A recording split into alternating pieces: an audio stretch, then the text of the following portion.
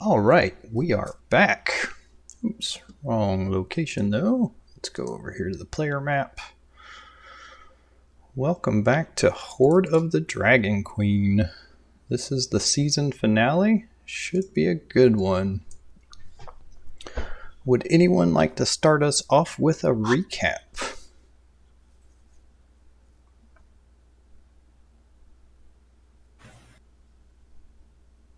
Let's see, we started off last time at the castle, correct? Yep, you're still at Castle Narratar. Alright, so we took care of some extra business there. We had some kobolds show up to gather payment for the Black Death, a big adult black dragon who lived in the eastern part of the swamp. Mm-hmm. And we managed to negotiate a truce with him for keeping the same payment every month, which was like 200 gold if I remember correctly. And we followed Resmir through a teleportation circle that ended up going to this hunting lodge. But instead of Resmir, we found Talus the White, the person who was going to be the leader of the White Wing of the Dragon Cult, but ended up getting passed up for a promotion. And now she wants us to go kill the other guy so she can get her title. Right. And I think his name was Verum. Yep. And so we headed south, and we did not make it to the flying castle in time, which is where everybody was, but we did manage to get a couple of wyverns to fly us up there, and we kind of stopped the session mid-flight. So we are about to arrive at the castle, if I remember correctly. Yeah. Okay, so can everybody review and tell me where your luck's at? Actually, never mind. Don't tell me where your luck's at. Just reset your luck to 3 points. Many thanks. Ooh, 6 beers already. Should everything else remain at the level it was at the end of the last session since we haven't rested? You haven't rested yet, but I think people's resources are still pretty high. I think the only person with any damage is Kyla, and she took a little bit of damage. Yeah, that seems about right. Is anybody missing any spell slots or anything? Was I? I'm missing a couple of hit points and some lay on hands healing from what I used on Kyla, but I think, I'm missing still very high. a first level spell slot, probably from Charm Person. Not too bad. I'm just missing 2 level 1 spell slots. All right. Oh yeah, let me swap out that spell you wanted me to get. Nice. Was the spell too powerful for this world? No, it was one that we actually made more powerful specifically for this. Yeah, there was I forget the name of the spell, but in the olden days, I think it was like Endure Elements or Resist Elements or something like that. And the new version, it doesn't. It only applies to one person for an hour instead of like 5, and I'm like, that's worthless. So I made it affect the party. Do you happen to know exactly what it's called? Nope, but I'll trust you to figure it out. See. There were a couple of magic items that I wasn't sure where they were, and I just wanted to bring that up. There's a +1 short sword, a +1 short sword that's floating around, and I think a dagger of venom that's also floating around. A venom dagger, you The say? +1 short sword had 2 dwarven runes carved on the blade. Its name is Little Pain. Mm-hmm. I don't think anybody was using it, so it's probably either in our sack or in the portable hole. Yeah, I don't think anybody actually claimed that one. We have like a haversack, don't we? I'd be willing to take that instead of the halberd since it's a more dexterity-based weapon. Sure. It's up to you guys. If anybody else wants it, by all means, take it. Right now, it's in either the haversack or the portable hole, one of those two. Yeah, I'm totally fine with Kylie using it. Oh, it's protection from energy. Another thing we did last session was Karen shook down the whole castle for valuables and stuffed it all in the portable hole.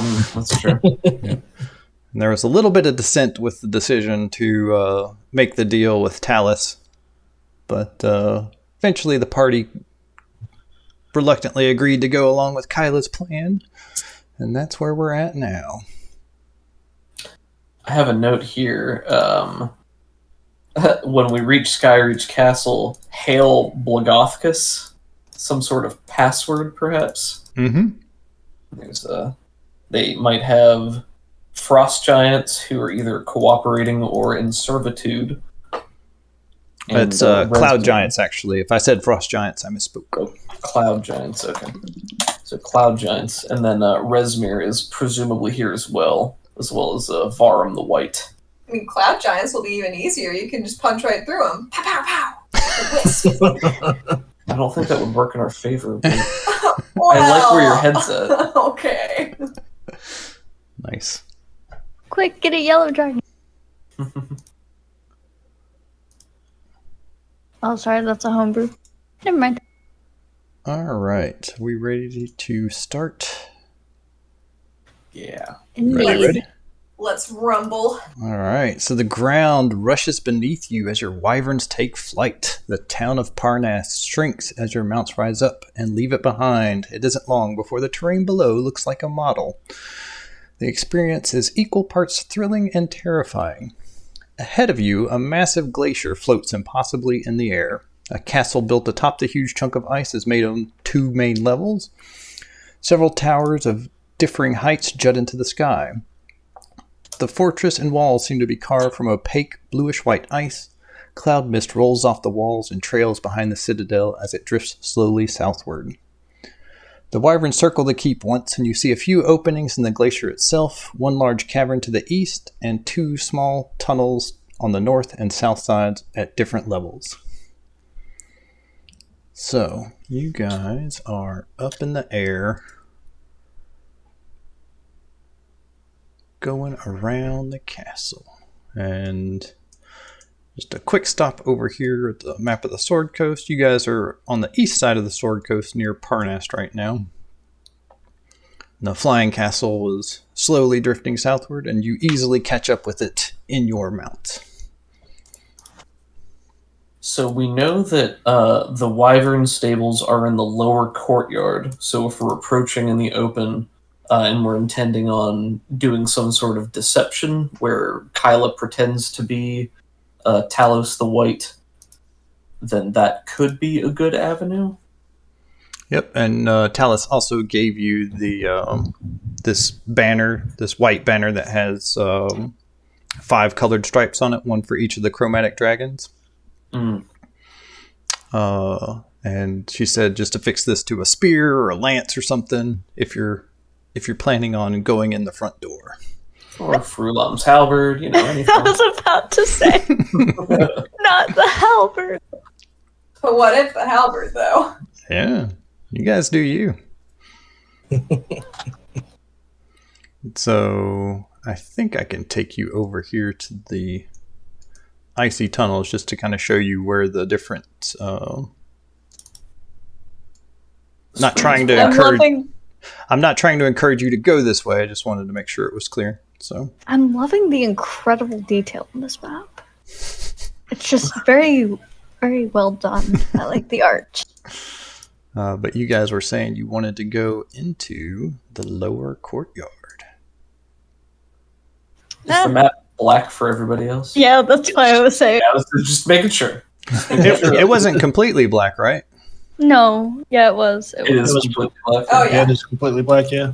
But Do we I need our have tokens on there. revealed arrows. Like When if you, we The 2 main problems with Roll20 is your rolls not being shown and Fog of War always acting up. Those seem to be the 2 main things. when we were playing a one-shot with a different group, one of the maps took a very long time to load in because it was so detailed. It was such a chunky file. Maybe that's what's going on. I don't think so. That might have. Oh, that was in Foundry though. Yeah, that was That was fine. in Foundry. My bad. So when you guys scroll down to the bottom of the map, you don't see anything. Oh well, There's a tunnel on like the northish side, the east side, and the south side, and we'll worry about the fog of war when we get there. Are our tokens on the map right now?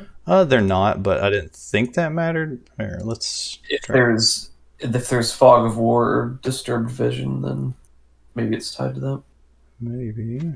I just checked the stream, and I just want to say that the people popping up and lighting up is really cool looking. Yeah, it's so cool. Yeah, it was really neat. I like the little mouths on them. I'm Karen Bramblefoot. Look at me. Hey, Shriveldy-doo what is Florfador. this doing? Oh, look at me. Can you see now, Karen?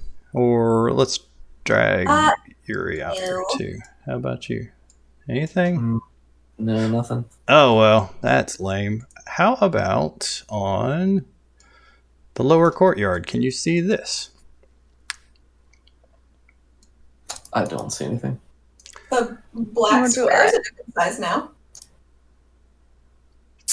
All right, so give me a second to hide a couple of things. We will go to back here for you guys. Sorry for the technical difficulties, everyone. That's alright, it happened. Yeah, no worries. Reset. Let's just go to settings. Fog of War is now off. And now I will just drag a couple of things. We are in the objects and token layer.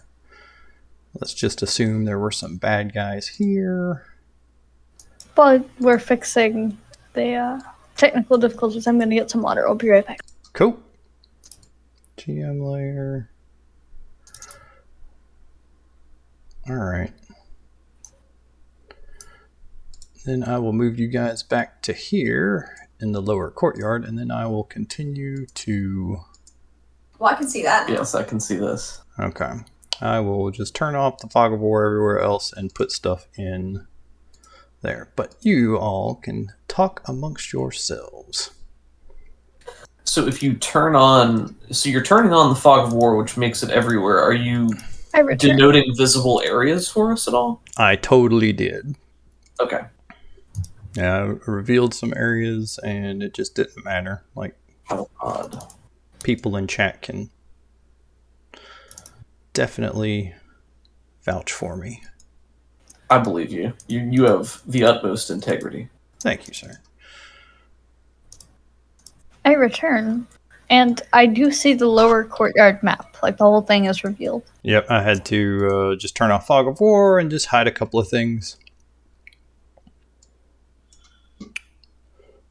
Right, so you guys are going to the lower courtyard. Walls of solid ice enclose both the upper and lower courtyards. The upper courtyard is held aloft by sweeping arches of ice partially overlapping the one below it. So you see this little blue dash line, that's kind of where the upper courtyard's hanging out. Doors of sculpted ice, fitted with iron hinges, lead to various outbuildings and the main keep in the northeast. A thick layer of fog covers the floor, but you can make out the silhouette of a short, thin man waving you in near the stables.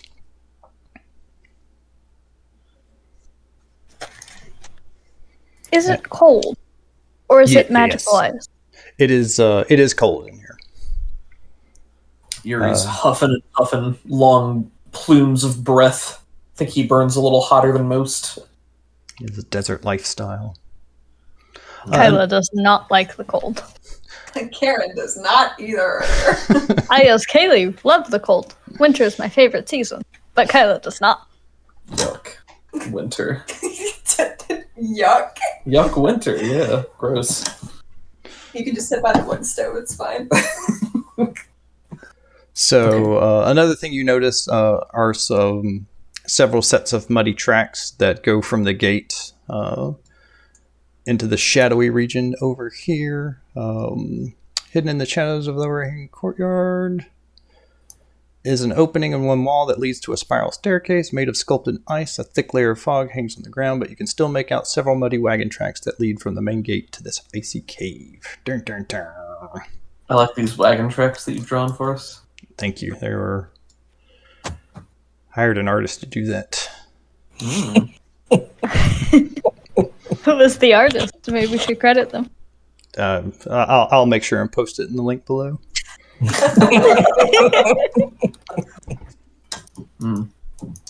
Make sure to like, follow, subscribe. Yeah. So, Thanks, guys. did we have anything specific that we needed to discuss as we're flying in? Oh, probably. I assume we talked about something during the flight. Yeah, Complaining about the cold. You guys know how I am. I'd prefer to get into the action. If you need to do something, flashback. But if there's anything you want to talk about now, you can definitely do that before you're like within earshot of this cultist. It's like, hey guys. That's mostly what I meant. Like, are we moving forward with the plan of Kyla pretending to be Talos the White, and then we're serving as her entourage, and that's the guys that we're coming here under? Sure. Yes. I have some names written down, and I'm going to try to make it seem believable. Gotcha. Maybe Yuri is making himself cloaked a bit, so he doesn't have any way to really disguise himself, but he'll have a cloak and a hood on. Cool. Well, if there's nothing else, then the Wyverns seems like they're used to landing near these stables and know exactly where to go. And when they come down and swoop their wings to halt their progress, it just kicks up all this fog and it dissipates slightly. And you see this thin man. He's a little bit short, has a black coatee, a black ponytail, and an eye patch. And he seems focused on Talos the White. And he waves you in and says, "Mistress Talos," and he goes over to lead her wyvern into the stables. "Wasn't expecting to see you." Yes, there is a message of utmost importance that I need to deliver to Verum immediately. Oh, okay. I'll take you right in. And he takes a little bit of time for you guys to offload your wyverns and get those stored, but he says, I'll be happy to escort you to his chambers. He says, "Mistress Talos, I'm very sorry, but your quarters have been given away to his assistant, but I can prepare a room for you upstairs if you'd like, and it's really whatever you want." Don't worry about it for now. We'll see to that after I deliver the message. Are you okay? Your voice sounds odd. Yes, I caught some kind of cold over at the hunting lodge, and I'm still getting over it. All right. Why don't we go ahead and make a deception check? I caught some cold. Of the cold white dragonflight. But I was supposed to say I caught some heat. Love it. All right, so I'm gonna start a clock here. Draw shape. The imposter meter. That's sus. I'm sure that won't be necessary. No. This is just a formality. I wouldn't even worry about it. We'll put 6 sections on it. I had one of my worst D&D games ever the other day. I did not succeed a single roll. Actually, no, I succeeded 1 or 2 rolls the entire session, and every enemy made a saving throw. The DC is 15. All of them had +1 or +0 modifiers, but they all succeeded. But the story was richer. So, see, Maybe. Sometimes you get knocked down, but then you get up again.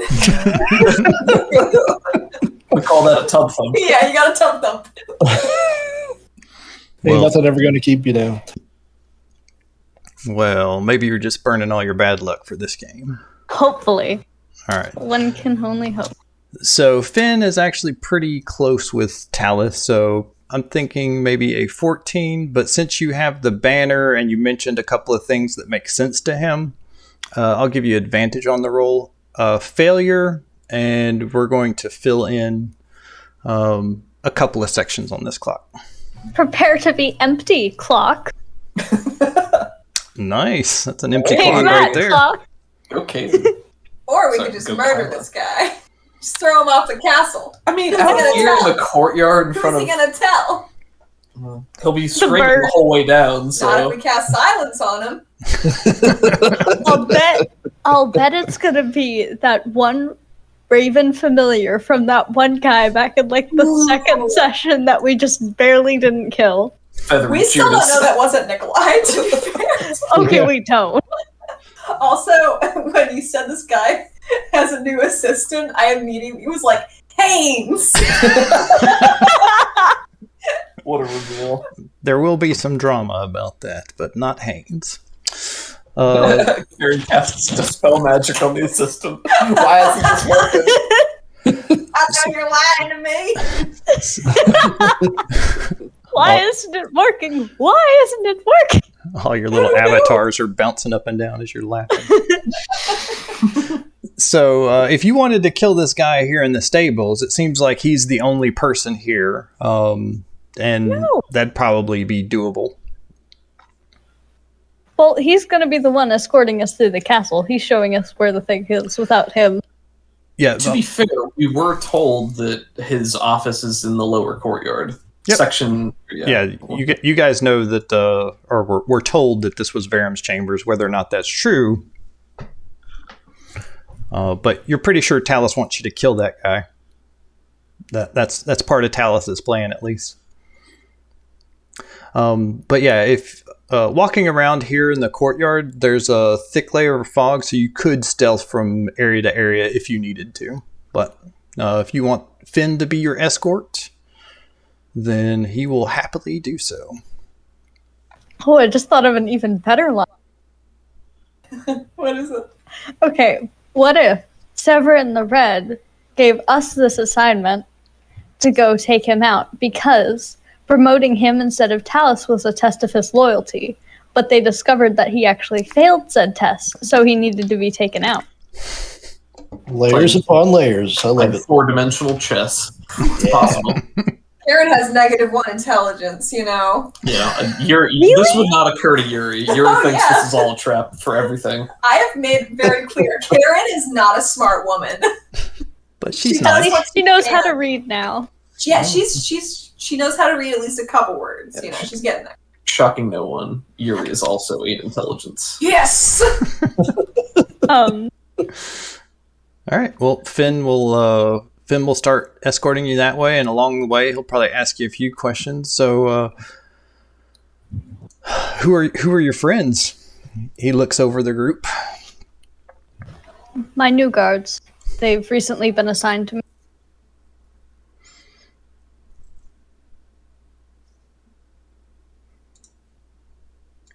And Yuri glowers beneath his hood. it's just kind of quiet as he continues to escort you that way. If you don't have any questions for him, then he's going to take you right over here. All right. Did we have to say that passcode to get in here? We didn't. He didn't ask for it.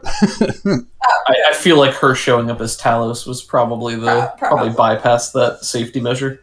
Has he given us his name, or is that out of character information? He has not given you his name because you know him. Yeah, that makes sense. I was just checking because I thought it was mentioned, but maybe it was just earlier today. What was your name, Frank? Thank you, Frank. Thank you, Frank. Oh yes, feel free to pitch. May I be frank? He knocks on the door, and let's see. Let's go over to GM info and overlay, and this guy comes and opens the door. He sees Finn. He sees the group of you. What is it? We were asked not to be disturbed. Varum is very busy. I understand, but I have an urgent message from Severin the Red. Varum's ears only.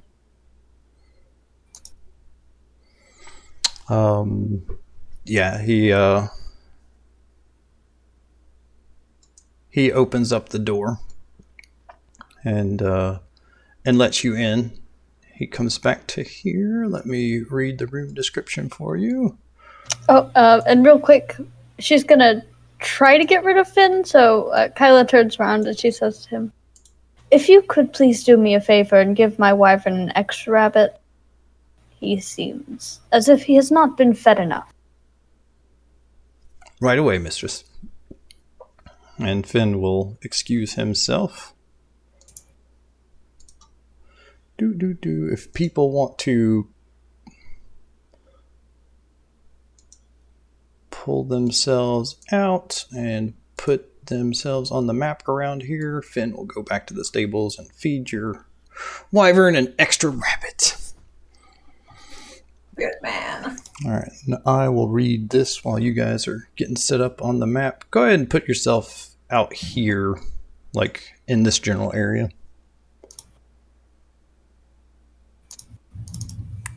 Oh no. I forgot about this. I don't know how, but I did. No. All right. I don't know nothing about nothing. Oh, This is you're about to room find out. 15. There it is. Varum's room is sized for a giant with 40-foot ceilings. The normal-sized furniture seems that much smaller in the giant-sized room. A blue rug with an intricate design covers the floor just inside the entrance. Two people sit at the lost my place. Sit at the long table, and two white-scaled kobolds manage a stew pot in the southeast corner. So the guy that answered the door is a human male. He's wearing white cultist robes. He has blonde hair that's trimmed extremely short, and he has a short sword at his side. There's also a pale-skinned, dark-haired woman with a stern look on her face. She's wearing plate armor and has a two-handed great flail within arm's reach. She eyes the party up and down suspiciously. Kyla, you recognize her as Tafreya. Oh no. A dark-skinned dwarf with wavy brown beard. He has large purple pauldrons with golden accents attached to a flowing purple mantle. Underneath, he's wearing white fur-trimmed studded leather, and you see two short swords strapped to his belt. Ah, Talus, what a pleasant surprise. Are you here to offer your support on my promotion? And I will get a link to... Is this it? Did I go up with us? Yeah, he did. I'll pull them out here. Oops. There's 2 books. Oh you're no, good. that's too many. There we go. Uggs stay on the ground. What's that? I thought we had Uggs stay on the ground because we couldn't fit that many people on the wyvern. Oh, that does sound kind of familiar. We failed the roll, and so he was going to fall off, but you guys spent a luck point, and he did not. Okay. Here's You're welcome, Ugg. Can't even hang on to a wyvern. He does not like flying, by the way. So I linked some NPCs. So we have Varum, Tafreya, and some unknown cultist. Alright, 1 second as I look at Tafreya is so pretty. I love the picture you showed me. So you linked to this? Did it in Dungeons and Dragons, I thought. Oh, okay. I'll ping people. Bam! So I don't know if other people know who Tafreya is, but probably the people pick up some cues when Kyla comes into the room. She looks surprised and shocked. Yeah, she kind of ignores the question and just says, "My apologies, Farum. I was not informed that you were in the middle of a meeting. I can come back later if you wish." You will address me as Worm Speaker Varum. And we do not wish to be disturbed. Away with you! Yes, my apologies. And I suppose she will leave and close the door and just stand there with just this expression of absolute shock on her face. What are we doing? Oh yeah. What's this? What's the matter? You look a little surprised. Was it the flight? No, that's the person. This person speaking with that's my sister. Say what? She, Dun, dun, dun. basically, what happened was she was originally Lightbringer, the gold dragon. He had a prophecy that my parents' daughter would have sorceress powers, and so she's my older sister, and she thought she was going to be the one. So for the first few years of her life, she was training for it, and then I wasn't even intentionally. Oh God, Take a breath. We got whole seconds here. Damn. Yeah, It's not where always. would you like to go? Because you're kind of standing right outside Verum's. I guess just start walking with a purpose somewhere, anywhere.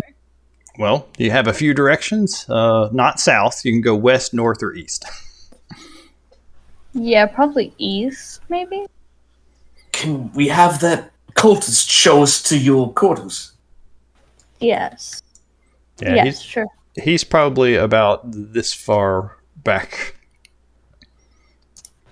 Oh. We need to take care Command him. Call out to him. But out of character, real quick, basically what happened was Tefreya, well, Lightbringer had a prophecy. Tefreya thought she was the one in the prophecy, and she was going to be the one with the cool sorcerer magic. But then Kyla came along and ended up being the one in the prophecy. So, like, those first few years of her life where she thought she was the one in the centuries-old prophecy Yep. was just kind of very abruptly cut short. And then later in life, she ran away, but Kyla never knew why. But now she does. I mean, if she just would have talked to Lightbringer, maybe she could have been a super cool warlock like Karen, but I mean, maybe so. He doesn't just give that to anybody. for some reason, though. So Here, Karen, use this magic to learn how to read. this Yeah, cultist, I'll definitely do that. this cultist is walking away. Yeah. Oh, wait, we still don't know his name. Nope. Command him. Gonna go feed a Is that rabbit. your style? Yes, I Okay, have. Yuri, With your presence. Yuri will step forward and say, "You return." He turns around and looks at you. He stops and says, "What?" We desire to show Lady Talus to her quarters. He looks at Lady Talus to see if that's true. Yep, she just gives a nod. Trying to look as sane as possible. He glowers at Yuri on the way by, but he says, "Yes, Mistress Talus, right this way." He says, "I'm not sure who your friend thinks he is, but he doesn't outrank me, so he can't command me and tell me what to do." My apologies, I was in the middle of a conversation. I had somebody else come to get you. I'll talk to him later. Go ahead and make another deception check at DC 14. Fun. Not at advantage anymore. Oh, not at advantage. Ooh. Yeah, so... there's I'm actually fine with failing this one because it makes sense that Kyla would not be able to lie as well. I dig that. Yeah. Playing the character. Props. So, Castle Alerted has 2 of 6 filled in now. Can I nominate Kaylee for an inspiration for accepting that failure because it Sure. makes sense within character? Oh, thank you. I really appreciate it. Take an course. inspiration. All We right. love interesting decisions. He takes you up to he takes you into that little spiral staircase. Inside you see some icy tunnels that branch off into several different directions past the staircase, and you see a few wagon tracks that go north, like those muddy wagon tracks headed north. Buddy, dragon tracks, you say? Wagon tracks. A wagon dragon. A dragon a wagon. Oh, a dragon dragging a wagon. It's a wagon dragon. Yeah. What if the wagon looked like a dragon? Then it'd be a dragon wagon. Dragon. Dragon a wagon that looked like a dragon. A dragon wagon, dragon a wagon that looked like a dragon. All right. So, Holding a flagon. I don't have Finn up here, but let me see. Let's just grab one. I think you guys can. Can you guys move the party marker? Would appear so. Excellent. All right, so he takes you down into these chambers. It's the doors are 20 foot tall. Let's see, what's number? Upper is room 16. Give me a second. Tall, slender towers and walls of ice enclose a windswept courtyard. Several ogres are practicing throwing javelins into straw-stuffed dummies against the northern wall. The fog layer is less concentrated here on the upper level.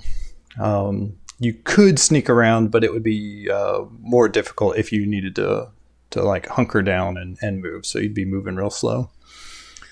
And then he grumbles and heads up these icy stairs. There is a thick layer of frost on everything, and it's loud and crunchy, but it's not slippery. Let's see what else. And then he takes you down to room 23.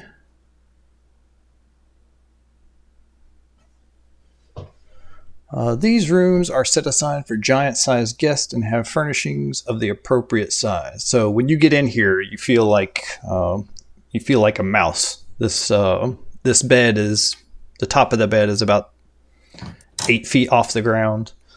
Oh my goodness! These chairs and tables are way too big for you to use, and he says that he apologizes. I apologize, Mistress Talif. This is the only rooms we have available at this time, but hopefully you can make yourself comfortable. Would you like anything? Can I send you some stew or get you anything? No, that's quite all right. Karen looks put out that the stew will not be arriving. Says, very good. Well, shall I assign a kobold to you so that you can have a runner? Yes, please. That would be most helpful. All right. Boop, boop, boop. Out of character, are the books normal sized? Like, are those human sized, or are they really huge? There probably aren't big books in them, but the bookshelves are.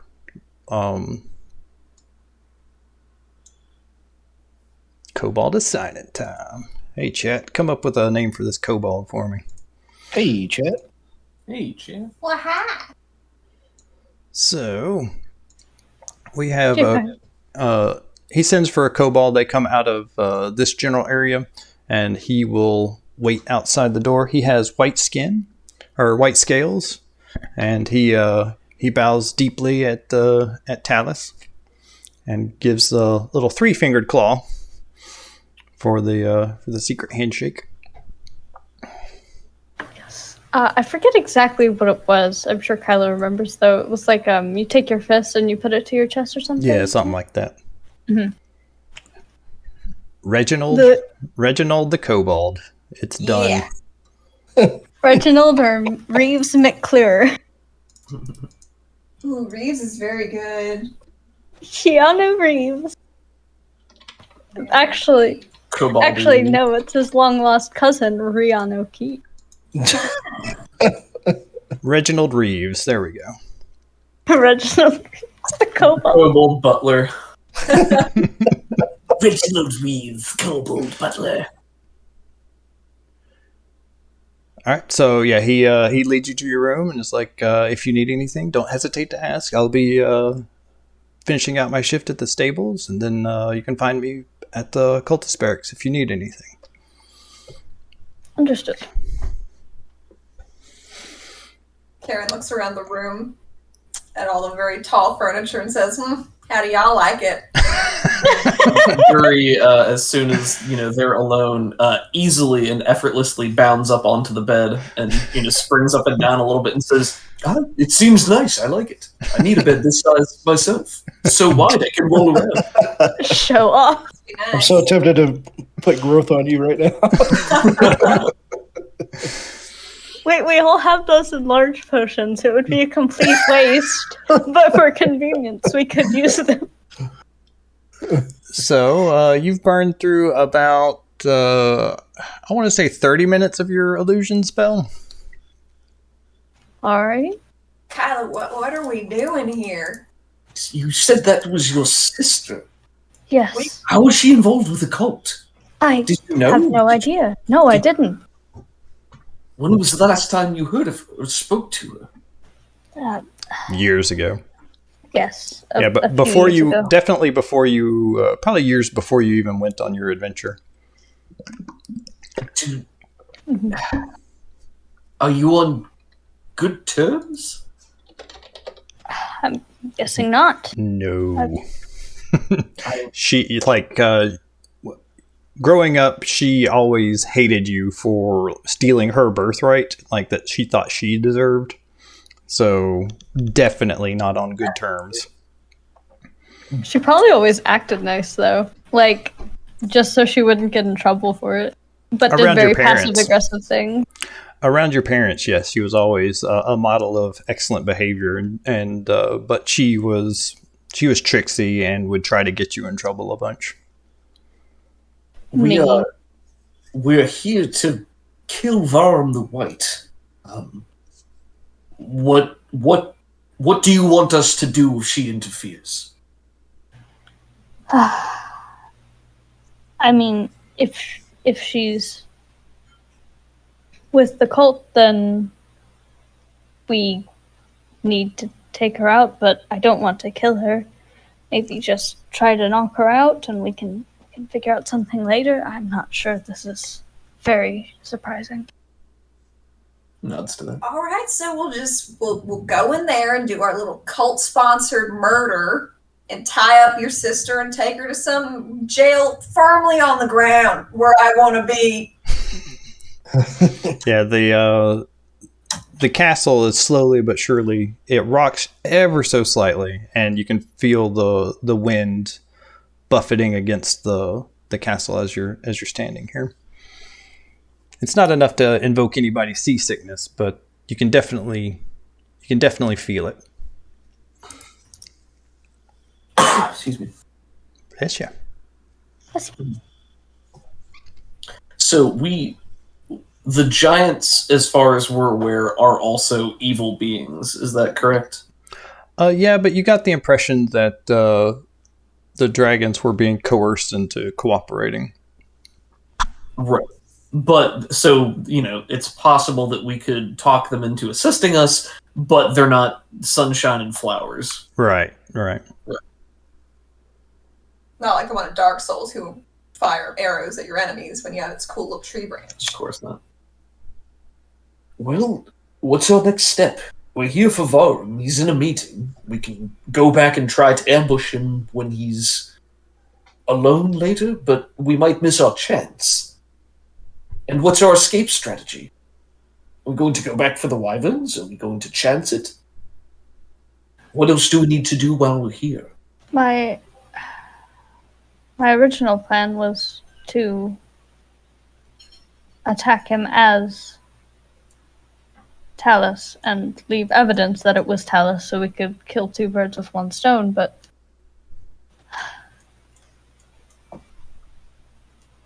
This guy's got to go to sleep sometime. I can just sneak in there, I'll see through and just, stab him. that would work. We could plant some kind of evidence of Talus's presence.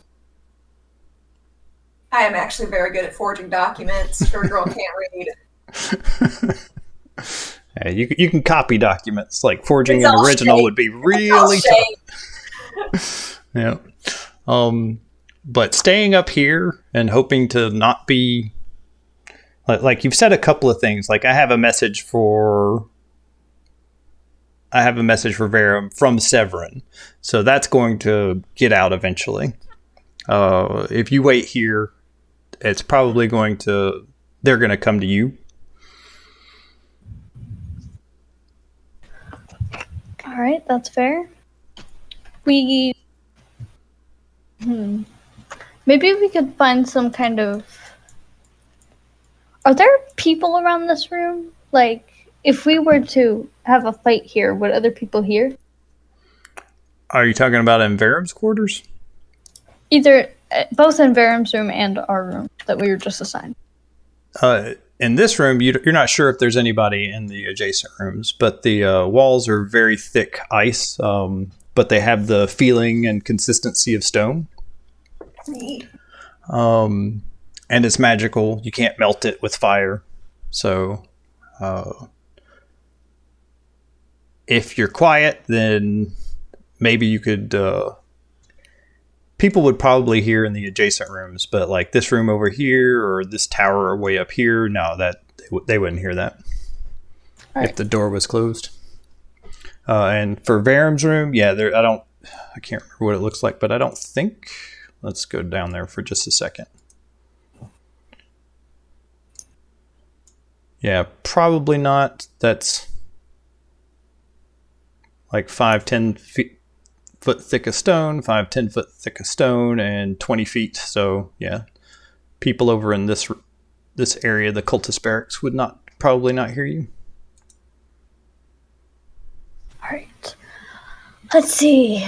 Name of the kobold was Reginald. I think Kyla's going to instruct Reginald to go wait for Worm Speaker Varen to be out of his meeting, and then when he is, they can come let us know that we're able to come in, because that seems like the safest way right now. Instead of bringing him to us, that seems a lot more suspicious. We should also be careful, because we have reason to believe Resmir could be here as well. If she catches sight of any of the rest of us, it could be dire. Yeah, if you guys wait, it might go south. Because you guys have been talking, burned through another 10 minutes of your illusion, so you got 20 more minutes of Talus if you're wanting to use that for anything. But yeah, How long? If you wait for that meeting to get done, it's probably going to be longer than 20 minutes. And I can disguise myself at will. I don't know if we glossed over that last session, but if we need a backup Talus, I can do that. With a slightly different voice. and just a little, slightly shorter. Just a little bit shorter. I need heals! 3 foot tall heels. So it gives you like a range from your base height, right? Like you can do like within a foot or two of your normal height. Yeah. I can fly! Just make sure the room is really long. I can just levitate. I love it. So you're going to spend a spell slot and disguise at will to be Talus. Okay. With a different voice. Hold on, I'm going to send a picture. Fly less for what, 10 minutes? I think so, yeah. 10 so minutes this an is hour. Get over there, you know? I could cast it twice. Alright, so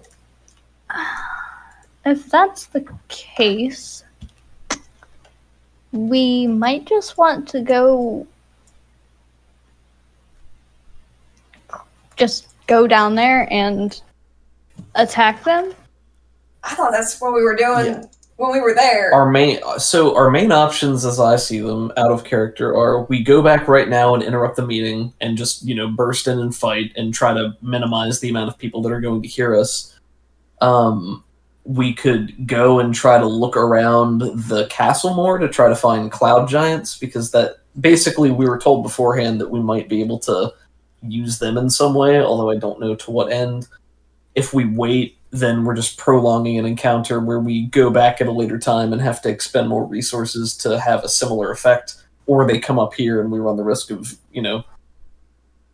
being in a worse situation. Yeah. If the fight comes to here, I'll go ahead and tell you it's going to be a really hard fight because he saw how many people you had with you, so he's going to probably come with at least that many people, and probably Resmir. Oh God. Yeah, I think what we should do out of character is go and interrupt the meeting, but Kyla in character right now, she's a little bit still getting over the fact that her sister was there, so Sure. somebody else might want to suggest that, because she's not really sure what she should be doing right now in general. What is it? Cobus, do you have anything you want to add, or anything to the contrary? No, I think I like the idea of going back down there and cleaning the room and maybe expediting our... The only other thing I could think of, but it would take a lot longer, and I don't think we have the time to do it, is try to figure out where the cloud giants stand on all this. But with the disguise self being on a time limit, I don't think we have the luxury. Yeah, I definitely want to investigate the place like after we take care of Verum, but that is definitely the priority. And I think after that we can just drop the disguise, maybe change outfits or something. I'm sure there's an armory here. And I think Finn was really the only one that got a good look at us besides the people we'll be murdering, so... We don't really know how many people are staffed here, and if we end up in a fight with Verum, provided we do succeed and come out the other side, it's no guarantee that people won't hear us, and then somebody's eventually going to go check on him. Very true. We can always stall and be like, don't you dare disturb him, or I'll have your head, or something like that, which might work, but it might not. And I don't know how much longer we'll have to look around here until it's on high alert, and then we have to just get out of Dodge. Plus, we'll have your sister captured, ideally. I think what we'll do is we're going to go down there, interrupt the meeting, clear things out, maybe... I'm not sure what to do with the sister yet.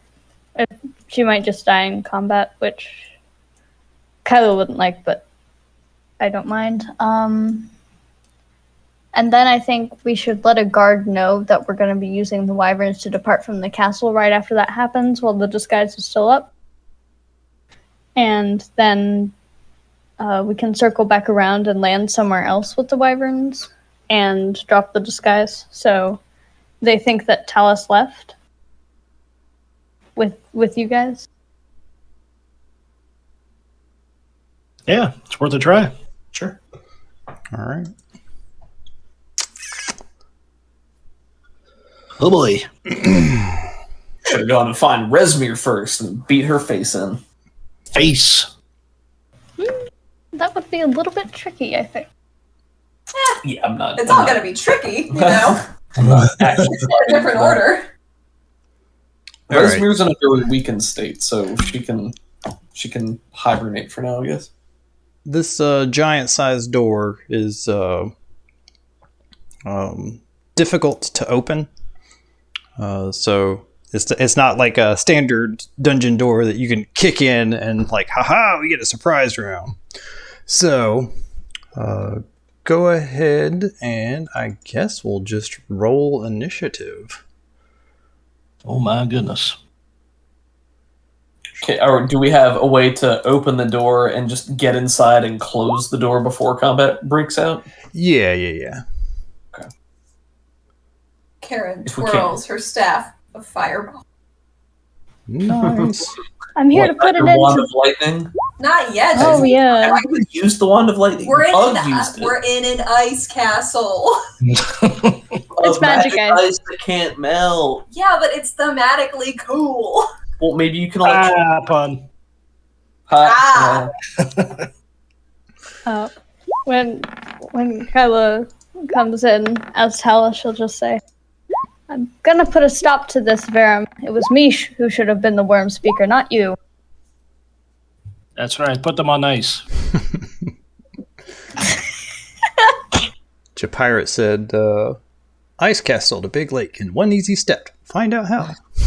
Oh yeah, that's one of my friends. Hi, Pirate. All right. Has somebody rolled for Ugg? We have. Let's sort. Guys, we did it. We all rolled initiative correctly into the turn order. Hey! Oh my goodness. Only took till the season finale. But we did it. That's what counts. Yeah. Okay, everybody, chill out. All right. Let's Hold person. Hold person. Should we be and in- move? Yeah, go ahead and move yourselves inside. Oops. I'll put Yuri here. Anybody who starts their turn within 5 feet of Yuri gets an extra 10 feet of movement, which will be critical in this closed room battle. Beautiful. Nice. Wonderful. The kobolds are stirring their pot. They hear the door open. And Verum says, "What is the meaning of this?" And Tefreya's already standing and snatching up her two-handed great flail. It has five pointed spiked balls on the end of long chains. Ooh. And let's see. You guys Then Talus. Go ahead. And then Talus says what she said. What does Talus say? Oh, like when he asked what the meaning of this was, what I said before, like, I'm here to put a stop to this. This is I was supposed to be the one speaking, not you. Whatever it was I said. I don't remember the exact. All right. Well, this guy runs up, and I guess he'll take a swing at Ugg. That sounds like a good idea. Huh, you fool. Little right. did he know. He will do a multi-attack, attacks twice with his scimitar, and he will go, aha! What? Why was there so many slashing? Ooh, that attack had me shivering. Oh my goodness. Do you want me to take away your inspiration, Horace? I will do it. A whole one slashing? I will Is that turn gonna- this campaign around. Is Ugg gonna be alright? Does a 9 hit him? I don't think so. 20 does, so he takes 3 save points. I hear Ugg is shredded. Of the type the cultist has resistance to. He gets shredded. Cool. Ugg's got. Okay, 16. he does 4 damage total. Sorry. So yeah, he comes up and his blade kind of glows with a frosty white light, and where he hits Ugg in the shoulder, there's just a few ice crystals that form. Ooh. Sir, it's an attack. Karen Thanks, or Captain Yuri? Obvious. Oh my. Oh my. Should I just fireball? Why not? Should I just fireball these folks? I mean, you've earned it. I mean, I did part ways with it in a amazing business decision. Recoup my losses. Double your magic items in this one easy step. I diversify my portfolio. And I would like to cast fireball. This is please. my painful.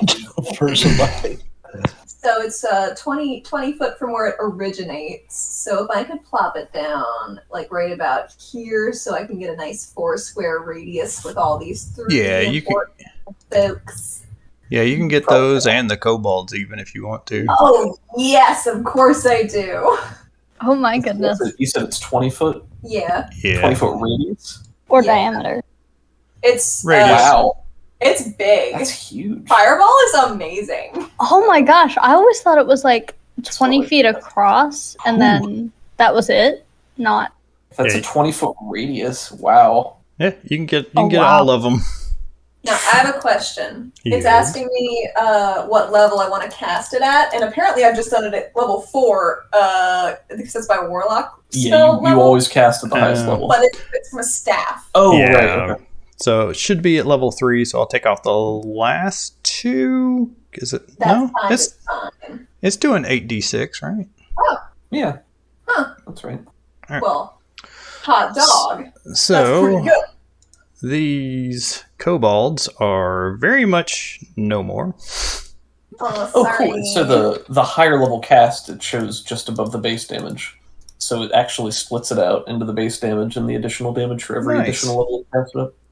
Even if the kobolds would have made their save, they are just incinerated. The bed's on fire. These bookshelves are on fire. The table's on fire. But you know what I'd love to do with my bonus action? Oh boy. Just put out all the fire with my geyser jug. All right, let me, let's see. It's a reflex save, you said? So we will I do... think it's a strength save. Strength? No. For the jug, my bad. It's for, I think he's still handling the fireball stuff. Oh, yeah, he makes it. Let's see how Tafreya does. Boop. Tafreya Night Gem. If that is your real name. Dum dum. She is not very dexterous. No, she is not. Sorry, I barbecued your sister. It's alright, she'll get over it. Baron's pretty dexterous. DC 14, he makes it. So half of 25 is 12, we'll say. She takes the full 25, and he takes 12. I do have a request for when Ugg's turn rolls around, if he could close the doors, unless we already did that. Yeah, the door's closed. Okay, good.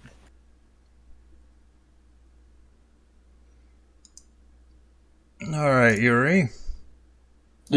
Did Karen do her geyser thing? Oh, yeah, sorry. I would like to. So I will. Nice bronzite. I'm going to change the watch together music, so everybody who's listening to that, just prepare.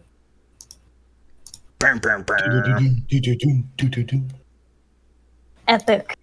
Yes, gotta love The Witcher. The Witcher music is all so good. It is.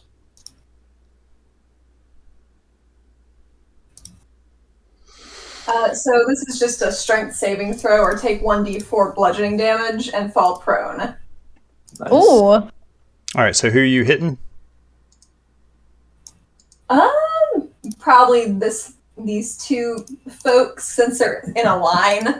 All right, I'll give that to you. But it's a DC 13 strength save. Strong. Strength. But at least we're putting out some of the fire. Oh. He Ooh. is not, and A I'm going to zero. give Tafreya advantage. Since she's in plate mail and has another guy in front of her. Don't and mess. Doesn't matter. Wow! They are both Nice. prone and take a d4 damage. How about some 2 damage? Good job, Karen. And Karen is hot tonight. You just incinerated 2 Ow, my kobolds, back. did a heck ton of damage, and then knocked 2 of the main enemies prone. Oh. Yeah, the whole room is just steam now, and we see Karen through the steam. She looks really cool, whipping her staff around, Yeah, readying some more fire. make sure you spend 3 charges, I think it is, for the staff. Yes. Yeah. All right. Yuri, it's your turn.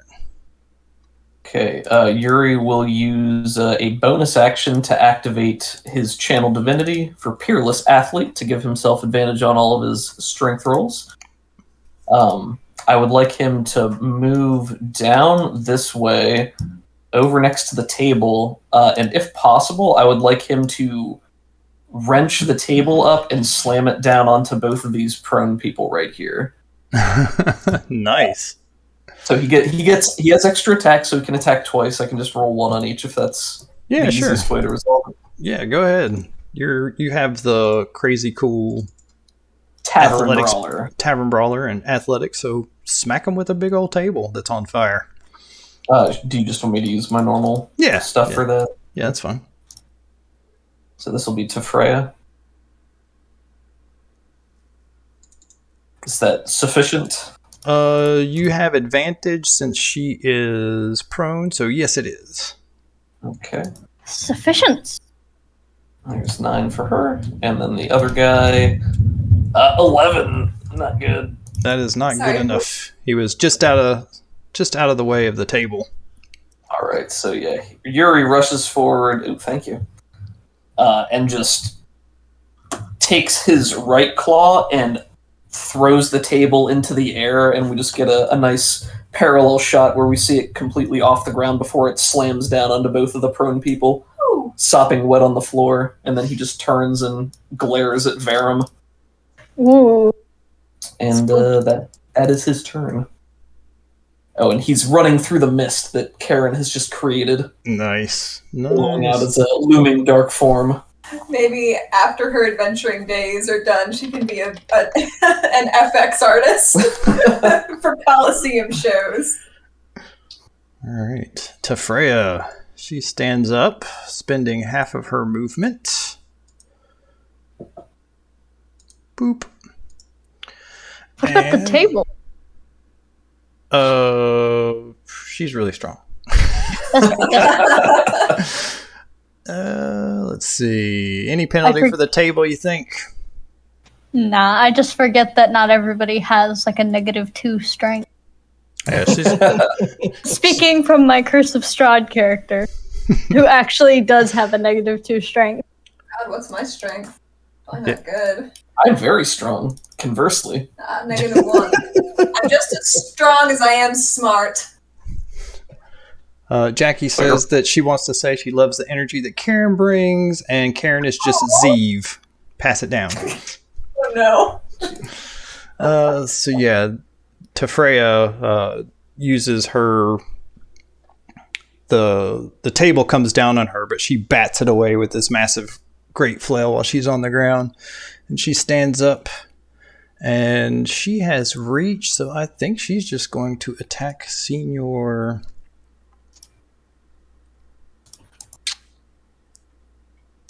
She's going to attack Mr. Yuri there. Mr. Yuri is my father. That's going to miss, and she will attack again. A 24 will hit. I think she's going to do her... Yeah, so we'll do damage. 6 damage, and she also gets to do Divine Strike for 10 more damage. So 16 damage total. All right. So after she stands up, the head of the multi-headed flail starts to glow in several different colors, one for each chromatic dragon. There's red and blue, and she swings it around and catches you. The first one glances off your shield, but the second one catches you in the chest and does a decent amount of damage there. Yuri catches it in the chest and gets knocked back a skidding step until he rights himself and snorts a breathful of air out into the mist. Man, the descriptions are on fire today. Nice. Cobus. All right. I'm gonna look at Yuri. I'm gonna be like, stand strong, my friend.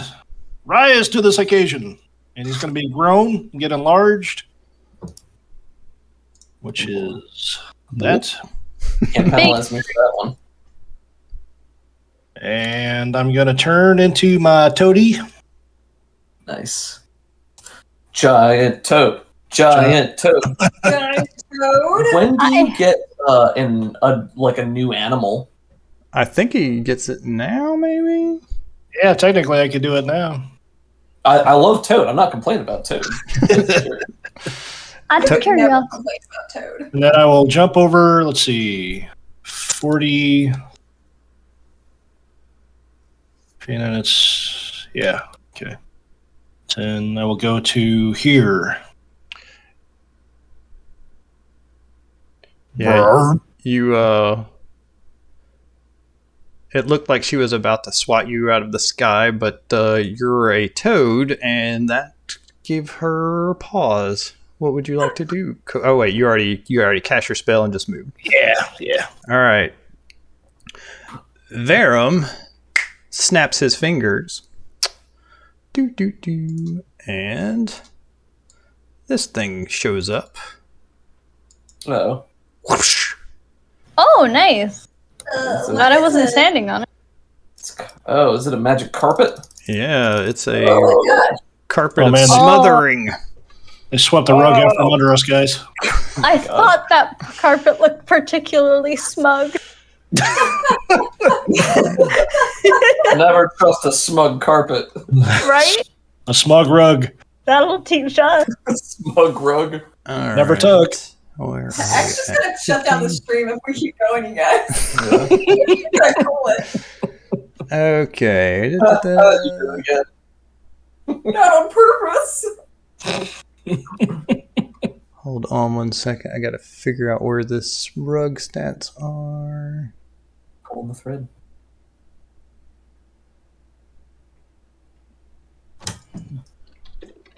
I'll be back in 1 second. I need to refill I my have a water. question that is very much not important, but is the rug like a plush rug, or is it carpet, or is it like tough bristles? Or... It's blue with an intricate pattern on it. Does it look comfy? And it will attack Kyla. Mean? Oh no. I think a 17 will hit you. Surely you mean Talus, and yes, it will. And you are grappled. The escape check is DC 13. Does it say the stats of that? It does 0 damage and you're grappled. Just a heads up, Ek. We didn't see the roll. Rug of smothering. Sorry, 17. Does that hit you? It does. And let's see. Never whisper rolls. I hate you. When you're grappled, can you cast spells still? You are blinded, restrained, and at risk of suffocating. Oh, Oh. my. My gosh. Okay. And at Let's the see. start So of your it's on my turn, face? you take 2d6 plus 3 damage. So I'll roll that. So is it around my face? It's around your whole body. You're basically like a wrapped up corpse. Perfection. Can I cast You are blinded. Dragon's Breath and set it on fire? You can, but you are trapped in this thing, and one of the things that it says is the any damage that it takes, it splits it with the person that it's smothering. Oh no. Fun. But you're fire resistant, right? Yep. Can be. So let's see. So it's Kyla and Veram's turn. If you need a second, then I can go with Veram. Yeah, go ahead with Verum, and then I'll figure out what I want to do.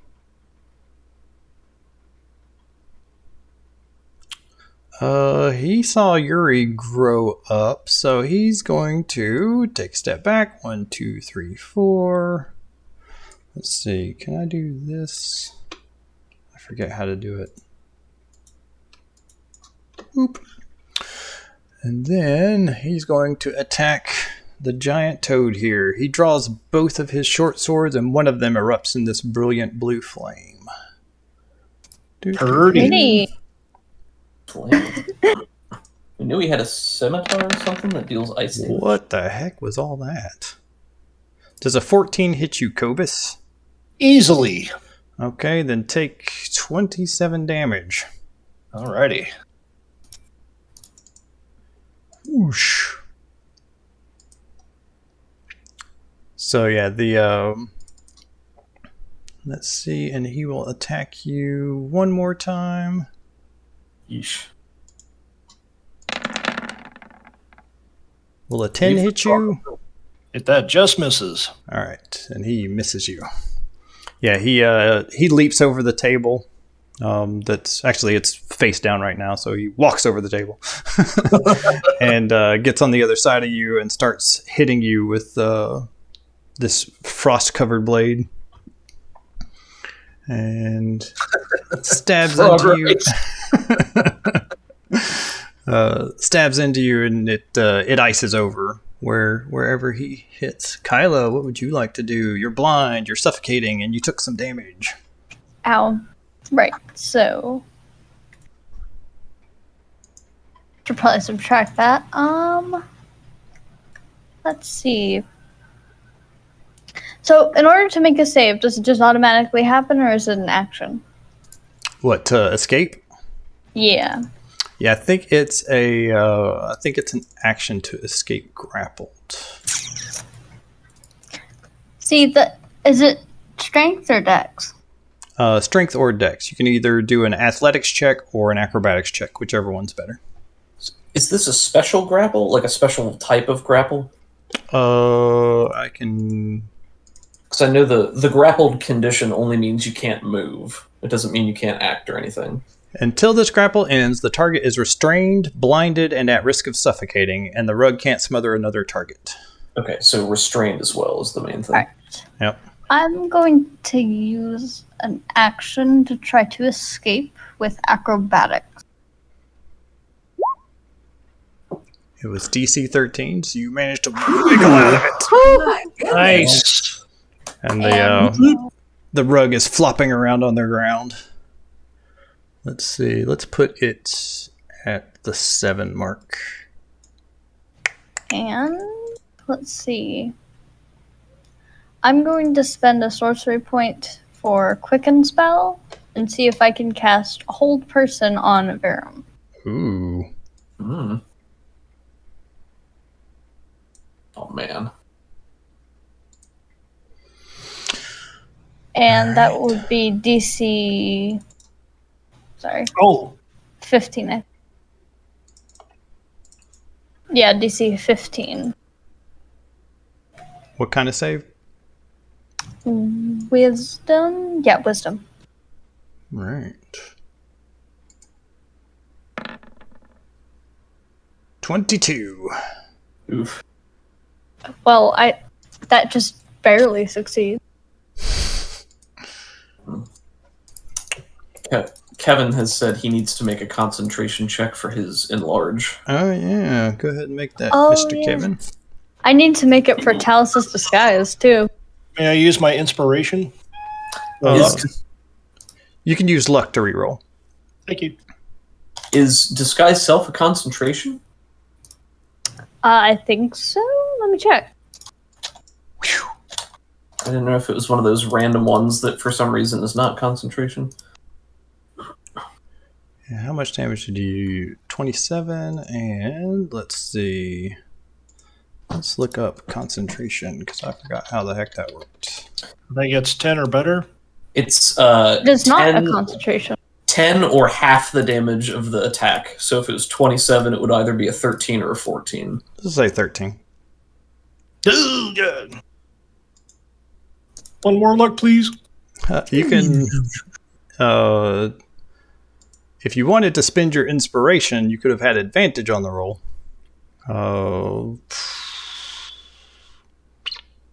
I'm not upset if it goes away. For the Yeah. record. Let's just let it go, Kevin. All right, I'll let it go. All right. Shrink me back down. Yes, Pew, sir. pew, pew, pew. And let's see. This can't be good for my bones! Kyla is going to move over here. Does this table here offer any kind of cover? If I'm like here? Yeah, we'll give you cover if you want it. Alright, yeah, I'll take it. Take what I can get. That's it for me? It's Ugg's turn. You said you had an idea for Ugg? I forget what it was.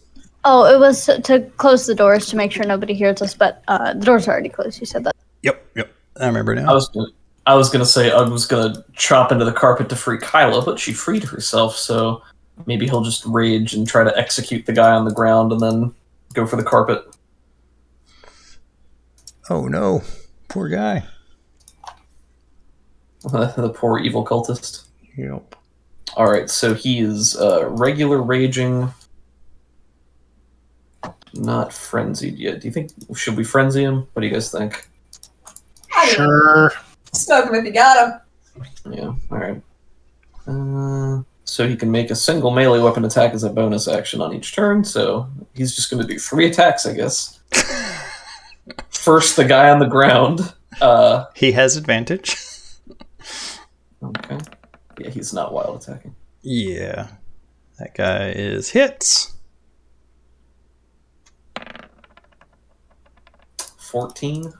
He takes 14 damage. He is not looking good. There's another one for him. Yeah. 12. He did. Alright. So how's that look? I think Ugg just goes into his blood frenzy and pulls out the axe and just slams it in the guy twice until there's a clean bit that's been carved into him, and it's clear that he's gone, and then he turns and takes his axe to this fine thread. And here's his last one. But it's Egyptian cotton. What's Egypt? Go on. 8 damage for the rug. carpet. Yeah, for the rug. I've seen Aladdin. I have not. You haven't seen Aladdin? No, I have not seen a lot of movies. That's fair. I've seen some good ones. Jackie asked how the castle suspicion was. I'll go ahead and fill in one more for killing this guy and his. Yeah, thanks, Jackie. Thanks, Jackie. So we're halfway, Jackie. Good question. We're living on a prayer. Dragonwing, I'm going to go ahead and take him out of the. I don't suppose Ugg was coherent enough to make this guy survive. No. He was coherent enough to make sure that he didn't.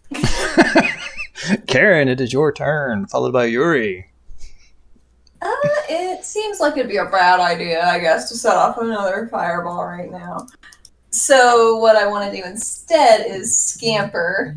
No one said that, for the record. Scamper over here, where I can still see these two guys. Does the rug of smothering get an attack of opportunity on her? Ooh, probably. Do you want to change what you're doing, or do you want to risk the attack of opportunity? I'll risk it. You know, we gotta, what's that thing these people say, risk it for the biscuit? Is that a thing? I think that's a thing. Does a 17 hit you? Oh, it assuredly does. There's a little Karen-sized lump in the middle of this carpet. And it looks worried as well. Somehow. Very worried. I suppose, can I do anything or no? You are grappled, you are restrained, you are blinded, and you are at risk of suffocating. So it starts squeezing you. It's going to be a while before we have to worry about the suffocation, but you do not have a super long time to survive. Let's see. Don't you have something like Misty Stepper or something? I do. Yeah, you could do that to just get out of rug free, and or you could try to spend your action to escape if you didn't want to spend that resource. I don't know if it's like a once a day thing or what. I think it is once a day. Let me see if it's a bonus action. I think it is. I think Misty Step's a bonus action. That sounds right. Okay, so it's maybe either a bonus action or you can use it as a reaction if you take damage. I'm not sure. Can I try to get out of it with my -1 strength first? And if it doesn't work, use my bonus action to Misty Step? You can, but then it would be it would use up your action. So I think your dexterity is higher, so it would be better to try it with acrobatics, but that uses up your action. So if you want to do something, then you can just Misty Step right away. I might need to Misty Step out of death later, so I think I'm going to try acrobatics now. All right. See how it works. Please. Oh, bad. Can I spend 1 luck point to see if I can get one better? Yep, you got the DC 13. You've got this. Yeah, you know what? Yeah. Oh! No! So close! Alright, Karen, very huffy fashion. Hold on. Does she get to add Yuri's charisma to any of her saving throws or something? Oh my god. If you guys are within 10 feet of me. I'm not. Sorry. Wait, but wasn't she hold on. Not at the start of her turn. I was right here. Ah, so close. Wasn't bummer. Good shout. All right. That's okay though. I'll just Misty Step over behind my big friend Yuri. He's a good friend. He's a good friend. I am quite shocked. And a big meat shield.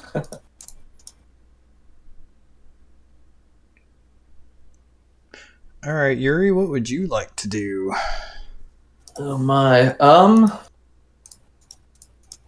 I think Yuri is gonna fall in over here.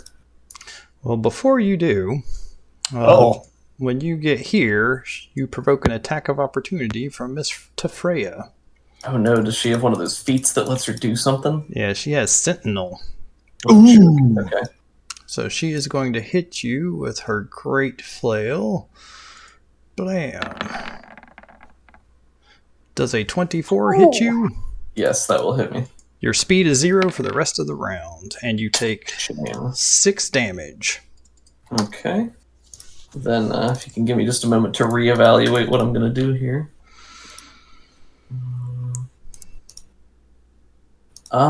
Yuri. So she swings her flail at him and smashes him in the chest again, bringing him to another stutter step halt. And he rears up, puts his shield in front of him, bears down against it, pulls back, and then punches the back of his shield, which makes a ringing gong, and casts Guiding Bolt. Nice! Target. Nice! Ooh, Guiding Bolt is good. Very cool. 19 to hit. That will hit. And it's a level 1 spell. Holy crap! 19 damage for a level 1 spell? My goodness. Yeah, it's a really good spell. I really like that gong description. Why don't you give yourself inspiration for that? Oh, thank you. It comes out as just a glowing orb, comet-like, streaking through the mist that slams into her and creates a rippling golden aura around her, which makes her much, much easier to see within the mist. So the next attack against her gets advantage, whether it's melee or ranged. Very cool. So I don't like puns, as you know, but Bronzite says there's a fabric-based attack looming. That's pretty good. Nice. We're hoping it'll unravel. I think we're gonna fill in one more of these cells here in a No, second. no. That's quite all right. Listen, guys, we need. I know we've been in stitches, but we need to stop needling Eck about this. 4 out of 6. Keep talking. Keep talking. Worth it. He did. He filled it in. All Listen, right. I didn't think he was bluffing. I just decided what the greater evil would be, letting it go, or Yeah. So Karen, you've gone. Uri, what you did your guiding bolt. Is there anything else? Guys, I that's got all. another. I don't want to say it. I suggest you do not. DM it to us. All right. yeah, that's the end of it. Sir. So, to Freya, I think she's gonna smack this big old frog again. No, his turn is next. And where'd she go? There she goes. Lady Night Gem is attacking. She no longer has advantage, unfortunately. So an 8 will probably miss. So instead, she will add 10 to that. Does an 18 hit? Kobus? What was it? 18? Yeah. It does. Starting at second level, you can use your channel divinity to strike with supernatural accuracy. When you make an attack roll, you can use your channel divinity to gain a 10 bonus to the roll. You make this choice after you see the roll. So Alrighty. she smacks you once. Whack! No, Just enough. dang it! Nice. Curses. Do. Goodbye, Froggy. Man, that has not happened before. It I think has that's the first not. time he got defrogged. Oh, yeah. And it was right at 0. The first time he's ever gotten defrogged. Yeah. This is a bad place. All right, and then he will attack. I think he'll attack him again because that was just weird. Does a 14 hit you? Yep. All right. And this time, and it will also do one. Man, my sister sucks. Also do 1d8 So she empowers this with the power of Tiamat, and so you take 7 bludgeoning damage and 8 necrotic. Alrighty.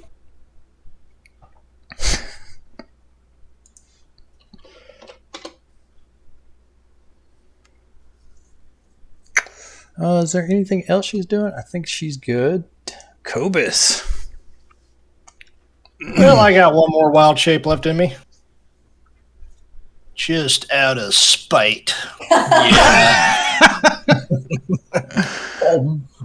And I'm going to stare straight at the dwarf. I'm going to say, Verum.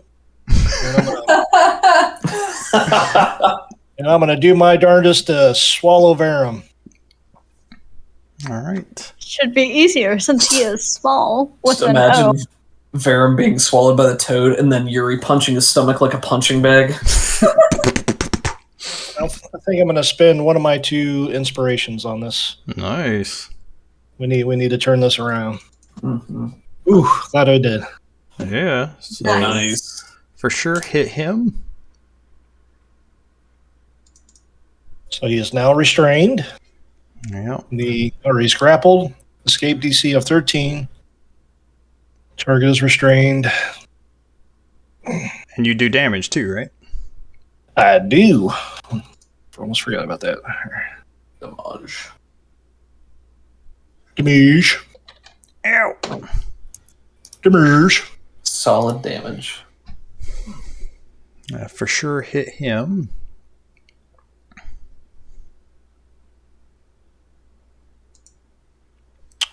And now He is grappled and restrained. I think the rug goes before him, but it's not in descending order. You're right. oh yeah. Nice. Rug. Hey, look, it's Ugg on a rug. Ugg You'll on a make a rug. fine rug, cat. Did he do a wild attack last round? He did not, actually, because he was attacking a prone person for most of it. Alright, I think it's still going to try to hit Ugg. Because wasting his action would be really cool. Does an 18 hit? I feel like it does. It does. His AC is 15. Nice. Wow, Ugg. that's my AC. And I'm a sorcerer. So he's grappled and restrained and all that fun stuff. And furious.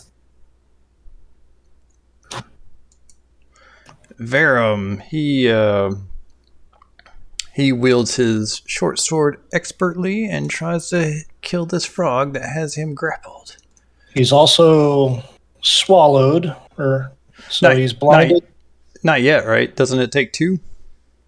It just says the toad makes 1 bite attack against a medium or smaller target. It is grappling.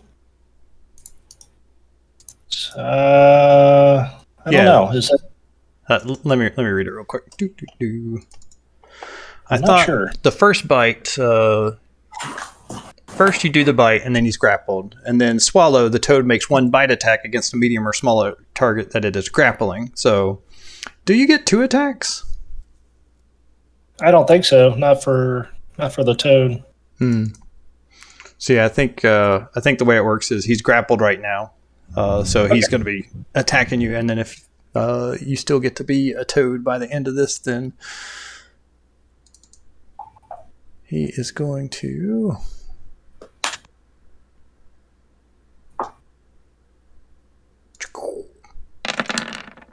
Pew pew. I would like to point out that I have Why is it officially rolling won. Hold on a second. Why is it rolling so many daggum dice? It's 2d6. No, it should be 1d6 and 3d6. It's 1. I don't know. It's rolling a whole bunch, but it's not totaling up a whole bunch. But crit fail. And he screams out, "Talus, you'll pay for this."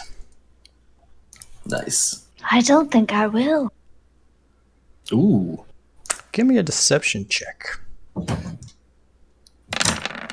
Alrighty. Ooh, crit. Now we're How talking. is a 19? My goodness. Mm. Oh, wait, hold on. I just realized how funny that is. Because it's like I'm lying and then I won't get away with it. Oh my don't have gosh, confidence. Gobus. He just did 34 points of damage. He just stabs you right in the guts and looks you in your froggy eye. Does 34 damage. I'll knock you down. Gosh. Thank you for frontlining, Cobus. Eck, I'm so sorry to tell you this, but your rolls have not been showing up. God. I'm sorry, buddy. I know I did this. I know it. Oh, Dad, real quick, while you're doing that, I would like to point out that I've officially won the bet because we have 10 viewers right now. Oh, no. Hey, hello, 10 viewers. everyone. Like and subscribe and take a follow. I would like to hear about this wager at a later time when it's appropriate. Okay. I don't think we ever bet anything. We were just like, I'll bet it's going to be this many people. And I said 10. Prestige. Where's Tefreya? Are you doing Recognition. anything? Okay. Are you seeing Tefreya? I'm just going to roll something real quick. Do you see this? Yes. Okay. Ooh, that's a poor strength roll. Yeah. Okay. Kyla Nightgem, it is your turn. You see an Ugg-shaped lump in the carpet. Let's see. If you're He's wanting to, raging. if you're wanting to move away from the rug, now would be the time. While it has someone else grappled. Mm-hmm. I think what I'm gonna do is move past and like get up on the table and move over here Okay. or here, so I'm not in melee range. But yeah, and then I'm going to cast Dragon's Breath. Bawoosh. They all have to make dex saves of 15 or take 3d6 fire damage. Dex save, you say? Dex indeed. Well, that's unfortunate for Miss Tefreya.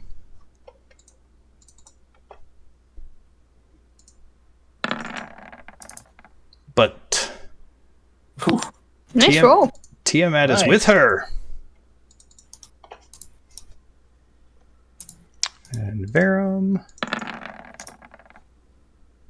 He did not save. So how much damage did they take? Verum takes 8. Tefreya takes 4. Let's see. It's not doing great.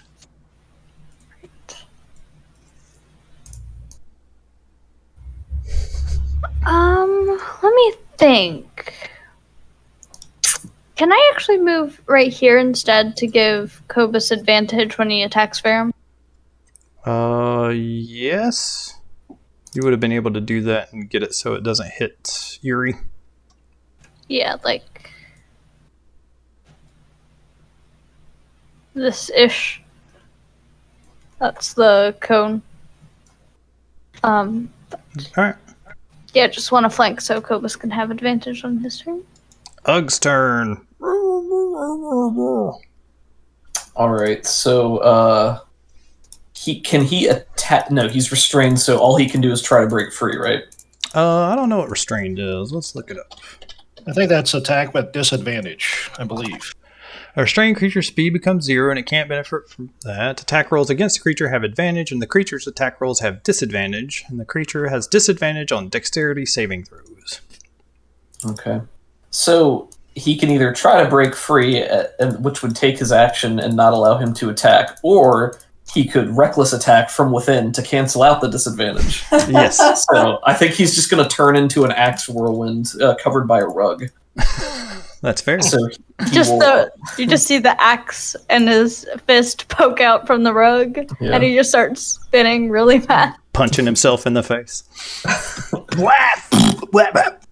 All right, so all these are going to be at just a regular default roll. Alright. AC is 12, so should Hit.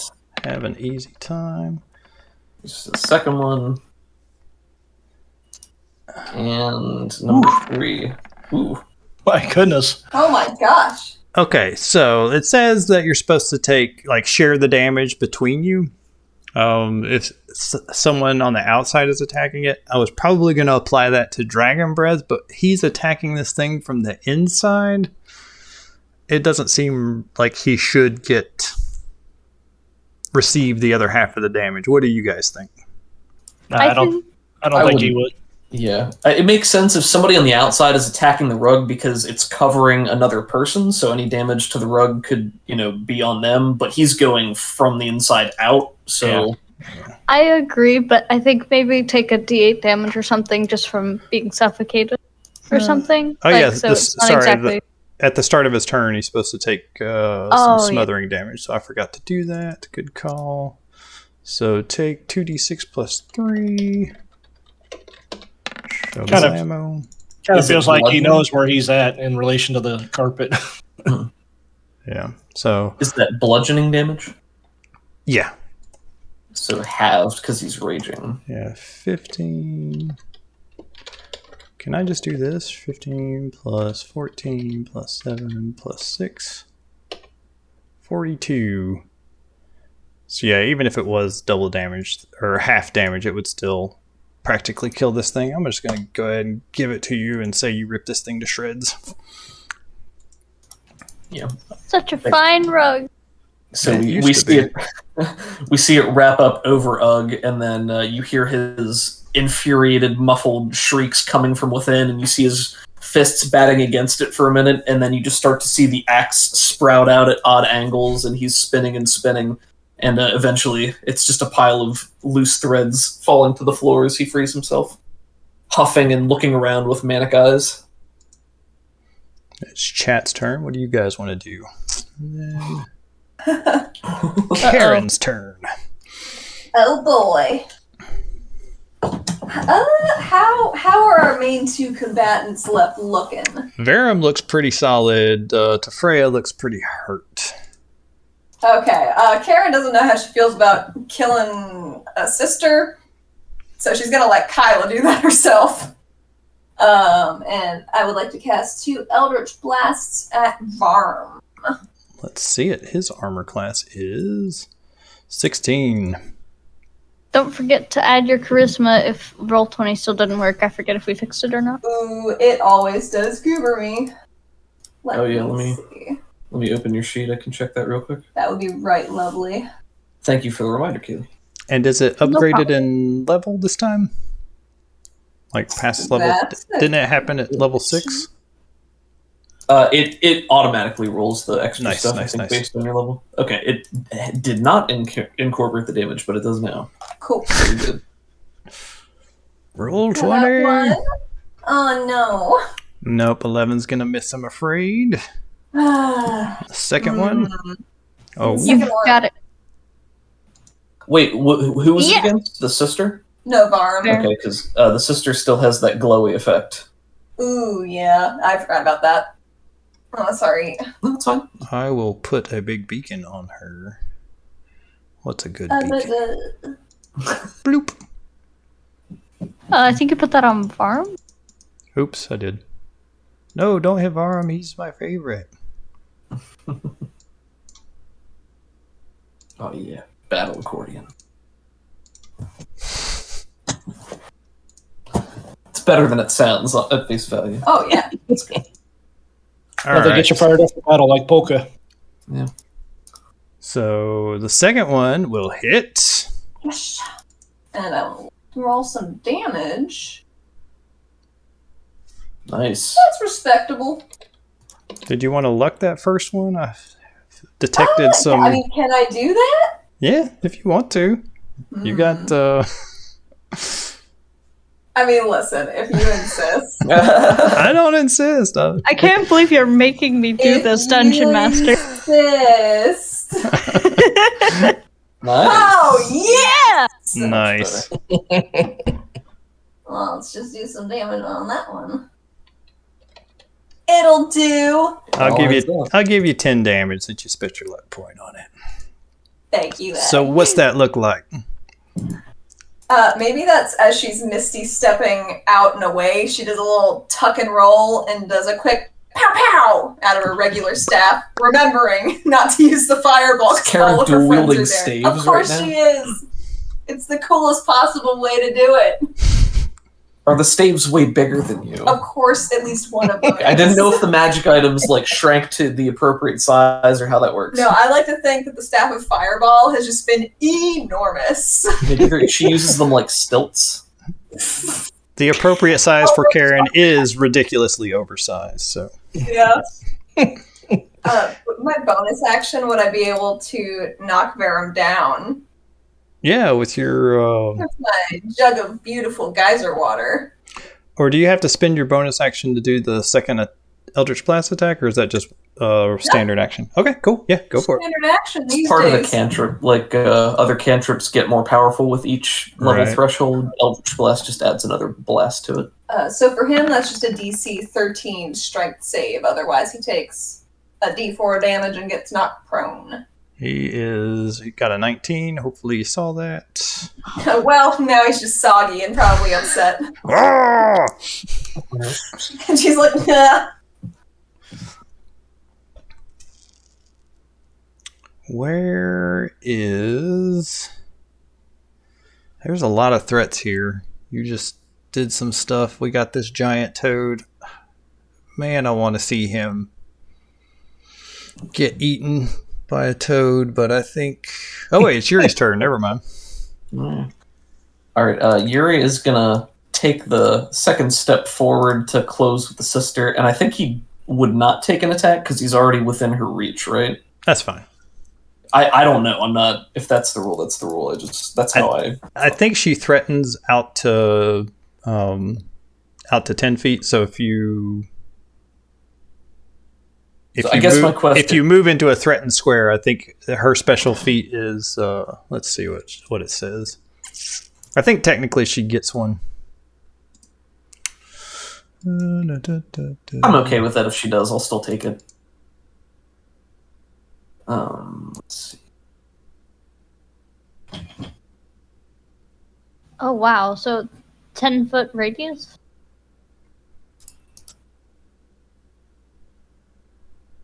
Yeah, let's do it. So So like this? So it counts as an opportunity attack. yeah. And was it pull? She might have gotten an attack on Kyla then, if that's how big it is. While you're wielding a glaive, your quarterstaff, or a great flail, other creatures provoke an attack of opportunity from you when they enter the reach. You have that weapon. So you did not enter the reach. You were already in the reach, so you're good. Okay. Thank you for the clarification. Yep. Something yep. I didn't know about. So he'll close with her, and he's just going to try to smack her and grapple her, and his overall goal is going to be to knock her unconscious and then sort of toss her off to one side and out of range of anything that might hurt her while she's unconscious. So, Cool. If you move here, you'll get advantage on the roll. Here? There or here, either one. Here. Because Right Cobus there, is fine. Cobus is a big boy. The first one's going to be at advantage because she's still glowing. Oh, But nice. double advantage, so it doesn't matter. So first attack. Double mega advantage. That's probably not enough. That is not enough. She has an 18 armor class right now. Alright, I'll spend an inspiration on the second one. I should have done that first, but that's alright. Inspiration Oh, it just doesn't gives you matter, 'cause advantage. I can't do that. That's great. Never mind. Then I'll luck that. I have all my luck. All I right. want this. Give this a shot.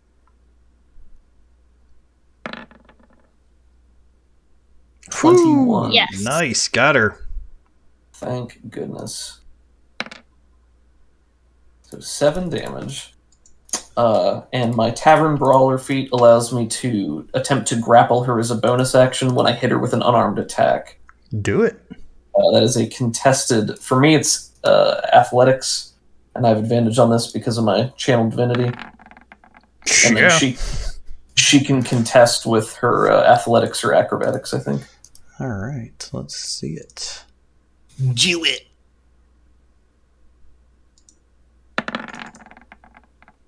Whew. 13. Close. All right, so she's grappled. So yeah, you lift her up off of her feet. So she takes 4 additional grapple damage as he grapples her. Just down to 10 hit points. Nice. And then it's gonna hit her one more time. Can you like divine smite her with your fists or something? I can, because I'm using my unarmed strikes as my weapons. 19 will hit. 19, yeah, nice. And snuff. Yeah. That's wow. enough to knock her out. Nice. So thematically, can I have her? So Yuri comes up and pummels her, gets her into a lock, and then can I just have him turn and toss her like into the bed over here to knock her out and have her be unconscious? Yeah. So yeah, I think he gets in, he just socks her one, and then turns and does almost a discus throw with the body onto the soft bed so that it doesn't hurt her when he tosses her hard.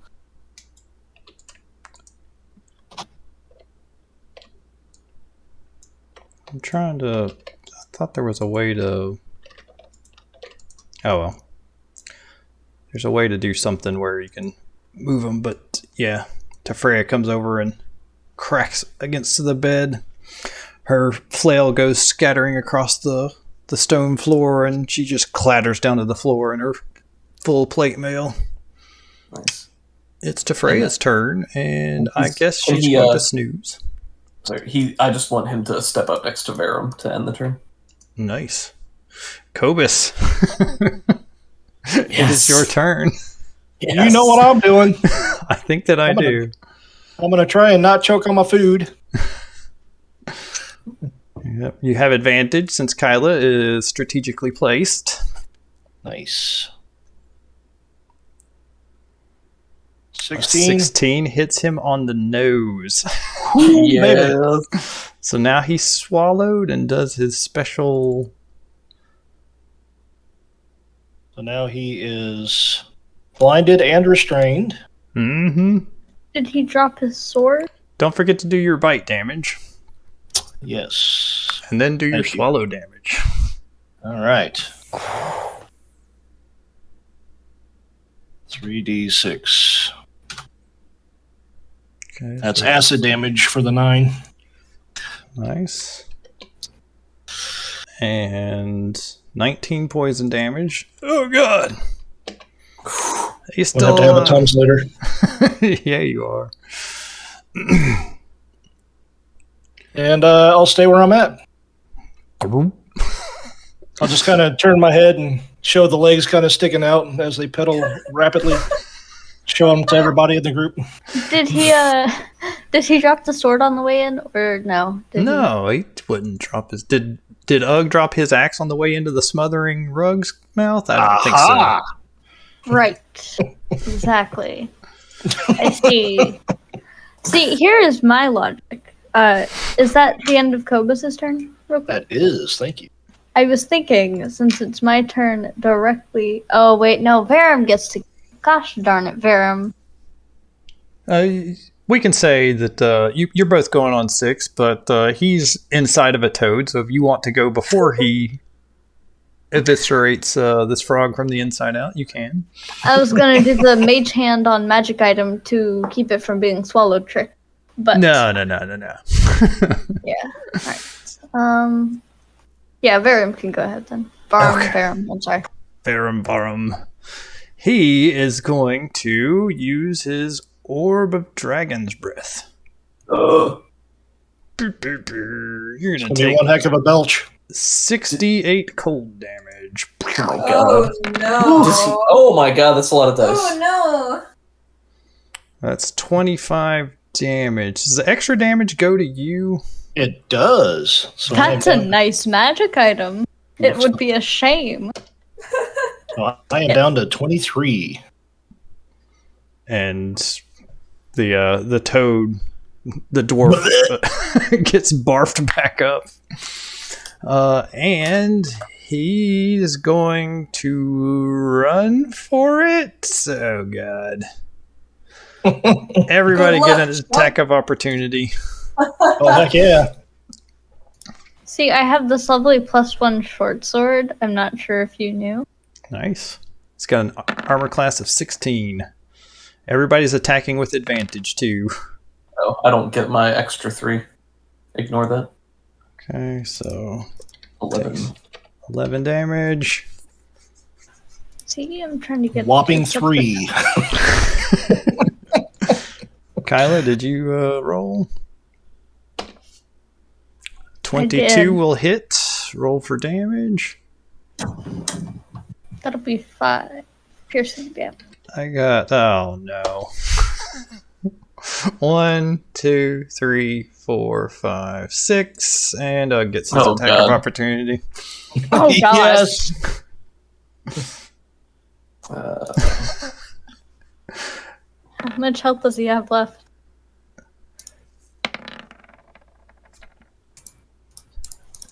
Be right back for a second. Technically, he has 1 hit point left.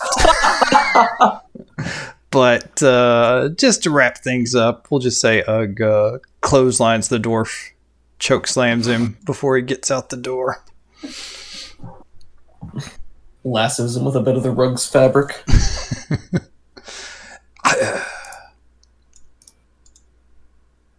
After combat, Kyla's gonna run over here and make sure her sister is alive.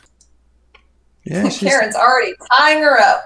I was very gentle. I was mostly gentle with it. kind of. There were some bruising. I appreciate it a lot. Thank you. Of course. We can get her out of here. Maybe Karen can make her invisible. I can carry her. I could do that, yeah. I don't know what I'm doing, but Yuri definitely wants to go and collect that great flail and tuck that away somewhere. Ooh, we got him down. And also that orb of dragon's breath and frostbrand. Yes, please. Can we just roll them into the port? Oh no, he needs to be found dead. That's right.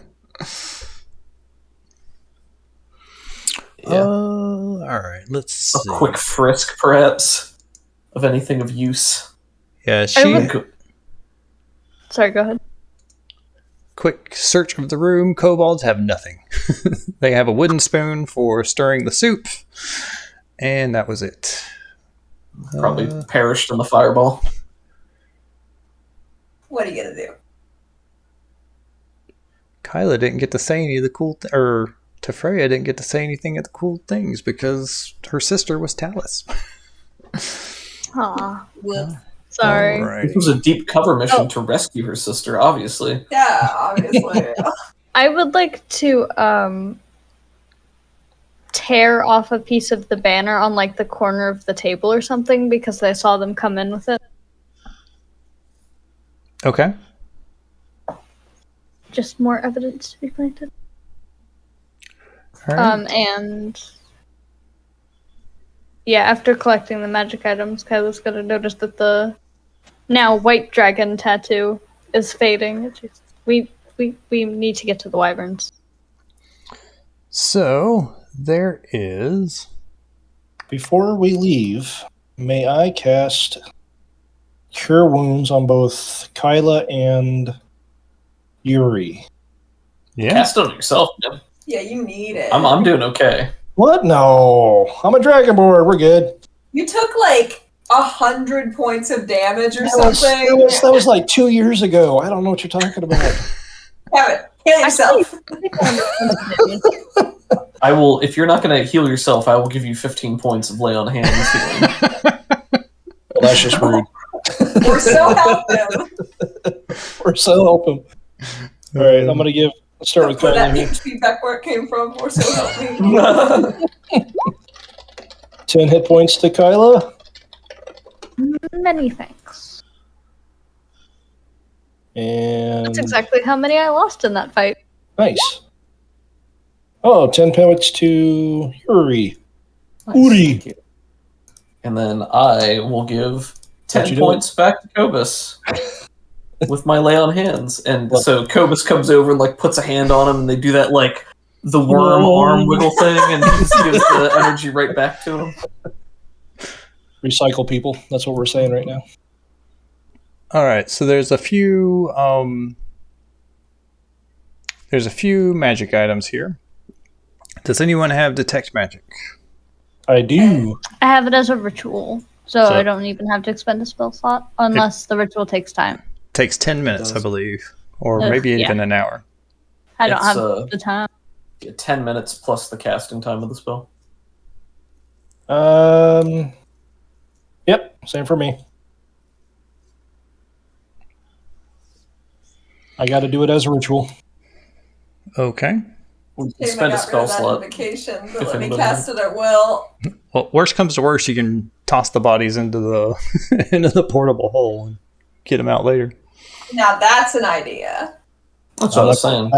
I just didn't know if we were intending on leaving a body here to be found. But if he's missing and maybe that's even better. If he's just conspicuously gone and there's a little evidence that Talus was here, if we just leave the body for somebody to find it, that's like too obvious, right? Yes, just a little evidence, including some incinerated kobolds.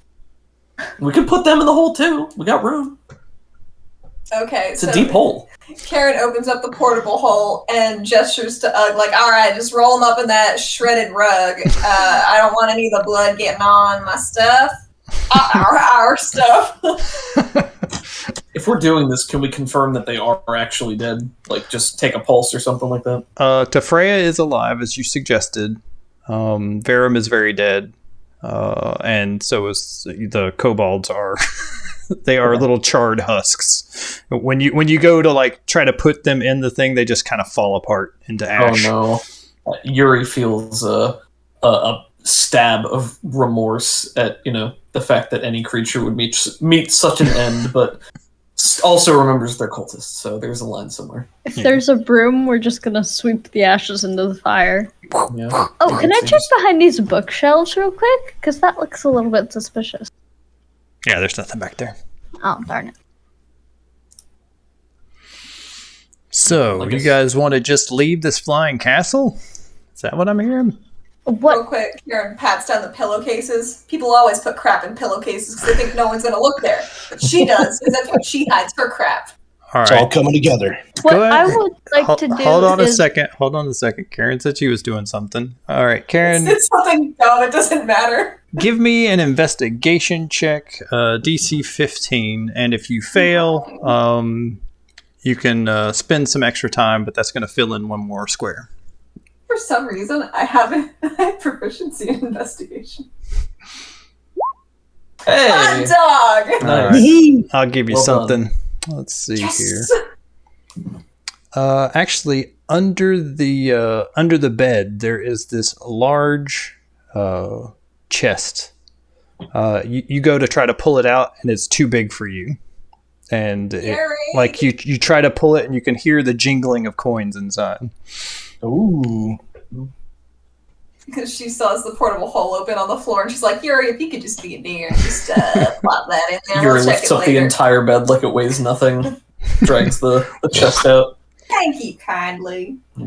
Yeah, it's a solid chest, and it's you pick it up, and you can tell that it's just filled with coins. Nice. Yep, he'll put it in the hole. All right. Okay, the trade was worth it just for the hole, not the wand of lightning. that's what she wanted. He's like, and I'll throw in a wand of lightning to sweeten the deal. And I was like, oh, you don't gotta convince me. All right, what were you saying, Kyla? What I was saying is, I think what we should do is leave on the wyverns as Talus, let the disguise drop, and then circle back around and land somewhere else with the wyverns. But still in the castle, so we can continue to investigate if we want. Just not as us, like as... Not as I feel Talus, like- as you. Yeah, right. I feel like if we leave, they're gonna be able to see us easier on an approach coming back. Like, because I mean, they're probably watching the skies because they're a floating castle, and they definitely have sentries and stuff. So it Could might we be go- kind of risky. Could we go underneath, maybe? Like, circle underneath, because line of sight, Yeah. I mean, anybody on the wall couldn't even... you could, and then like it would be like Talus left, but then all of her bodyguards plus someone else came back. If you guys get seen by other people, then they might still put that together. But that is something you can do. Right, like, I didn't want to land in the stables. I was going to see if there was anybody else and then, like, dismiss the wyverns or something. Ooh, in it for the long haul, huh? Perhaps, but I would I'm- definitely like the input of other people. I'm just shooting idea too. Right on. Karen does not want to be trapped in a flying castle with no escape. That seems like a bad time for lil Karen Bramblefoot. Yeah, we don't have any other means of. I mean, you can cast Fly if you have a spell slot, and you can affect, I think, 2 people with it at your current level. I think so, but that might burn both of my spell slots. Well, you only so when you cast, I think it's a 3rd level spell, and if you cast it higher than that, you can affect 1 more person for each level. Let me check. Yep. So and then- you have access to 4. So you could just leave Ugg behind if you wanted to. We can't leave Ugg! Well, maybe Yuri could like dangle Ugg, or maybe you can cast Fly on Ugg and Ugg can hold you, or you could do it for me and he can hold Karen because she weighs nothing. I don't know if that's too much. I mean, don't drop her, but... Oh no, I mean, it's 2 4-level spell slots. Come on. Listen, we could literally Why do just we have jump 2? out of the castle and fall for a while before we cast Fly. Oh god, that's so perilous. Okay. Karen is supposed to be on the ground.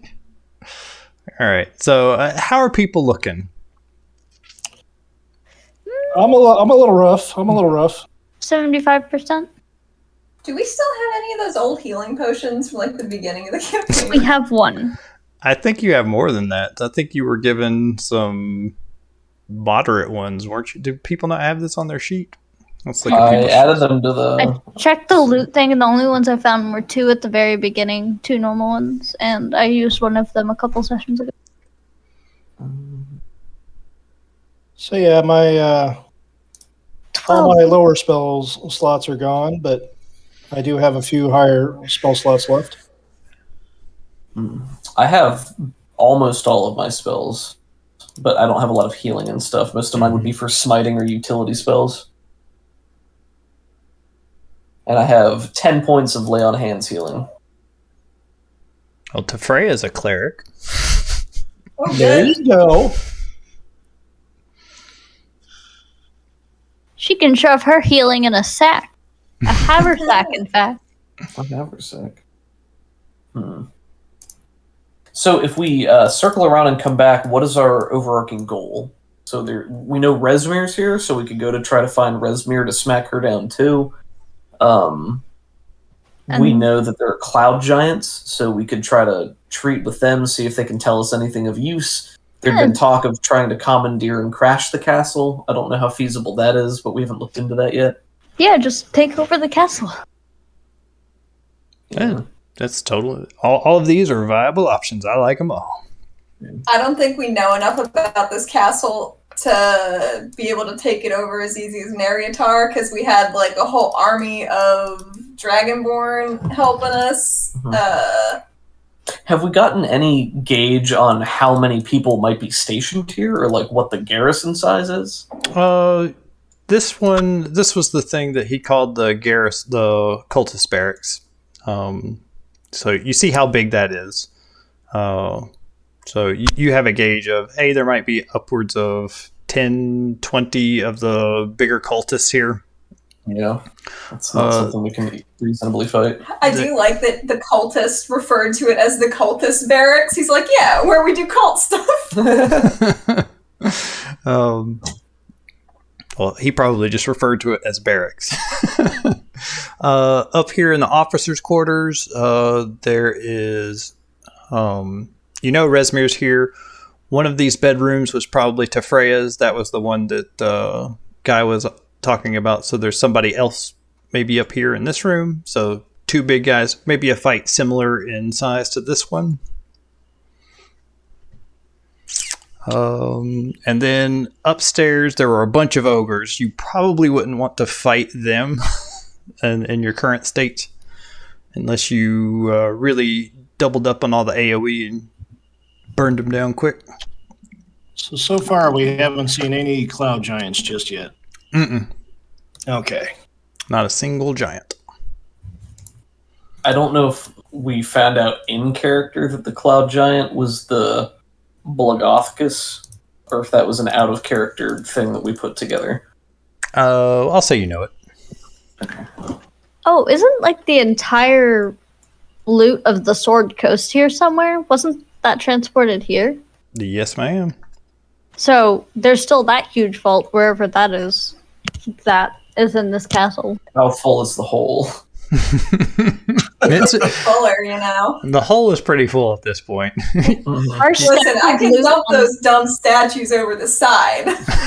Karen They're doesn't need the expensive. They're worth like statues. 3,000 gold or something. Listen, they We should only have just one refill left. it with 3,000 gold. We gave one of the statues That's to true. Black Death. Our stack in the astral plane is bigger than any other adventurer's stack. It's pretty big right now.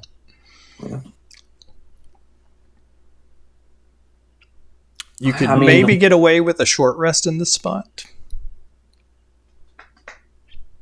Who That's would true. a short rest benefit? Because I'm pretty well full on all my stuff. It would probably be the most beneficial just to get health back. Mhm. Yeah.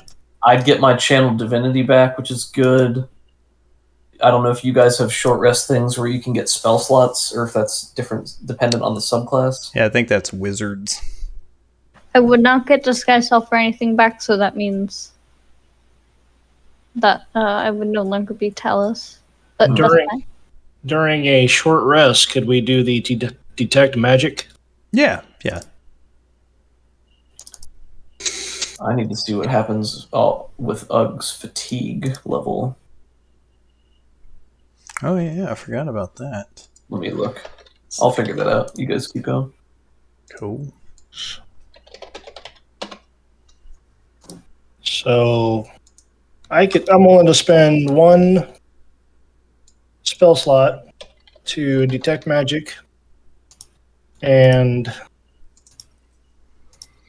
then do a short rest to recover a little bit of hit points. If you do the ritual and during the short rest, then you're then you don't have to spend the spell slot. Sweet. So Right. Ugg currently has disadvantage on ability checks, Yep. but not attacks and stuff.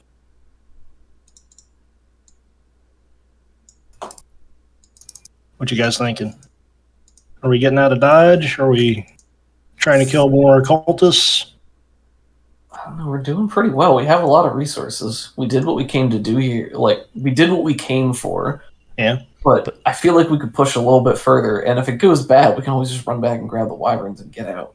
Or That's we could true. just jump off the side. It's true. As long as I'm If there. worse come to worse, yeah. And I still have my 2 spell slots. Well, you could save those 2 spell slots. Yeah, you know. They're in reserve. So some people have the ability to disguise themselves and could probably get back to the wyverns more easily. At will, you say. Well, one of us. I don't know. I think it might be worth poking around a little bit more, pushing our luck. Could Cool. be interesting. Could be a terrible idea. If we Mhm. poke around, maybe we find Resmir. Maybe she's already wounded. Maybe we stab her guts real quick and then we leave. Yes, let's go murder Resmir. I Let's don't just like do the look on her face. I murder. also want her black dragon mask. Like, it seems most reasonable that she could be in the officers' quarters. So we might be able to just do that and then get out since we're right here anyway.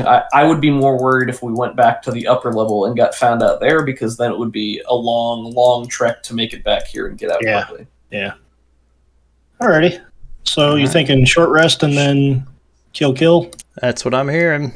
And Sounds good. Stark has Alright. joined us, and he says, "Let's go!" Hey! Hey, buddy. I start. All right, so Whoa! Look at those rolls. nice. Do we have to decide how many hit dice we're using up front, or can we roll them individually until we have our desired amount? You can do it one at a time. Okay. So you can do them all and just stop when you're full if you want. So I get 10. And I'll do 1. 4. Well, that won't do. And Whoops. as an impartial DM, I don't want to tell you guys how to play, but the Defiant Dawn could come here, have killed Verum, and get away. That is one scenario that's cool. But it would be cooler if you killed Resmir. And it'd be even cooler if you somehow found this hoard. And it'd be even cooler if you somehow either crashed this castle or stole this castle. But if you guys want to cut bait and just end this story early, that's fine. No. Heck, you don't have to convince me to have a good time, man. Heck yeah, man. Heck yeah. See, the problem. I think we could totally give if we didn't want to keep the flying castle for ourselves. We could either store it as a weapon, or we could give it to one of the factions, so one of us gets a huge buff. Like we could give it to Lord's Alliance or Emerald Enclave. That's true. The only problem with that plan is, in order to do that, we would need to retain control of it long enough to safely transport it somewhere else, and there are too many people here for us to control. Yeah. So if we crashed it, or we set it on an irrevocable collision course, then we could at least get out and probably still be safe. And we know this was formerly the property of giants, so... Yeah. So he probably wouldn't help us crash it, but he might help us take it back from them for himself, but then we'd have to double-cross him, but I'm cool with that. But what if we just had a giant friend? An ally, maybe. If I really like that idea. All right. Resmir first. You know what would be really fun is convincing him at a later point to drop it on the big black dragon. No! He moves too fast. He's the fastest dragon in the West. But I think plummeting out of the sky castle's pretty fast too. The fastest dragon in the West. I think it's been established that this is not a fast-moving castle since we were able to get it on wyverns, which are probably not as fast as Lecta. Oh no, I meant just like. But if you like unplugged it or whatever, yeah. Okay, gotcha. Gravity's a harsh mistress. I see what you're saying. I think this is a good spot to take a little bio break and stuff. For chat, I forgot to do this at the very beginning, so I will do it now. I want to see the little Defiant Dawn scene. I think this works. Let's see. Oh yeah. Oh yeah, we forgot it entirely. Oops.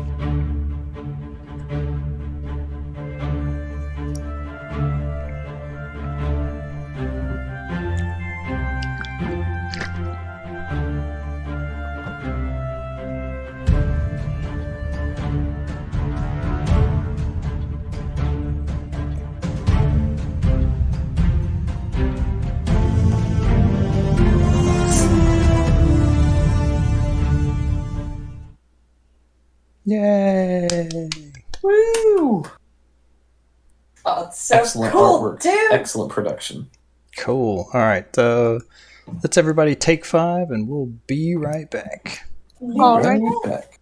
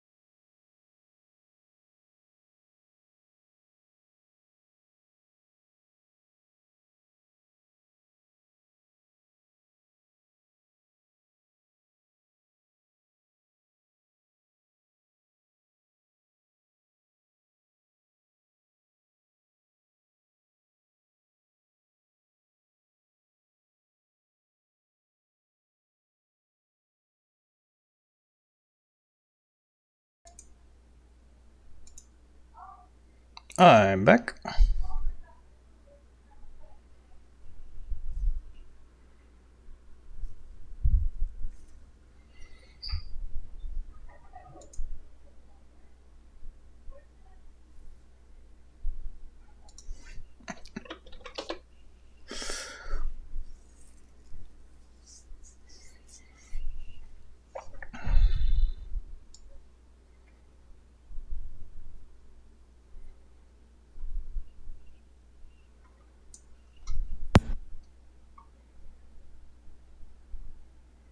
Thought I heard somebody come back. Hello. There we go. I was stuff on my face. Nom nom nom.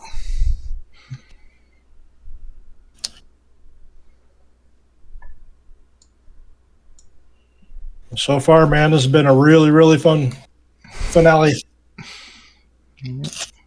Got a couple more surprises for you. Oh, God.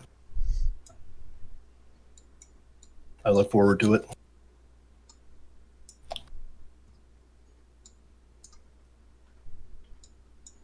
Those poor crispy kobolds. We'll be able to tell the fireplace from the kobolds.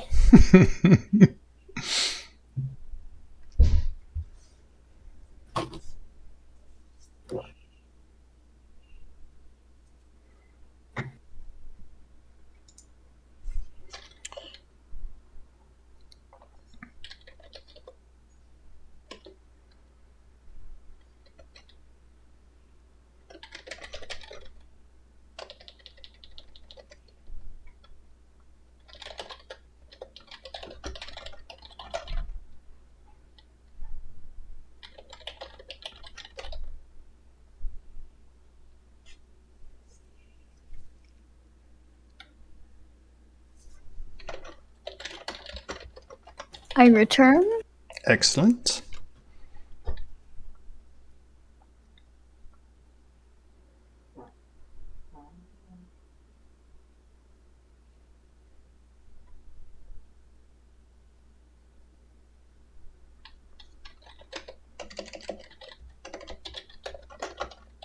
We are back. Welcome back. Hi. Hello. All right. I really like how when we talk, our little mouths pop up on the icons. So fun. Yeah, since Doug and Allie, Yuri and Karen are sharing a microphone, they both pop up at the same time. Oh no. Cobus? Don't you mock me. How dare you? I thought there were two of her. I don't Cobus, even have, what is it? One Did- next to you. did you want to spend any hit dice? You have 7 to spend, I think. I already did. Thank you. I healed myself for up to 45. All right. Don't want to go more? All right. Okay, so I think the general plan was just we're going to go and check out the officers' chambers, eh? I believe. Indeed. All right, over here is kind of in shadows and in fog, and there's nobody coming or going right this second, so you make your way up to this little room. This door is locked. This door is locked. See, there's this thing called Fireball. I'm kidding. These are big, thick doors. A fireball could potentially blow it open, but it would be have to be a solid hit. What do you mean? Fireball is so stealthy. They would never hear it. So this area, the doors are giant-sized, like they are elsewhere in the castle. But looks like they have been modified for ease of use for smaller people, normal-sized people instead of giants. There are basically mechanisms have been installed inside the doors so that you can open them and close them without having to get a stepladder. But like I said, you guys make it in here. There's torches on the wall, and these first 2 doors are locked. Does the fog from outside kind of spill into the entranceway a bit? Not so much. It's mainly an outside thing. Inside here, with the doors closed, it's just cold in here. There's not a there's not a difference in temperature. It's just kind of chilly in here. Alrighty. So where would you like to go? Follow the right wall. All right, you make it to this door, and you have determined that you could open this door if you so desired. This looks like a room where if Haynes or Nikolai were in this castle, and Barham Swiftblade the Magnificent, if all 3 of them had a room, it would be this one. Is it Haynes? Eck? No, it's not. My mortal enemy, Haynes. Should we knock? If we knock and someone's inside, they'll come to answer the door and we can see who it is. And then we can just brain them. Yes, precisely. Perfect. Here I go knocking with my little fist.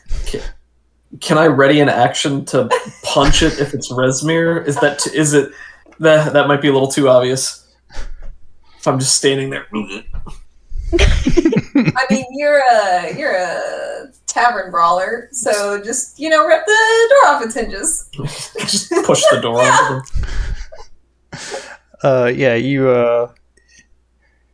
you knock, and just a few seconds later, you hear what you assume to be Resmir's voice. Leave us! Kara gives one big eye up at her companions. What if we just knock again to be annoying? Oh, that's what she's gonna do. Yeah. I'm sorry, guys. Really quick, where did we leave Kyla's sister? Oh yeah, in the hole. Good point. we can't If leave we her put her in more the hole, than she'll 10 die. minutes. Yeah, she will die if we put her in the hole. I thought we just left her somewhere with like gags. I need you guys to watch this after the session. It's perfect for this. So where is she? She could be invisible, but that would ice one of my spell slots, and we might need to not die. I mean, we could if we poke our heads out to the outside and see if there's nobody walking around.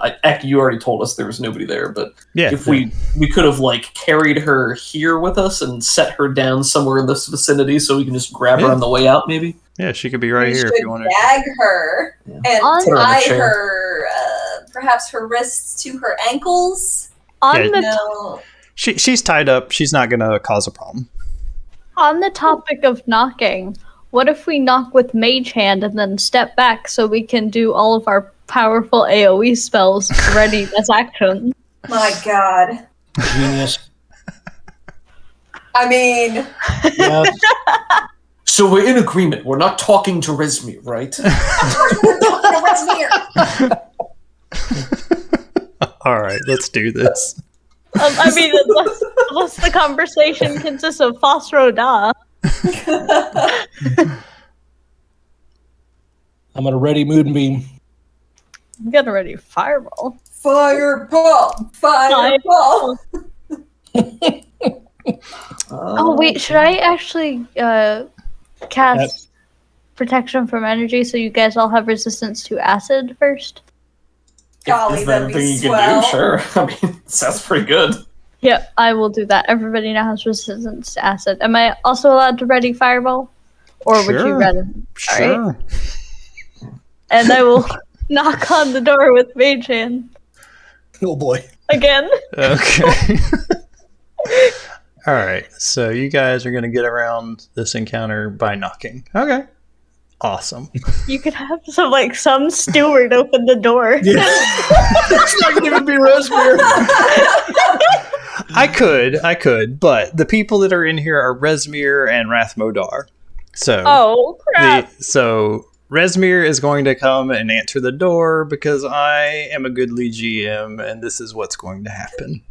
You're so kind to us. Oh, I've ready Guiding Bolt again. Poor Resmir. I mean, Alright. she's a jerk, but poor Resmir. No, not poor Resmir. She's culting and slaving and pillaging all up the Sword Coast. Poor Resmir. All right. She opens the door a crack. And That's enough. and for yeah, you can't really see much in there. You see alchemy stuff, books and scrolls and lots of things everywhere. And she opens the door and says, You've messed with me for the last time! Whew. Nice. Oh, that was scary. That was really cool. and then all your rated actions go off. So, And this was the last time. Heck, you got to teach me how you did that, man. That was awesome. I will. Phenomenal cosmic power. Is it like that throat singing where you hit 2 notes at once? All right. We should all focus our attacks like just in front so we don't absolutely obliterate everything that's in the room. No, we can do that. I mean, we're crashing a castle. I guess. All right. I'm going to give Resmir advantage on all this stuff because she's like opened the door a crack and now she's eating several fireballs and other things like that.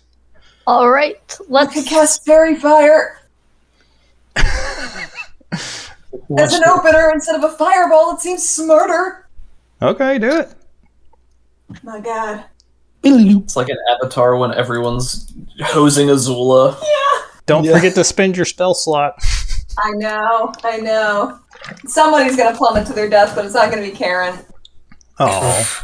No, I'm kidding. She's gonna try to save people. Why are we sad that it's not Karen? Just ride Resmir to the ground. I wasn't sad because Karen was sacrificing herself. That's why I was saying, oh. Karen will stay with the ship and become best friends with the giant. Well, you can disguise self, so. Yeah, it's really not a problem. No, you guys got. I think I got a good thing going here. I'm the new cult leader. Surprise! I'm garbage. I mean, who's to say? Just we need to tell Alex that Sharon I'm his boss now. We need to tell Alex that Sharon Bramblefoot is the new cult leader. Fear me. Hail Tiamat in all our glory. Alrighty. Are you ready for all the... Yeah, go ahead and everybody roll initiative. Where's my token? We're Down still the down there. bottom. That's not bad.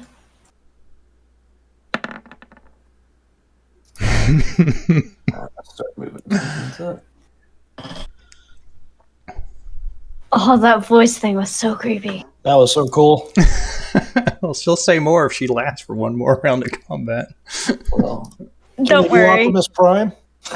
I can Ugg do has Optimus ready Prime. to. Oh, that's so cool. Ugg has ready to javelin throw. All right. I had a moonbeam at the ready.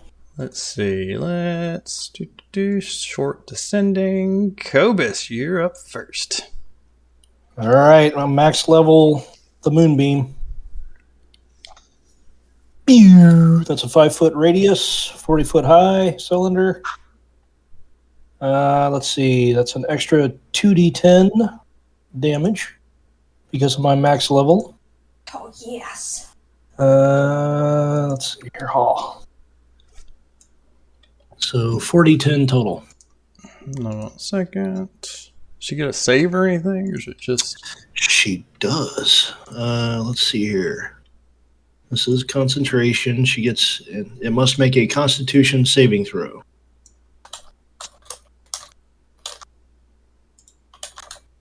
$14 or better.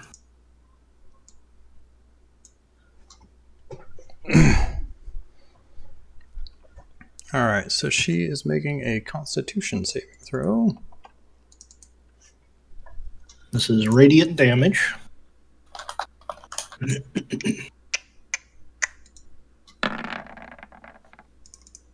She got a 22.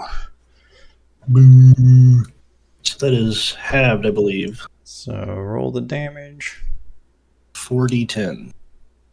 You got it? You want me to do it? Does I got fairy it. fire affect saves? I don't think that it does. I think it's just attacks. Yeah, it's just Holy cow. Still a solid hit. And every time she's in that little radius, she's going to take that same amount. And when she starts her turn, oh, come on. It's lame. Ha All right. Ugh. Ugg will throw his javelin. He's not raging yet, but He if misses. she's fairy. Oh no! It thunks into the... It tries to thunk into the big icy door, but does not. It skips off the side and clatters into the room. Karen! Oh my, Karen's turn already. Fireball, perhaps? All right. I only got 2 more fireballs in this bad boy. Wait, Yeah. so is Resmir affected by fairy fire right now? No, because Karen hasn't cast Fairy Fire yet. Okay. She's about to cast a Oh Fireball. no, I got We you. haven't done our ready actions yet. I think Resmir, That's like I we're think gonna that's do. what's happening. We're, Right here. we're- think yeah, we're just we're doing... We're doing all the readied actions right now. You guys are getting one Oh, free well, I round would've of free done- muggins. I see. I understand. It would be fairy fire then. I think I already popped that in the chat. Okay. Let's see. But I can just click it again because it's no trouble. It's right here. It's a Dex saving throw, DC 14. All right. For this one, I don't think advantage makes sense. So just a standard dex. Nice. No. Oh yes, yeah. She is very fired. I think she just gets consumed in this glittering gold energy, and Karen's like, Lightbringer sends his regards. So there's this moonbeam, and then she lights up with golden fairy fire. Then it's Yuri's turn. Guiding bolt. More shiny, sparkly, glowing magic. Oh no! Does that hit with advantage? Let's Because it is a ranged spell attack, so it does get the benefit of fairy fire. see. It's 15. 15. She has cover. Nope, you will miss. Okay, can I use a luck on that? Yes. He just wants to be part of the team. And it's okay if Ugg fails. But Ugg's just throwing a javelin. That's like the least impressive thing happening here. So, I'm just So gonna- AC is 17 with cover. Right. This thing is chugging today. Can I say that the moonbeam is actually on the doorway? There we go. Like this? Yeah, perfect. 15 radiant damage. Ow!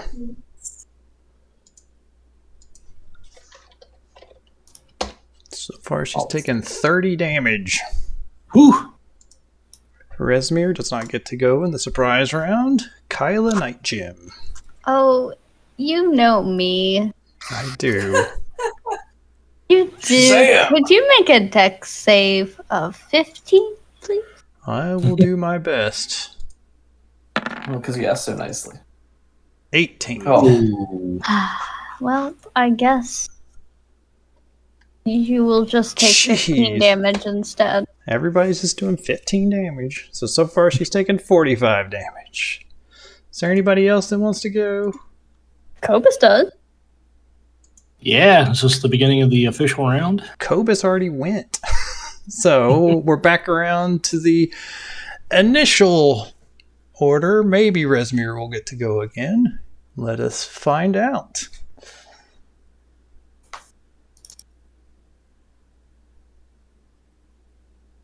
All What right. would you like to do, Cobus?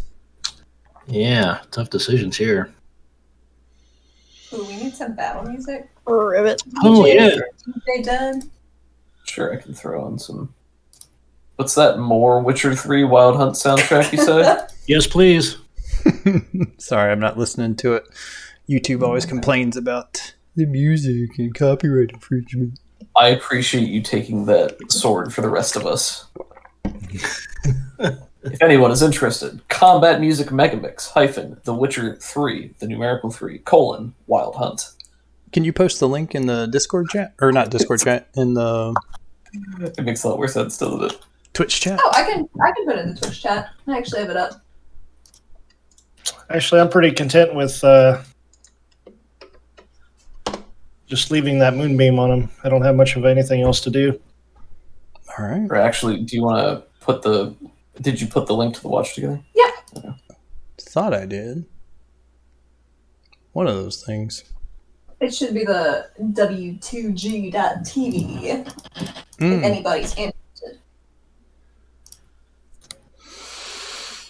Cool. And I would just ask chat not to mess with the play together.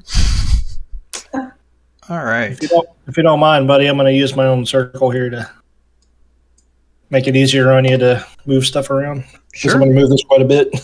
Cool. All right. So you are just kind of happy. Ugh, what would you like to do? Ugg is probably going to rage and run forward to try to carve her up with an axe. That sounds like something he might do. Seems in character with him. He's not going to frenzy at this time, but he will be reckless. 12 does not seem like it's enough. Nope. Let's try again. 15. That is not going to hit with cover. Yeah, he just crushes his axe against the ice. It just bounces off, dulling the blade, and he continues to snarl. Karen.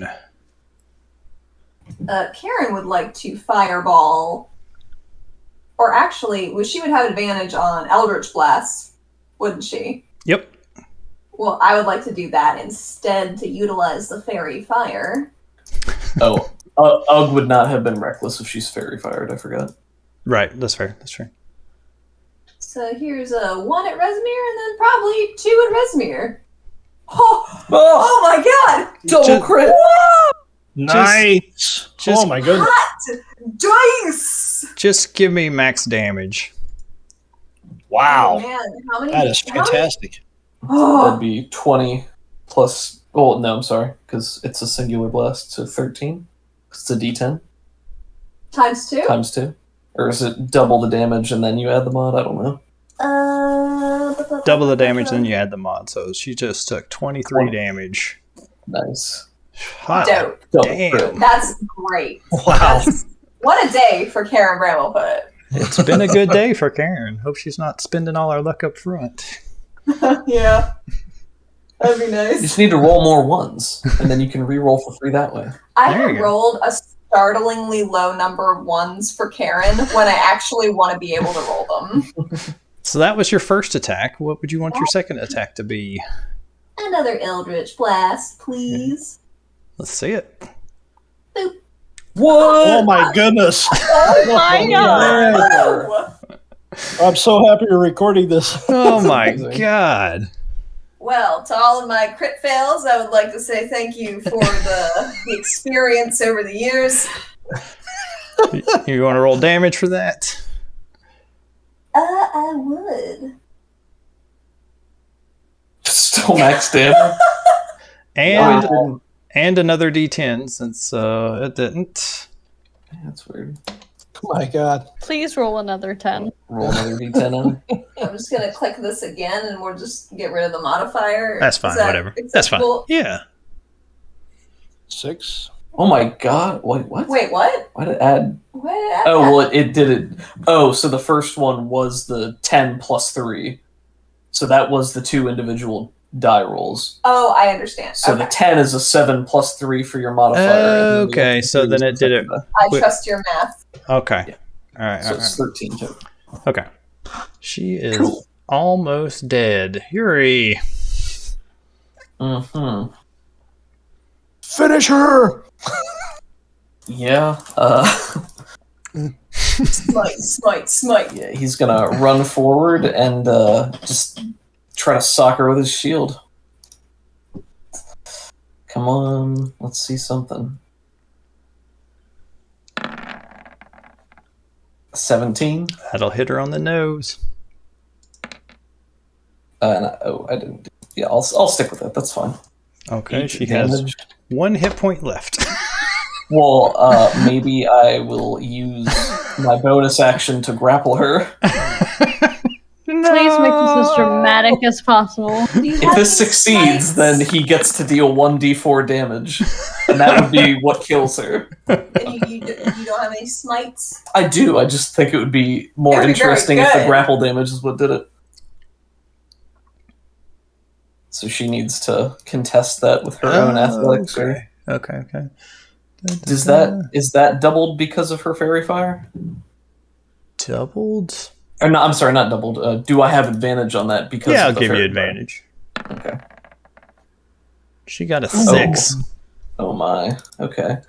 Well, I will deal my grapple damage. It's anticlimactic. 4. Oh my god. Well, I think what happens then is does that do it? Yep, that's it. Okay, so I think what happens, everybody blasts her in the face. Ugg is going up against the door. I think Yuri reaches in, grabs her by the neck, slams her head into the door frame, and pulls her out by the neck and into the grapple, and that just happens to break her neck. Whew. So cool. So you reach into this blazing moonfire that's like rising up off the ground, and it burns your hand. I'm not going to give you any damage, but that's You just can if you want. part of the coolness. No, you earned it. So reluctant. So yeah, the door is partway open, and you hear the scrabbling of claws. Claws, what? What? Burp, burp, burp.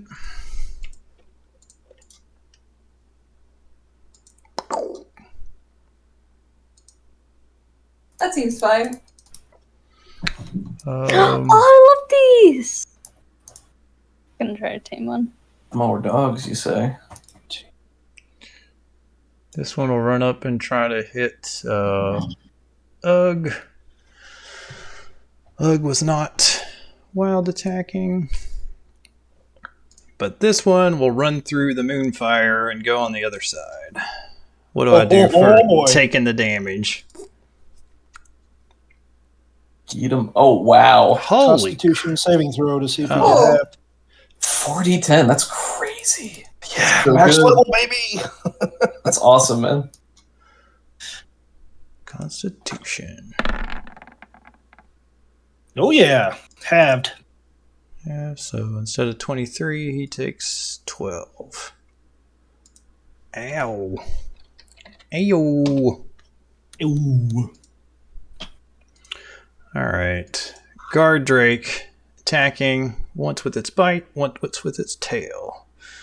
It'll try to hit good old Ugg here. Does a 21 hit him? It definitely does. 5 damage. A 17. Yep. Alright. -2.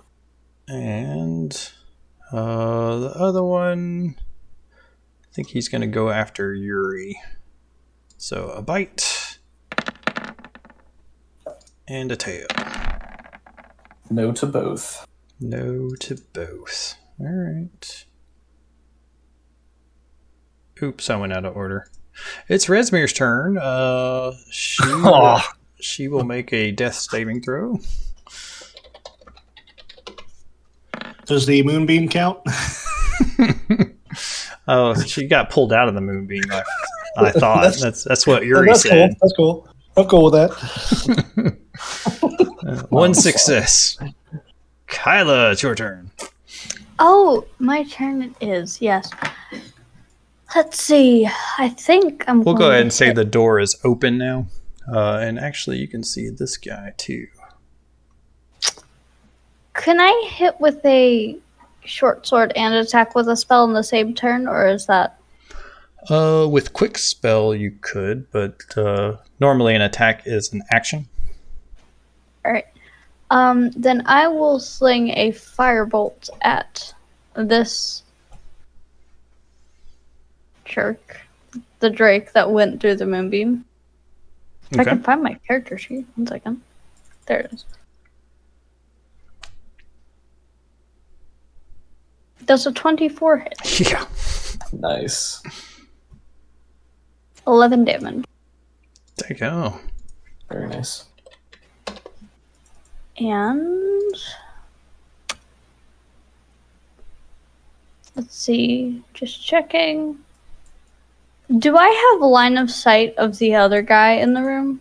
Yeah, the mage? You can see this guy. He'll have cover since you're shooting like past Yuri, past the guard Drake. Can I use hold person? Yeah, you could try that. I'll do quicken spell again. And he has to make a wisdom save, DC 15. I expect him to succeed because he's a wizard, but it's worth a shot. Might be smart, but not wise. You never know. He's pretty wise. No. We'll see. Oh God! What in the world? Wow. Hey guys! Come on, people! And she's gonna move behind her friend so her concentration isn't broken. Dice will tell a story. Yeah, Oh they my That do. God. story that's is the Defiant terrible. Dawn is getting all the breaks Man. in the world today. Until we have to persuade the giant. Crit fail. Listen, we're on fire today, so Hold on. let's get through this. Hold on a second. It's not an attack roll. Doesn't Finally, have any, after all these times I've cast hold person, it finally works. doesn't have any legendary saves. Oh, this is terrible. All right, it's Wrath Modar's turn. Can you link the whole person text for me, please? I would love to.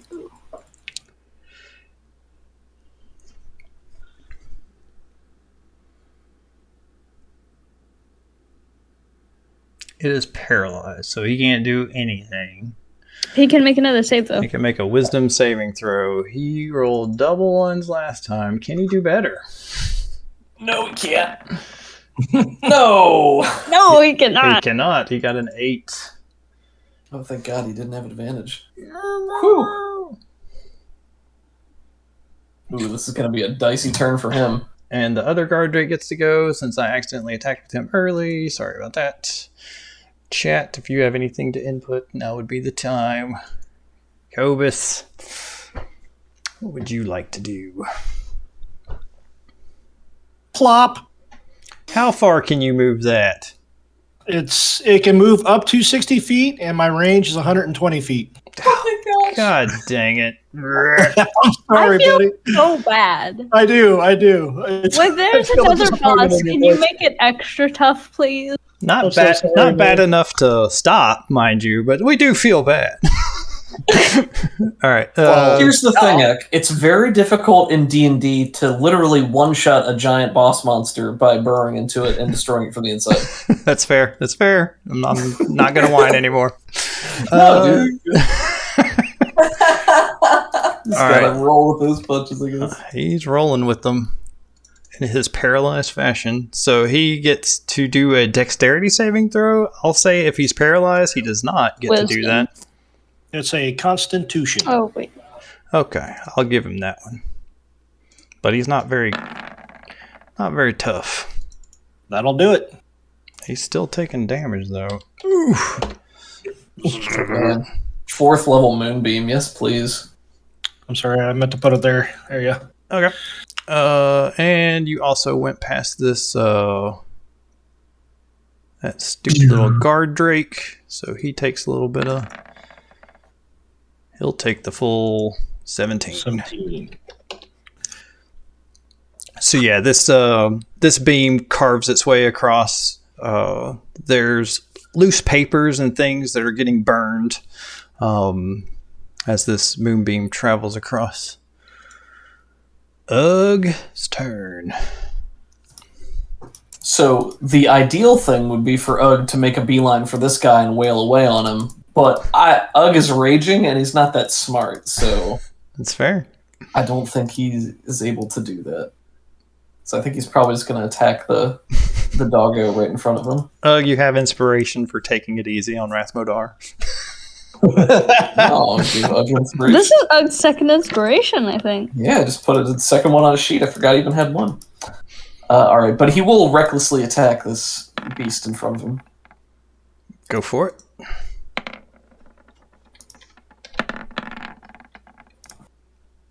Yep.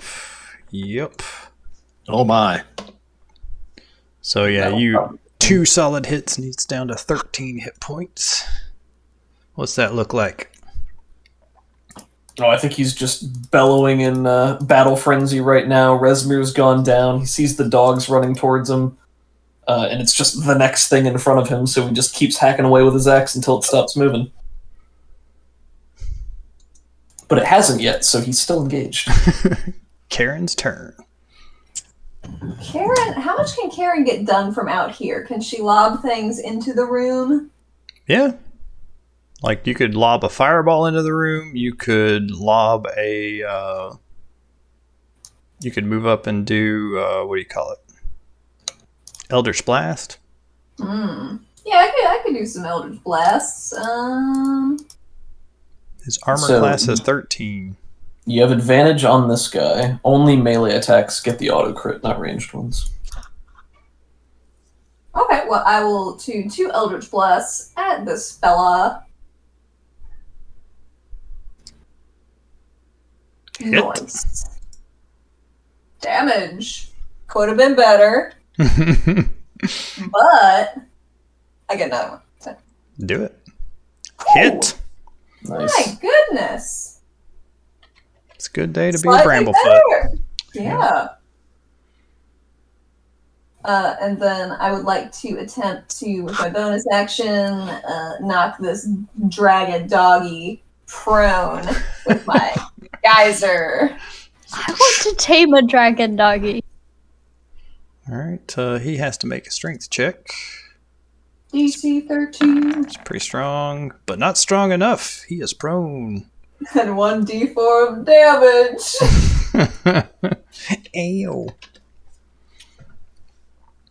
She said, "Get down." Yuri, you have plenty of presence of mind to do whatever the heck you want. He does. So he has now a movement speed of 40 because his aura gives him plus 10 to his movement speed permanently. Mwah. And I have just enough to be able to go 5, 10, 15, 20, 25, 30, 35, 40 to be right next to this guy. Sad day. Does this guy get an opportunity attack on me? The Drake? Yeah, he The one would. down here, yeah. Yeah. One that's prone. My AC is 19. And so he's attacking with disadvantage. That's Rathmodar. Guard Dog is doing... He will do his bite. Snap at your ankles. Oh. Not good enough.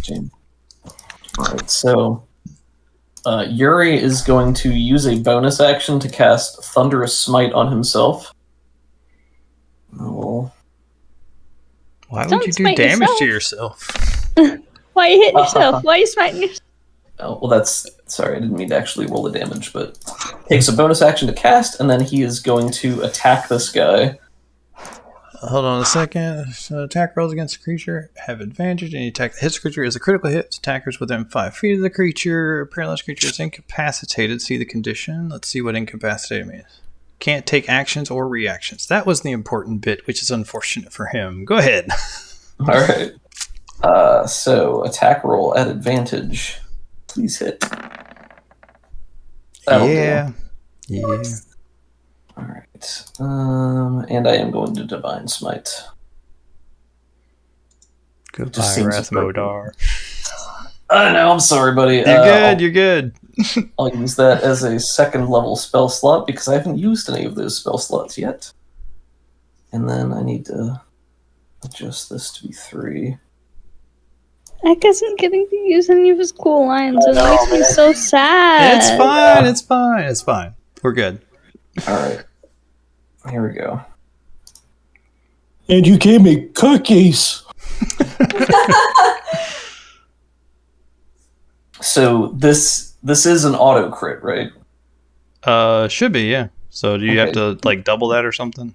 Do you want me to double it, or do you just want me to roll the damage a second time?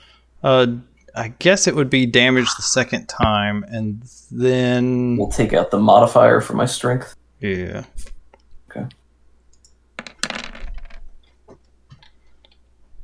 So it'll be -3 damage because that's my strength mod. Alright, so first one, -24. -7, I think he's dead. Yeah. -29. How did you get it to do the math for you before? If you just type in, like you click it and type in like -9, then it'll subtract 9 and then +3. He is dead. 66. Whew, very nice, sir.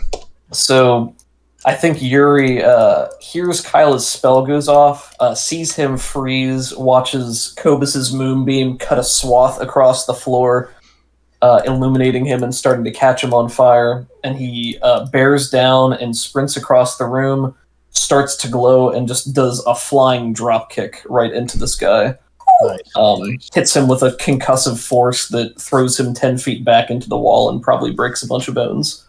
Cool. When he hits this wall, he immediately stops, but this entire wall disappears, and just you can feel the wind as it's slowly but surely rushing by you.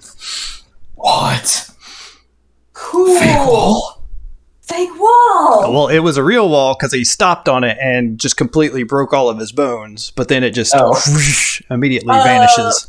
Fake wall, though. Still cool. And that's yours. These two guard drakes are not going to pose any kind of real risk, so we're just going to attack Ugg one last time with advantage with a bite. Nice. And a tail. Also nice. So yeah, take a little bit of damage, and then we'll go ahead and end those things. Can I? Let's see. Do we have any rations on us? Rations? Yes. Probably. In the haversack, I guess. Yeah, Can I I got some. try to acquire a personal guard drake? Not for like these things have 52 hit points, and it would really mess with the balance of the game. So not for combat, but if you wanted to keep one back at base, that's something we could try to do. Yes, I wasn't interested in bringing it in for combat purpose. Okay. Yeah. Well, let's not worry about that for right this second. Let's just say that you have one that's tied up or whatever.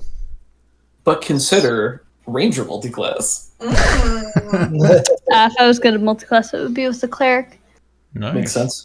Can I suggest Warlock? Might I interest I was you in deciding between Warlock and Ranger for my backup character. If Kyla ever dies or something happens. Nice. Yeah. If that was the case, then we could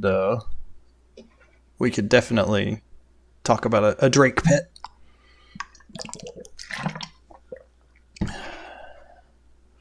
Well, I guess I can read this room description. It's Alright. burned. It's You burned broke now. everything. Let's see.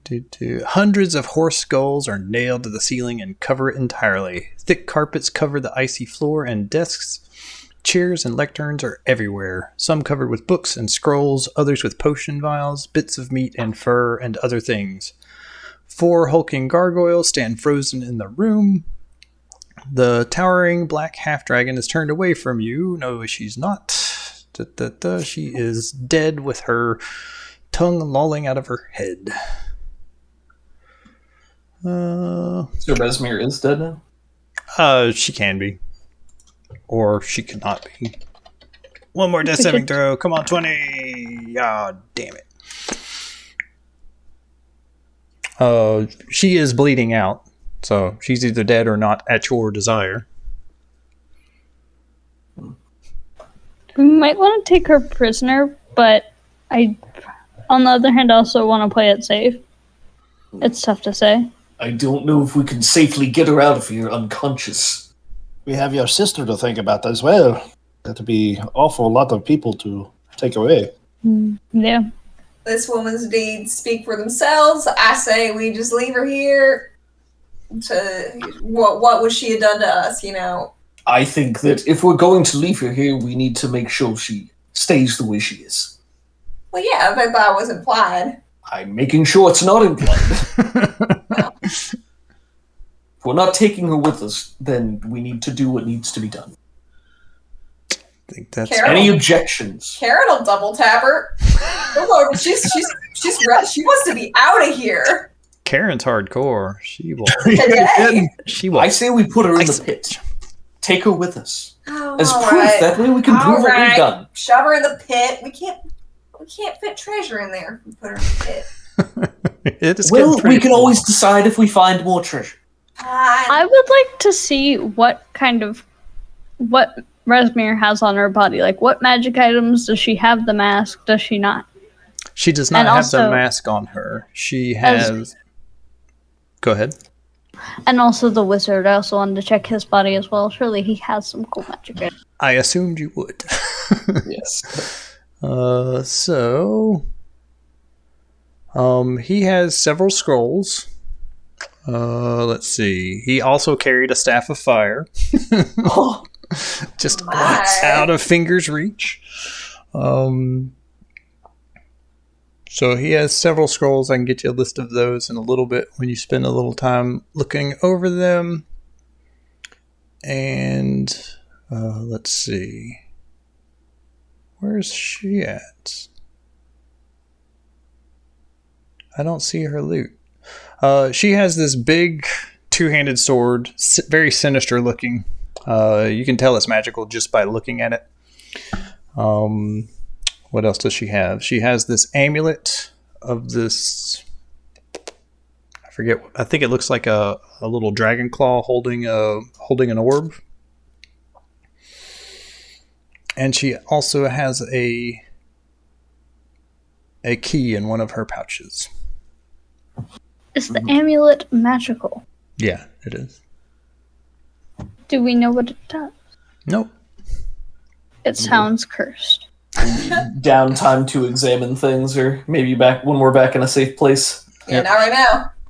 She was. Put it in the hole. In the hole. In the hole. Oh, nice. Karen feels like such a smart businesswoman right now. We can examine the room, tear through this area, see Yeah. if we can find the mask for Kyla. Yeah, the mask is not in this room. We've turned it upside down. But resting on a lectern is a book titled Beyond the Iron Gates, written entirely in Infernal. But it looks like this was what he was standing beside, this book right here. And it looks important. Does anyone speak Infernal? I do not. I do not. Nope. I could speak it, but I probably can't read it. Do you have There's a Do you have separate one for tongues? reading. I don't think I have the invocation that would allow me to read that. In the hole. In the hole.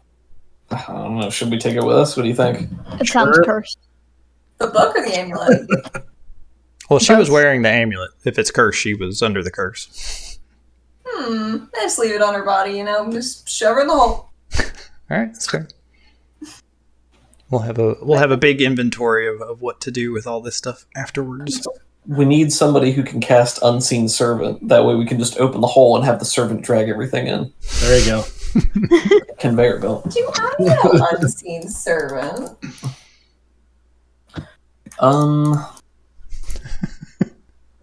Well, what do you want to do? Should we spread out, search the rest of the room? This doesn't look like the room where Resmir is staying. This looks like an office, kind of. This looks like some sort of research laboratory. Looks like Rathmodar was staying here. There was a backpack hanging on a wall that had a spell book in it, and some other things. But Yeah, it doesn't look like Rezmir was staying here. You mentioned it's a laboratory. Yep. Are there any perhaps dissected pieces of dragon? Sure. Why not? Because they could have been done by a certain suspicious necromancer aided by Haynes. By Haynes. Oh, but are there for real? Yeah. Oh, nice. Should we Yum, fan out delicious. and search the rest of these rooms for what you're trying to find? Oh, yes, that sounds like a lovely idea. We shouldn't tarry. Yeah, if you have the key and you try it a couple of spots, one of the keys there's two keys that were on Rezmir. One of the keys opens both of these doors, and this is a supply closet, and this is her bedroom.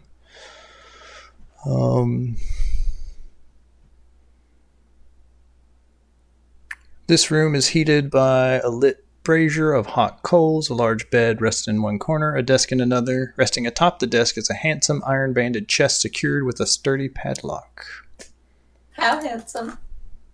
Check for an acid trap. I remember that one in the hatchery.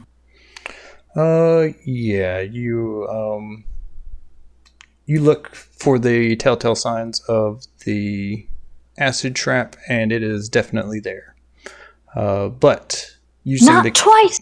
Using the key will disarm the trap. Hey, Nice. I'm not afraid of acid. I'm resistant to it. Well, now we all are right now. Winks to Kyla. So everyone spent their spell slots and spent their luck points and inspiration and all that good stuff, right? All right. Yeah. Just Why? checking. Just checking. So the chest contains the Black Dragon mask, as well as Rezmir's private collection of gems, jewelry, and coins. The gems and jewelry include a set of matched peridot stones on a gold chain, a silver torque with a dragon's head, 6 moonstones, and I'll give you all this after the game. And blah, blah, blah, all worth a total of 3,000 gold. There's also 600 silver pieces, 200 gold pieces, and 50 platinum pieces. wow. My goodness.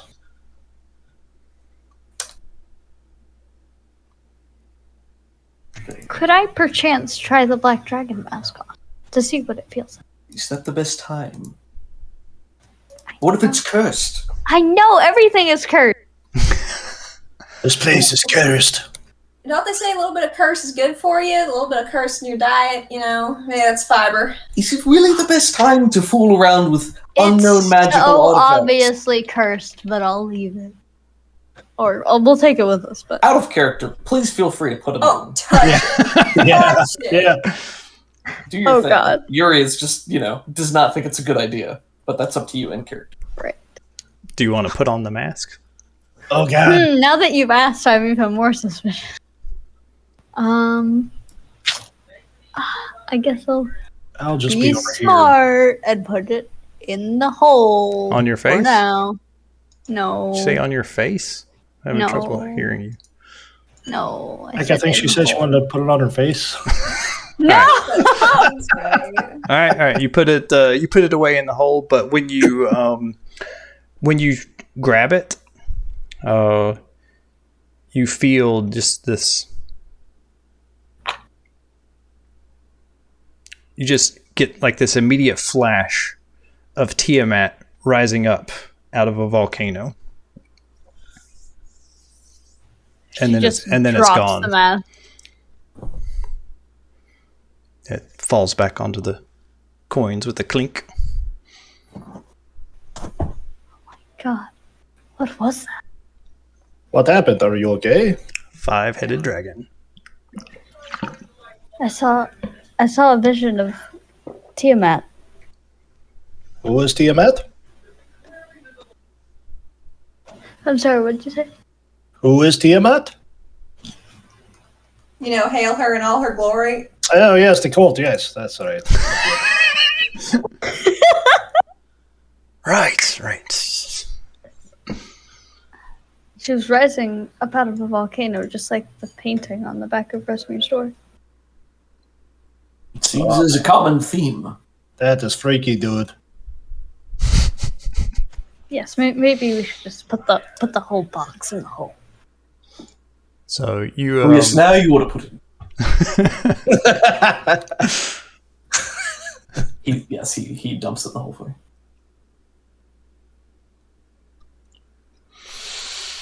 Alrighty. What do you got? You move on to the next room. It looks like this is where Tafreya was staying. You find some of her personal effects and stuff. Maybe there's a letter she never sent you because she didn't know where you lived. Oh, guys, I just had an idea. There's a journal. I hate Kyla. It's written on every page. Aww. I'll be honest, that's not what I was expecting or hoping to find. He says with her over his shoulder. Wait, guys, I got this one. She picks up the book. This is not a nice book. I can tell that from here. The book is cursed. Very sorry about that. No, she's not keeping a journal or anything like that. Oh. That's good, because Kyla would have been even more offended.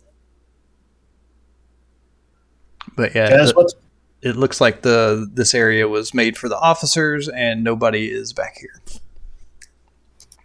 So, what now, guys? What do you want to do now? Seems like we have half this floor cleared at least. Find the Hoard, maybe? Guess no one's alerted yet, so maybe we press on, go a bit deeper. Hey, We need to run, stay next to me. Oh, yes, good idea, yes. May I suggest we leave Tafreya perhaps right here? And then when we take the wyverns, we can come over and pick her up? Is that like hanging out over the side of the castle? when you come back in here, this room or this wall is it has reformed. Oh. But with a little bit of investigation, you realize that if you just walk up and touch the wall, it disappears, and there's a ledge out here that that doesn't have a handrail or anything. Looks like it might be used for landing and taking off. Oh, wait, what is the dragon amulet? Oh, dang. Alright, continue. All right.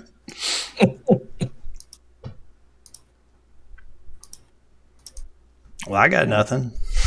My suggestion was to maybe look for the Hoard next, or whoever's piloting the castle. Those are the 2 points of interest that I'm aware of. Yep, sounds right to me. Sounds good, let's do We're it. gonna have to go to the upper courtyard. But we'll leave Tafreya here. For now. Bum, bum, bum. Cool. Do you want to leave her inside, or do you want to leave her out here? I feel like this isn't a secret to anybody who's familiar with the castle, probably, so I don't know how hidden she'd be. What do you guys think? We could put her in I'd the be storage worried. closet behind some, like, crates or something. That sounds good. Yeah, there you go. I like it. Yeah, this is a supply room. This is Redsmir's room, and this is you never even got to hear his name, Rathmodar. Make sure we pull the door closed on our way out. Yeah, and you can actually lock these doors with the key if you want. I shall. Yeah. Sounds All right. good. So, where would you like to go looking for the treasure orbs? Upper courtyard. Yep. That's the one. All I right. will be back.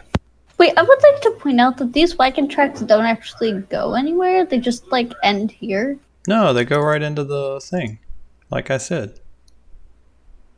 Wait, into here? Yeah, don't you see them? So Yeah, they lead to the upper courtyard. Yeah. So, don't you- but how did they go up the stairs? They're They wagon. They don't go to the upstairs. They go north, deeper in. There are several different tunnels that offshoot from this little section.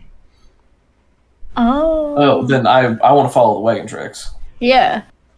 I thought it was leading to the upper courtyard. Mhm, That was me my too. mistake. Yeah. Yeah, screw that. I don't want to go there if we don't have to. Yeah, nah. Let's just look for There's a some lot of ogres there. treasure.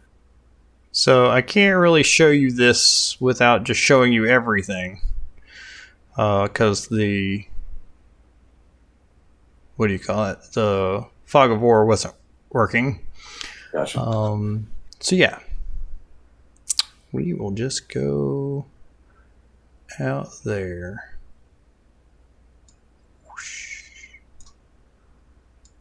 Okay. I like how this area kind of looks like a dragon head. The castle is the dragon. Twist. So we're going down into the icy tunnels. That's the one.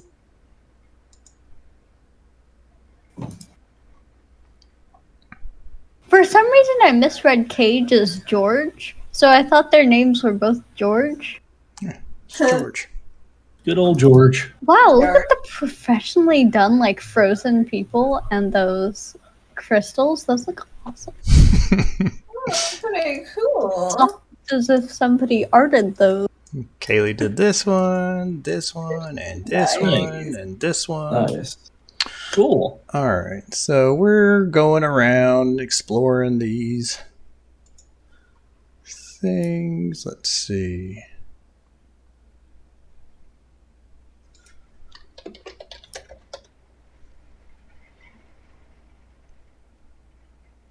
So the walls of blue ice are partially transparent, revealing various things embedded in the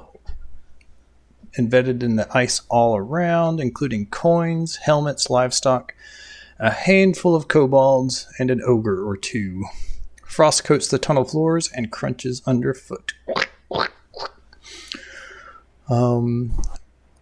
The wagon tracks seem to go north, and you follow those, and you can start to see the glittering of gold. All tunnels seem to lead to a central core, a glittering cavern of ice with jagged walls and icicles the size of stalactites. The grand vault is split into 2 levels, an egg-shaped upper level, that's this thing over here. Where do we go?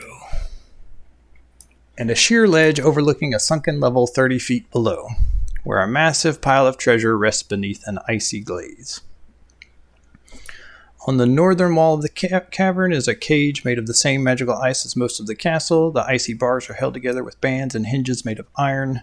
Inside the cage you see 2 cloud giant children and a handful of other humanoid prisoners shivering in tattered scraps of cloth.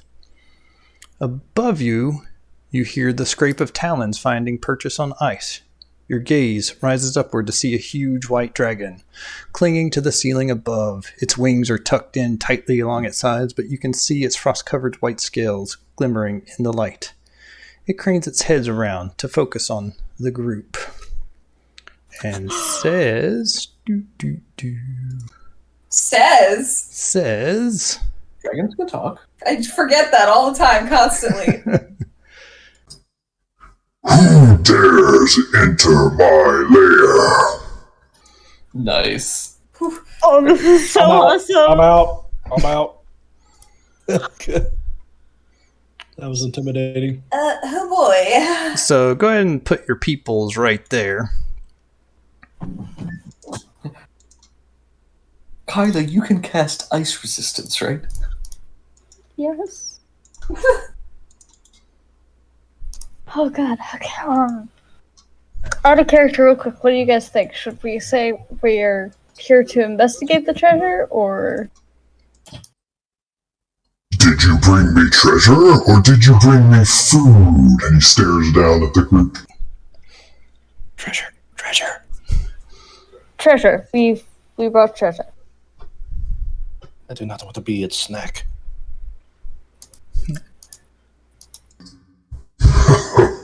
I can hear you, you know. Oh, yeah, sorry. I don't want to be your snack. We have treasure. So much treasure. Well, dump it with the rest and be gone with you. Alright. Good, my lord. Good sir. Let me just get this up get elbows Yuri to start helping her with the portable hole. Yes, of course. She just keeps nodding. Yuri's looking at everyone else for direction. Yeah, it's climbing. It's starting to climb down the side. Hold on a second. It's on the roof right now, so it's climbing over to the side. Oh yes, many so good the shiny things for you. You would like this very much, I hope. So, How big is this dragon? It's huge. 15 foot on the side. it's too big for me to grapple. How many Karens by Karens is it? Total, it would take you're half size, so normal person would be about 27 people total volume. Good lord. So 54 Karens. That's too many. Okay, on the bright side, you're not even a snack, so it's not going to bother eating. But it might. I'm a mint. Oh no! It's true. I hope you didn't use any of those nice perfumes from that we stole from that one guy. Of course I did. Oh no! Everybody's then curious as to why the dragon's breath weapon smells like flowers. Where is your wagon? We brought a magical hole instead that is capable of carrying quite a bit more treasure than your average wagon. We're working with it currently. So much more convenient. Okay, let's dump it and make our way back out the other way here, perhaps. And stop bothering the nice white dragon. Oh dear. So you guys just like dump a whole bunch of treasure and then leave? Yeah, out of character. What are we doing here? I mean, we gotta attack it. There are prisoners here. There are giant children here. But so we're just gonna dump our treasure? But we can get it back. So out of character, I'm thinking that we go down further in the tunnel and see if we can't find the giant to help us and come back up here and whoop up on this thing. Okay, oh my god, I'm trying to think. It's tough to think with a big old deep dragon voice in your Yeah, that was so intimidating, dude. Okay, alright. Giant children are hostages, right? So we deal with this dragon,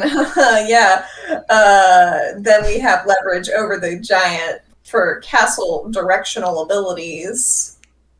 Sounds pretty good. Oh, this is a big favor. Let me see, I'm trying to think on...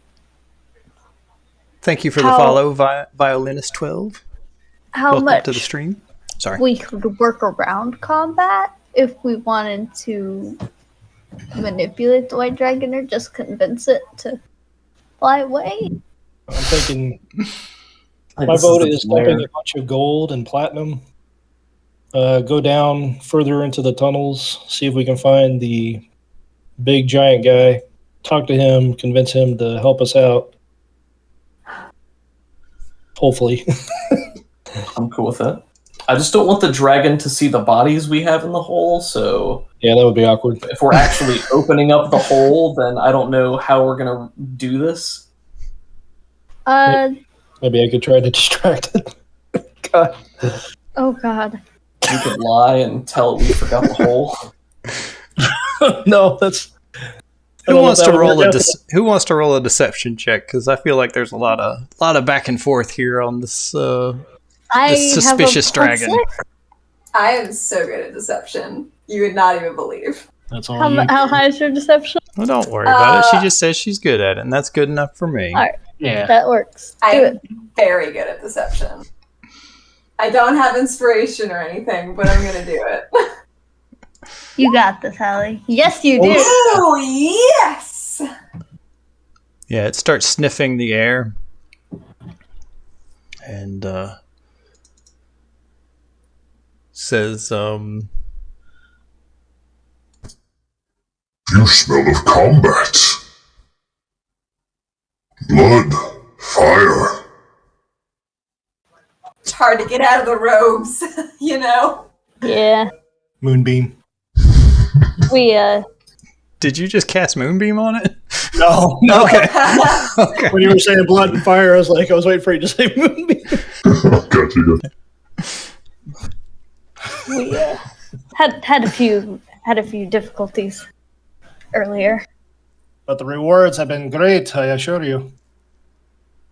All right. So you start taking out some treasure. It's sitting on the wall and not coming down any further, but basically it's in range of its breath weapon if it needs it. And it watches you deposit whatever. I'm going to assume you guys get that back eventually, but we'll see. We'll see. So how much do you leave it? A bunch, I guess. All right. That's fair. We have a ridiculous amount of gold. Like, so much gold that we're not even going to use most of it. So I think it would be good to leave a considerable amount, and then maybe the other dragon statue. No, if you leave a bunch, then he will let you leave. Listen, Karen Bramblefoot has no flaws, but she is very greedy. Very greedy, cannot read. But no Generally flaws. ornery, no flaws. No flaws whatsoever. As far as she would tell you. All right, so yeah, you leave out the treasure, and when you do, it after you've stepped a few steps back, he takes in a breath and just exhales, and these ice crystals form, and this freezing fog kind of erupts out of the ground and covers the treasure in a thick layer of ice. Oh my. I think we don't need that. And the giants and the humanoids in the cage just look on. You said those are babies? Baby giants? Yeah, they're children, so they're like 9 feet tall, 8 feet tall. Not a standard giant height. Gotcha. Kind of want to ask the dragon for its name out of character. I suppose we'll be off then. Have a lovely day. Hail Tiamat. Hail Tiamat. Hail Tiamat.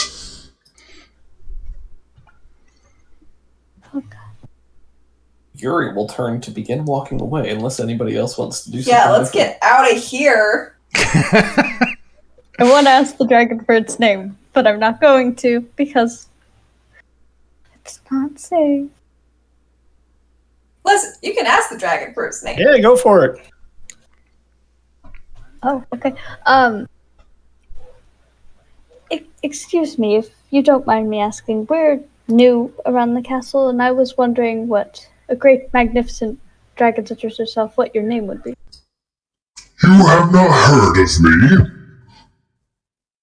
I've heard many tales of your glory, but unfortunately, no one has mentioned your name, foolishly enough. I am Glajael, the Cloud Seeker. Or Chaser. Cloud Chaser, excuse me. Yes. I love it. What was his name? Kazeel? Glajael. I'll spell it out here for you. Boop. Show to player. Show to everyone. Bam. Ooh, look at that picture. Oh, wow. It's like glacial, but misspelled. Because white dragons have an 8 intelligence. Wow. I really like that picture. Oh, he's so good. Glajael, the Cloud Chaser? Chaser. He chases the clouds. That's cool. Well, we know he's not as fast as the Black Death. Yeah, tell him that. No, that's quite alright. Be like, dude, Black Death's been talking some stuff about you. You should really go talk to him over in a swamp. It'll take you like a day to get there. If you leave now. I don't want to tell you how to live your life or anything, but talking smack. All right. So yeah, you slowly back out of the room, and Glagale seems.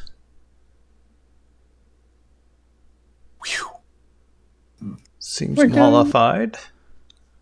We're doing a lot of walking into rooms and then walking back out immediately after.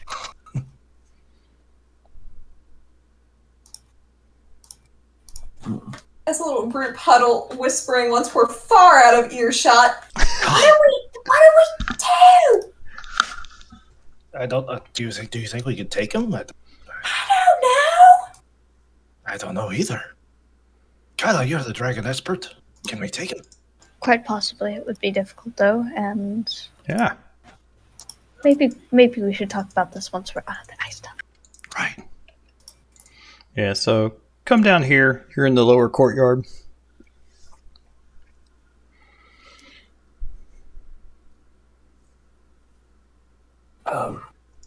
Should we go and try to find the... We know where the children are there. They're clearly being used as hostages. Yes. Karen, can you sneak by the big white dragon who is very ancient? Meet a cage?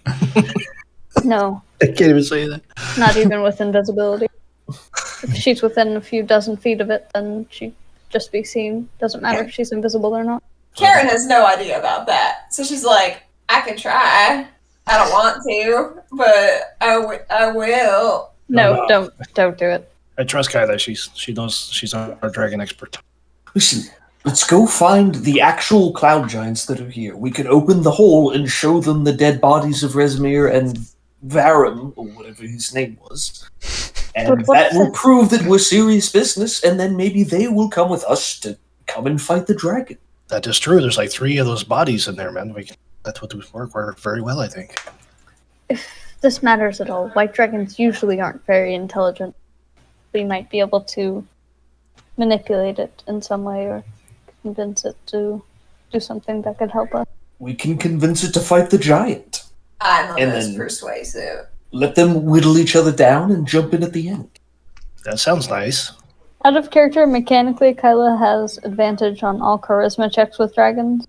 Sure. Ooh, that's cool. Just to keep that in mind.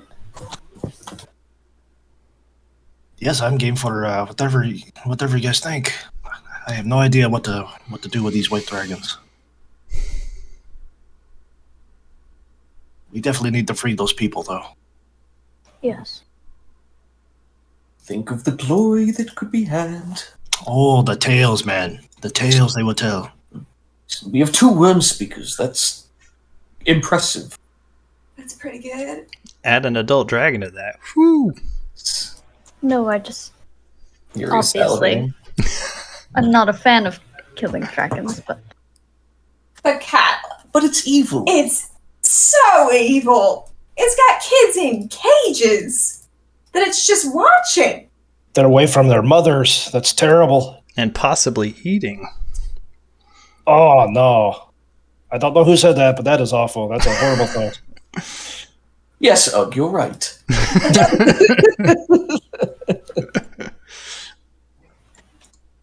I doubt it's eating them, considering it asked if we brought it food. I didn't see when Stark requested this, but he asked for an evil laugh. Oh, solo. Fantastic.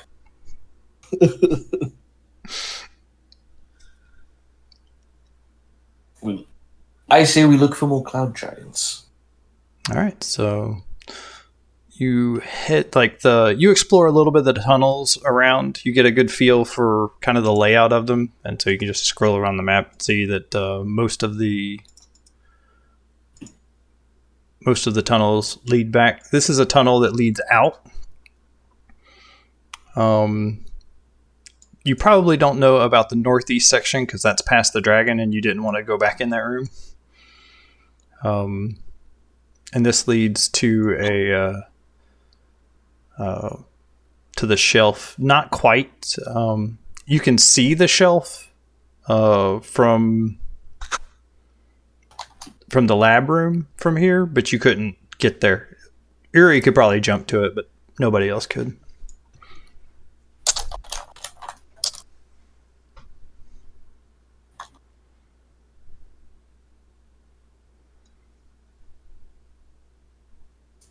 Walk down the tunnels. So, yep, there's nothing else really here. So you head up to the upper courtyard.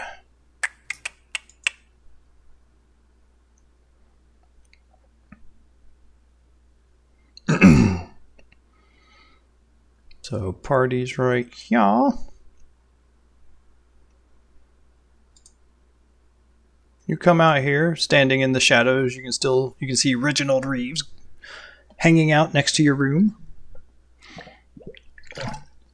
Do you have enough spells for the magic trick to make yourself look like Talos? Karen could do it. I'm I'm sure you'll still be quite tall to the kobold. Oh yeah, that's true. Are we still supposed to? Are we still supposed to be looking like her? If we're Well, they haven't sounded the alarm yet, so right. All right, look at me. Here I go, and she turns into Talus. Oh, that was amazing. A little shorter. Yeah. So the kobold is just sitting there throwing small stones against the wall. Where would you like to go? What do you guys want to explore? We have to try to find these giants. I assume they're probably up high, so they can see where they're going with the castle. Oh yeah, similar to a ship. That makes sense. Can we look around and determine like where some spires might be, or where like the highest points could be? So the go ahead and do this. We are traveling in this direction.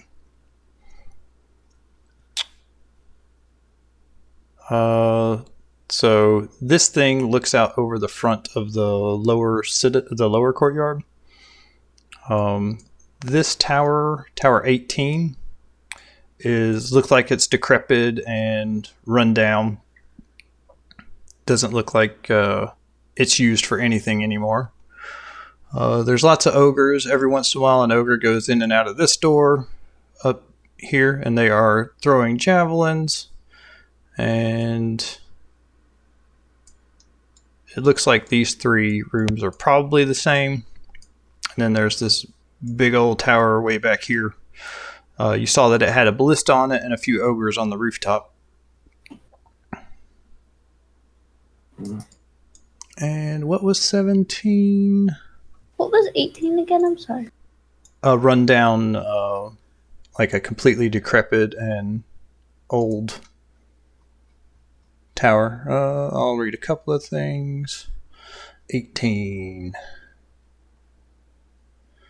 This ancient crumbling tower stands 100 feet high, but is in shoddy repair. The windows have been sealed shut with ice, and cracks have formed in the walls and roof cap.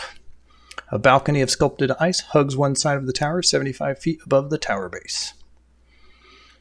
17 is the high blue tower.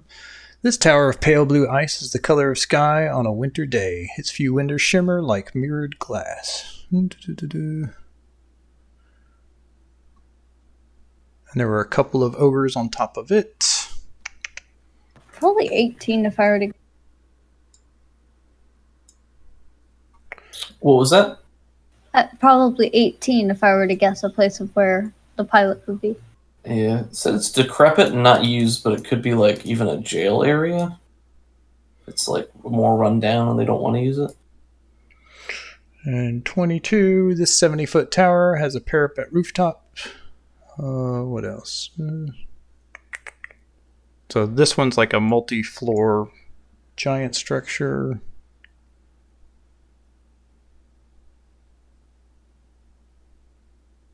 I don't know what you guys think.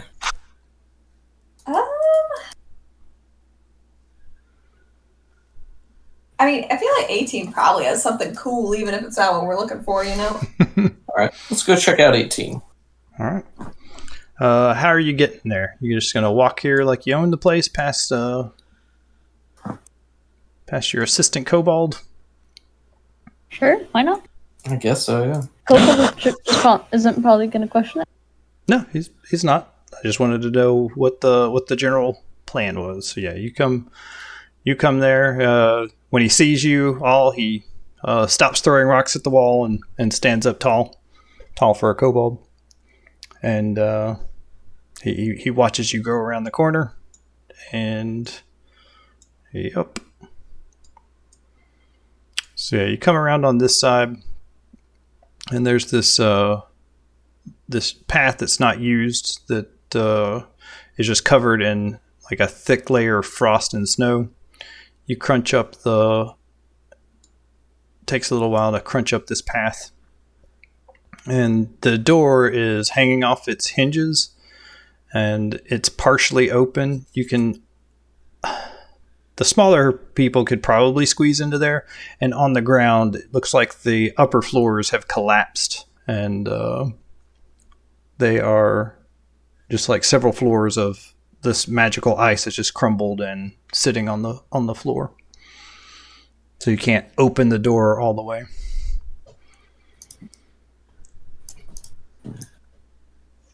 No giants? No.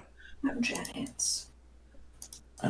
Back down the slope, I suppose. I've got this. I've got this 100%. Okay. Karen walks up to the kobold as Talus and All right. says, we require ourselves to be announced before we go speak to the giant. Please go do so promptly. He claps a 3-taloned claw on his chest and starts walking briskly this way. The party follows him up,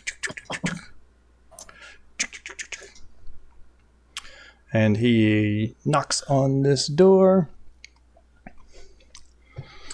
and an ogre comes and answers. When he opens the door, there's this resounding bell sound that sounds on the upper floors. Let's see.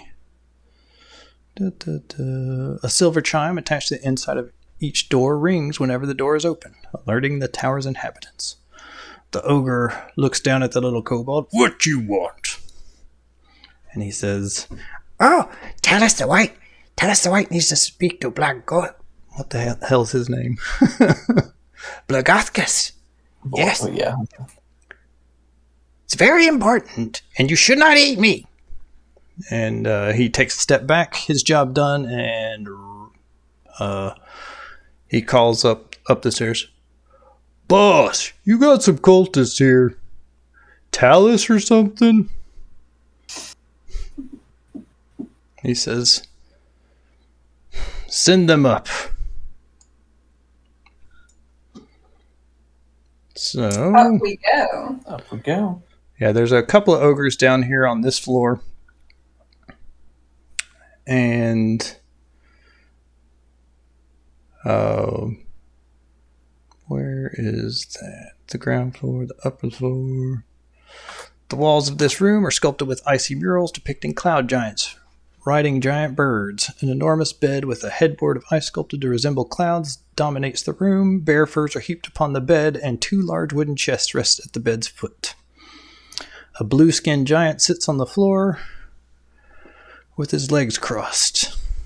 The giant's hulking morning star leans against the bed within arm's reach. There are 2 ogre guards that are standing on opposite sides of the room. I can put this out on the upper floor here, even though that's not where we're at. Rip.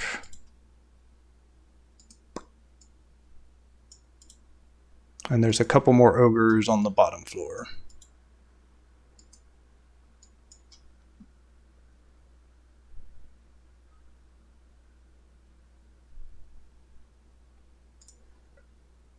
Karen looks discerningly at the ogre guards, trying to weigh if she's allowed to tell them to get gone.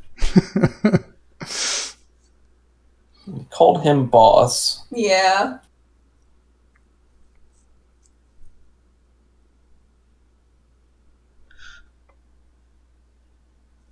Did you want to do an insight check?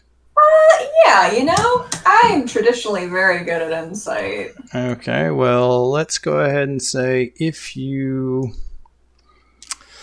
what's a good failure case here? They might see that they might get a roll to see through the illusion, maybe? All right, yeah, we'll say if you fail, then we'll fill in one more alert on the... we're at 4 out of 6 right now. We'll fill in one more castle alerted thing if you fail. DC 12. Okay, here I go. Yes. Woo! So good. Yeah, you would be able to...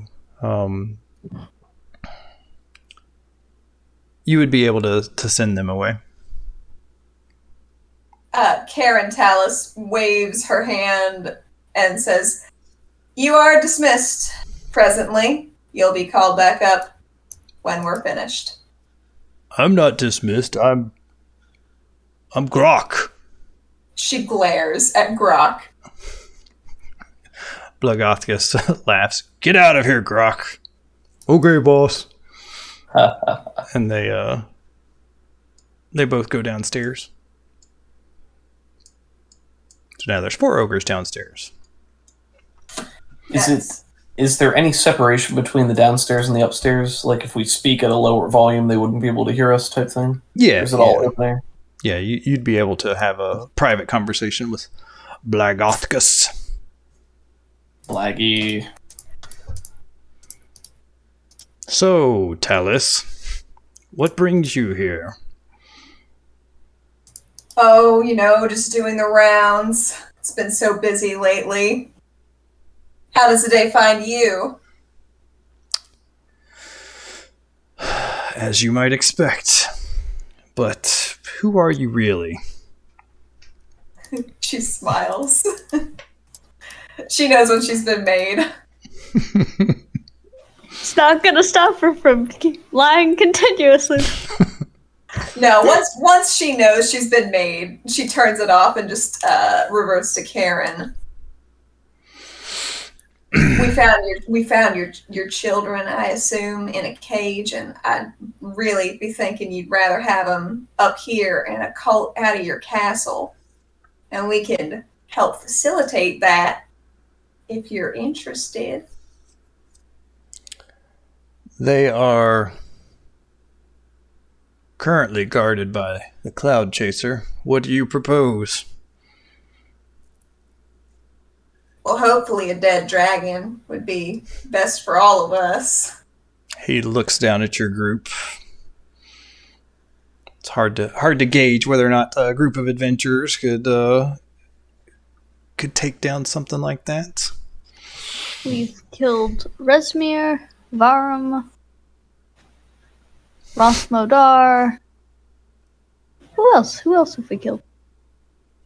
Others with less prestigious names and titles, but... Ah, yes. We've been kind of clearing house. We've I guess been clearing doing it for 2 castle. hours. So it would seem. So you've killed the cult leadership of the tower. I'll go ahead and tell you.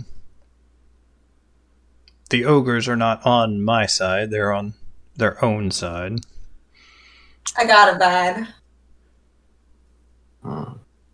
But I am in control of this castle, and they control me through holding my children hostage.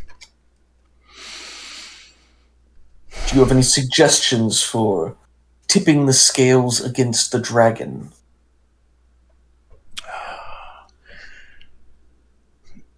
If you could fight it in the hallways, might be easier.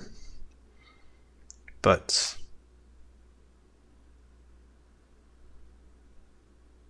not sure how you trick it into... It might make it easier in some regards and harder in others. Dodging its breath would be nigh impossible at that point, but at least it wouldn't be able to attack effectively. If it was lured out into the courtyard, we could get all the prisoners out real safe. Is there any way we could get that done? It takes its guarding very seriously. It's doing... It's very fond of its job and takes it quite seriously. Serving the queen and doing this is the best way it knows how. Is there any way we could convince it that the cult plans on betraying it, or Tiamat plans on betraying him? Tiamat, no. But yes, he does not trust cultists. He does like Talus the White, but I don't believe he would fall for that illusion. Probably not. Are you permitted to walk within the castle if you were accompanied by Talus the White? Probably not. It would be... Verum is the one that's in charge. Oh, well, I suppose just be Verum instead. She, if you were with Verum instead. She transforms into a perfectly heighted Verum within her skill set. That might work. But if anyone talks to you, I don't think you're going to pass yourself off as him. What, you don't think I could do this? She's really just doing her best Gulliver impression, but it's all bad. All right. You have minor illusion? Does minor illusion let you make noises? Oh! I do have minor illusion. You but can it's spell Prestidigitation. That's a good one. Create a sound or an image of an object within range. If you create a sound, its volume can range from a whisper to a scream. It can be your voice, someone else's voice, a lion's roar, a beating of drums, etc. It does take a verbal and somatic component. So you have to wave your arms around and say, abracadabra, and then you can say what you want to say. But people are going to be aware that you are casting a spell. That's fair. Can I spend an extra sorcery point to use subtle spell for her? Dope. Oh, yeah, it might be doable. Just cough in sorcerer. But, really loud. But, okay, let's say I am walking about. Where would you take me? If Legael sees me, then he will immediately breathe on all those prisoners. He will know the jig is up. I see. I noticed there was a hole in the roof of the cavern. Is there any way to get into the cavern through there? Yeah, this cave tunnel right here leads to a hole that can drop down. Which one? The southern cave tunnel. Oh, I see. Okay. I can fly and cast fire spells. I might be able to melt the cage and get the prisoners free if he's distracted for long enough. Could we turn him invisible? And then he could just walk down with us.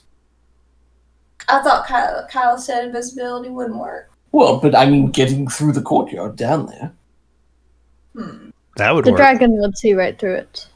But yes, he'd have to get within 60 feet of the dragon, so he could be a little bit far away if stuff started happening. Yes, but he could be nearby and we could go and get the prisoners out, and then even if he breathes, it wouldn't matter. Maybe. Y'all got any explosives up here? Afraid not. Oh, that's a bummer. Ballistas, ogres. I could... Let's see. I might be able to polymorph into something small with like a fly speed out of character and then just get into the cage and unlock it, and when the dragon isn't looking, just tell everybody to run through the tunnels where it can't fit. Ooh, that sounds like a way to get a lot of frozen people. It could. It could be a lot of free people, or could it be a lot of frozen people? We need a distraction in order to free the people. Well, let's maybe make it upset enough to come up here out that sneaky little hole. Yeah, that sounds good. You get my children out, and I will give you control of this castle. My. We could just walk by the hole and just talk really loudly about how terrible of a dragon Glashiel is. Oh, that seems like a trouble and a half. And then somebody else could be waiting by the... Karen could go invisibly. If you're able to draw the dragon out, Karen could go in there invisibly. You could, I assume you can pick locks. You've done this before. She just laughs. Yes, you see, so she could go and free them from the cages, and then they'd be able to go out, and then we kill the dragon. Perfect.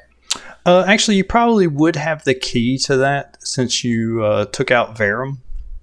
Ah. So you probably have a key to the cell. Okay. Kyla, you have a way with dragons. You could entice it to come outside of its domain.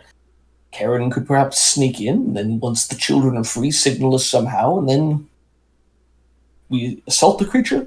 I do love sneaking. I could make the dragon mad, which probably has a higher chance, or I could make it not mad and possibly draw it out. I trust your judgment. It just needs to not be where it is now. It doesn't matter how it happens. Although ideally depends with on less... if we want to fight it or not. I want to fight it. I very much want to fight it. And if my children do not survive, then I will crash this castle into the ground. Yuri looks to the others with as subtle a win-win type expression as he can have. Out of character, that is so sad. Yeah. Done deal. We'll take care of your kids best we can. We'll give them to you. All right, so is he coming with you somehow with an invisibility spell, or do you guys want to be down on this level so you can kind of see it for planning? Also, normally our sessions are 4 hours long, and this is the stopping point. No. So what I was thinking. So we could stop here, or we could keep going and possibly fight a white dragon here. I think I can keep going. Yeah. I'm also totally cool with pressing pause on this and coming back to do another session. If people are feeling tired, I don't want anybody to feel pressured into continuing on if they're sleepy or need to go to bed for any reason. Because this isn't our usual hour either. Kevin, how are you feeling? Are you muted? Or are you sleeping? He's already asleep at the computer. Oh, yeah, sorry. I was on mute. Yeah, I'm feeling good. How are you feeling, Nick? I'm great. I'm 100% ready to roll. Alrighty. Let's do this. All right. So I think what we should do is we should have Karen invisible in one of these hallways. We can draw the dragon out to the ceiling hole, either probably by making it mad would be the most reliable, or and then when the dragon comes out, we can have Karen run over to the cage, unlock them, and then get them out through the tunnels again. Once they're safely outside, then we can regroup somehow. Or if we didn't want to fight the dragon immediately, I might be able to convince it to come out without making it mad. I think I'll go ahead and tell you, the making it mad plan would totally work. I don't know what your other plan is. I think if we let it go back to its domain and it sees that the prisoners aren't there, then it's going to make a ruckus. So we have to be prepared for that too. Right. If it goes out, are you thinking that if when it comes out of the ceiling hole that we fight it there? Mm-hmm. Oh, we're gonna fight it. So that's the upper courtyard, correct? That it comes out of? Yeah, that's where all the ogres are. Yep. Okay. They're on the other side, but they would definitely hear a dragon roaring and breathing and all that stuff if you were fighting it up here. Gotcha. It would be really hard for the ogres to also fight us without getting blasted by a white dragon breath weapon, and Yep. any of our AoE spells would also hit it. So I don't think they would want to be involved as much because the white dragon could just as easily turn on them. In Checking. fact, that can be part of the making it mad plan. Like I was talking to one of the ogres the other day, and you would not Yeah. believe. We check in with Blagothkus and say, so you said the ogres are on their own side. Would they interfere if we were killing the dragon? Probably, yes. Could they be convinced not to? They are serving the people in charge. So right now the cult is in charge, and they have orders too.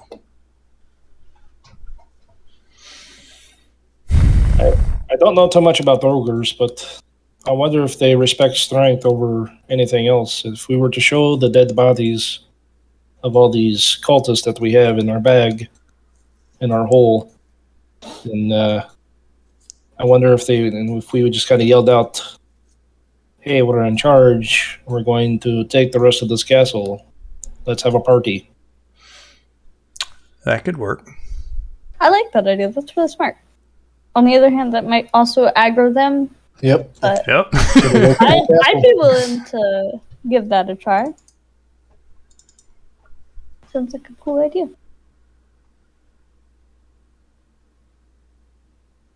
So we will prepare the area where the fight will happen to ward off any incoming ogres with the sight of the slain leadership. And perhaps a dragon. Yeah, perhaps a dragon. Alrighty. So are we going to try to get Blagothkus out to help us with the dragon? Like, are we going to invisibility him over to the ceiling hole too? I only got one invisibility, and it's gotta be for me. I think if Cast we a higher level thing, does it affect both of you? Is it like fly? Let me check.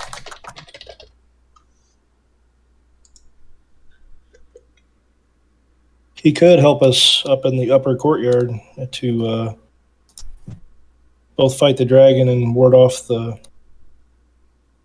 ogres. Yeah, I could target him.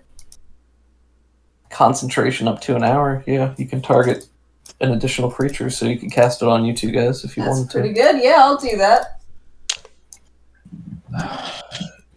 They may rise up against us. To But what end? to fight us, to take the castle for themselves. But I'm willing to risk that if you are. It is time. We have to be. We're in too deep. We're in too deep. We're up too high. Let's get it rolling. Already. Let's do it. So Karen's going downstairs. Yep. Are we? So she's got Blagothkus, invisible, and two other people, right? So who I else can wants to only be make- invisible? I think I can only make 2 people invisible. What level spell is it? Two, Or? so okay, it goes you're 3, casting 4. Yeah, so you can do a total of 3. Oh, okay. Who else wants to be invisible? Uh, I don't know. What are you guys feeling as far as who's in what position? I don't think it should be Kyla if she's going to be the one taunting. That wouldn't make much sense. So I guess Kobus or Yuri. Kobus. Yuri's Yeah. not going to be invisible. Not in this dragon Yeah. fight. That feels right. Definitely not. I can see Cobus giving those ogres a what for. Well, let's go try it on these 4 ogres downstairs. And see how that goes. Yuri, rather.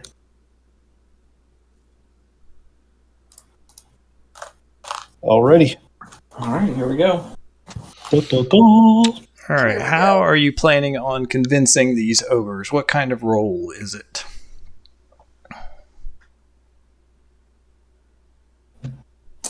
So right now we're going to convince them to stand down and not interfere. Is that what's going on? Yeah. Okay. Or join you or whatever. Yeah, let's get these guys to join us so that if other ogres come, then they can help us convince them to not interfere or join us. So maybe we pull out the bodies of Resmir and Varum and Rathmodan to show them directly that we've already killed the leadership, and then we can just sort of dominate them in that way. All right, who's making what kind of roll? It was Cobus's idea, so I think Cobus should make the roll. Oh God. Unless you don't want to. What kind of roll? I don't know. Intimidating persuasion, maybe? It depends on our method. If we're going to try to... They respect strength, If we're trying to make them back us and not rise against us, then we need to appear more powerful than they are. That feels more like Yuri to me, man. I have a 3 in intimidation, so I'm willing to try, but I don't know if somebody wants to back me up. I'll give you advantage on it, because you do have all of their current leaders killed and in a hole. I told you this hole was a good investment. You were right, Karen. She's going to keep beating that horse till it's dead. Not like the horse she loves that they still need to get. Mm-hmm. Wait, Oh no, my that gosh. horse is at the house. That horse is at the house now. There were Yes, so great many- success. Did you say there were horse skulls in that one guy's office? Yep, they were nailed to the roof. That could have been Misty, guys. Could have been, but it wasn't. Right, wasn't, but if we thankfully. hadn't saved her, it sure could have been. Yeah, Thankfully, we did. These are evil people. they Those are. poor horses. All right, well, if they're going down, Yuri will make sure that they've got all the bodies out, and he'll address the ogres and just say, We are the Defiant Dawn. This castle is now going to be under our control. The leadership is dead. We are here to take its place. Fall into line or fall yourselves. Woo! That's What does pretty Reginald do? slick. and I guess that's intimidate. Go for it. I have man. persuasion better, but 19. Yeah. Hell yeah. Nice. And they Nicely look at Blagothkus and say, "Boss, they killed the bosses." He said, "They're the bosses now." And he says, "Okay, boss." I love these guys. Yeah, these guys are great. Yeah, these guys are like 9 feet tall, and Brain the size of a marble. brain the size of a marble. They are. Let's see. I think Ugg's even smarter than them. Yep, they have an intelligence of 5. Oh Nice. my Gosh. gosh. So At I first think I they're a thought- little smarter than a dog. At first, I processed that as +5, and I was like, whoa! So, yeah. What now, boss? He's looking down at you.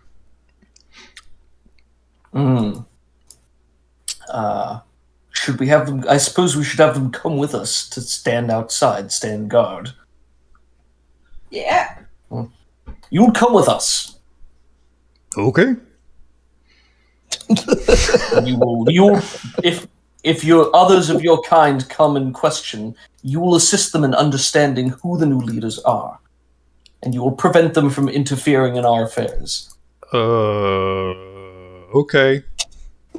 Follow us. Yes. Boss in charge. He's the boss now. I know. But you make sure all your friends know too. Yeah. Okay. Okay. Okay. Good man. And make sure they don't mess up our plan. We choose to follow the boss. Follow the boss. Follow the boss. All right. They're following you. all right. Sit, stay. It's like giving orders to RimWorld characters. Prioritize this time. Reginald is way back at your door.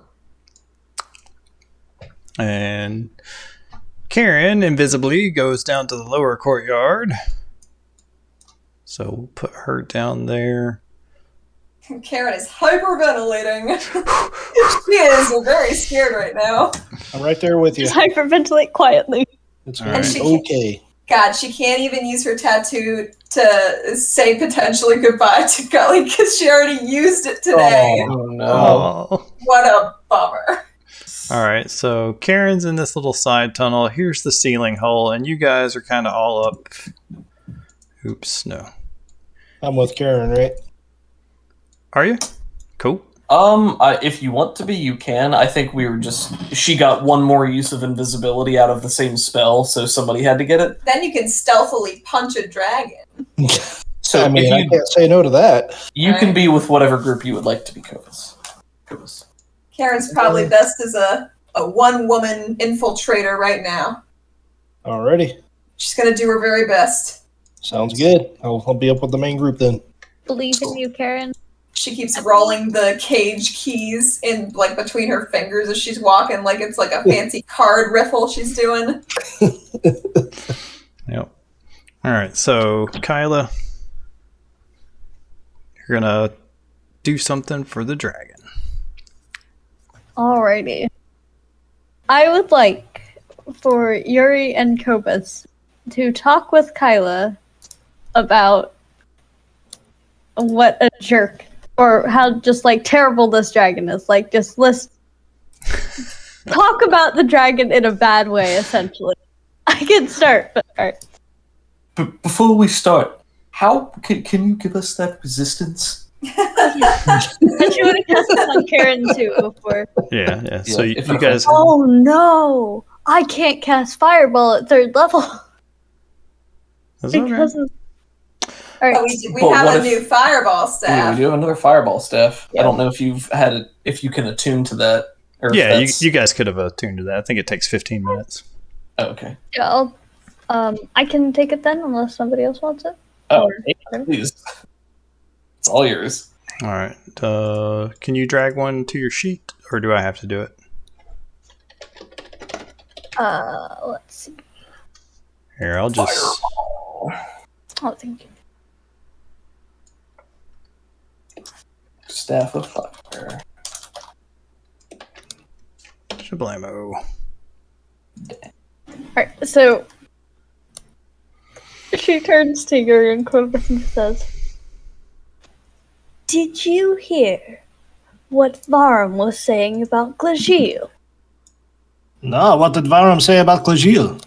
You wouldn't believe this. He said he met another white dragon that was far superior to Glagil in every way. That's not what I heard. I heard him say that the glacier. He couldn't even remember the dragon's name, but he said that its breath was so bad you could smell it from the next cave over. Oh my god, no he didn't. Right? And I that mentioned his hoard that was earlier today. His hoard was so small. Too His small. scales just looked so dull. I Yeah. expected him to be a lot more impressive, but honestly, See, what I heard was that his fangs were way smaller than the other ones, and that, he wasn't able to even, chomp down on anything really significant. Would you like to hear a very funny joke? yes. Yes, please. How many white dragons does it take to assemble a horde? How many? How many? I never heard the end of the joke because there's no way they could ever get a sizable horde. Oh, that was straight burn, man. That was straight burn. Oh no. All right, Karen, what would you like to do? Karen is waiting. I would like to. Oh shoot! Is she still? She's not on this map anymore, is she? Oh, Yeah, sorry. on the treasure file. Got her. She's basically waiting here invisibly with eyes on the cages. Yep. So you saw Glacial run across the ceiling and drop down, and then land here for just a second, and then spread its wings out wide and just leap up towards the hole. Okay, Karen's going for it. Karen's gonna go unlock the cages. We're about to get frostbitten. Let's go ahead and roll initiative, guys. Whatever would we need that for? Just in case. Just in case. What? He's not going to engage in polite Hold on a discourse second. with Hold on a you. second. Hold on a second. All right, we got Cobus. He's at a 19. Did anybody else roll? Nope. Excellent. Ugh. Well, Caitlin. Could I luck that, please? Sure. So I go sometime in the next hour. That would be. It's been an absolute pleasure playing with everybody. Yeah. That's a little better. At least it's before the dragon. Oh, it won't have lair actions. We just brought it out of its lair. Seems pretty Larry. Maybe. We'll see. What We'll is, see. what is a castle but big lair? You know? Never whisper rolls for Glajail, the adult white dragon. He's so special. Okay, if we defeat him afterwards, I am going to apologize to him before we finish him off. And say we didn't mean any of it, because it makes me feel bad to be mean to a dragon. I know I shouldn't, but I do. All right. Sorry about that. Gave him a bunch of yo mama jokes. All right, so yeah, it comes up. Rawr. TR. I don't think What did you say? And No, it was the other guy, you know. descending. So we got Ugg and Cobus up top. I'm just gonna stay back here. Okay. Oh, get your leisure, my friend. Was mind our if I plan do. to just immediately start the fight when it came up to us, or were we planning on talking to it further? I have no idea. I assume It doesn't look like talking's on its mind. Yeah. What did you say to me was kind of rhetorical. Yeah, Right. as he's already charging. Get him, Mug. I'm Is- right behind you. Bye-bye. Is Yeah. Blagothgar going to, or I'm sorry, Blagothgus going to help us in this fight? If you would like him to, then he will. Yes, please. Okay. I mean, we are saving his children, so. Yep. Let's see here.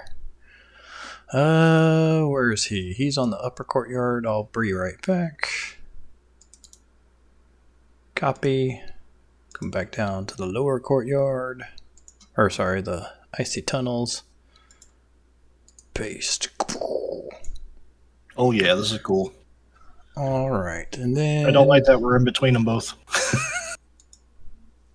he will roll an initiative. Well, you didn't want him. He's whispering the rolls. He got a 9. Okay. It still put him in correctly, so. Yeah. But that gives me a second to. Aw, the white dragon is so offended that it goes last. It's just letting you guys get a free swing. Got under its scales. Yeah. Okay, guys. First order of business: spread out, circle this thing. We're We do not in a want to be- tunnel. Yeah, we're in a straight Oh, tunnel. wait, we're in a tunnel. Oh yeah. Oh, for some reason I thought we were up in the courtyard. That's what I thought too, but I'm down low, so what If I you- think does not matter. I don't If- want it to be in the courtyard because it'll fly by, you know? Yeah, if you do it out in the courtyard, it's probably going to fly up, and it's going to be a rough fight for a different reason. All right. Good with the tunnel. Sorry if I misunderstood, but if that's what you want to do, I'll totally move it back up there. This This is is what fine. I expected, yeah. I just I forgot that we. It's black talons just stab into the icy rim of this hole, and you see his head approach over the rim. What would you like to do, Ugg? Does Cobus get to go first? I can if you want. Koba said after you, Ugg.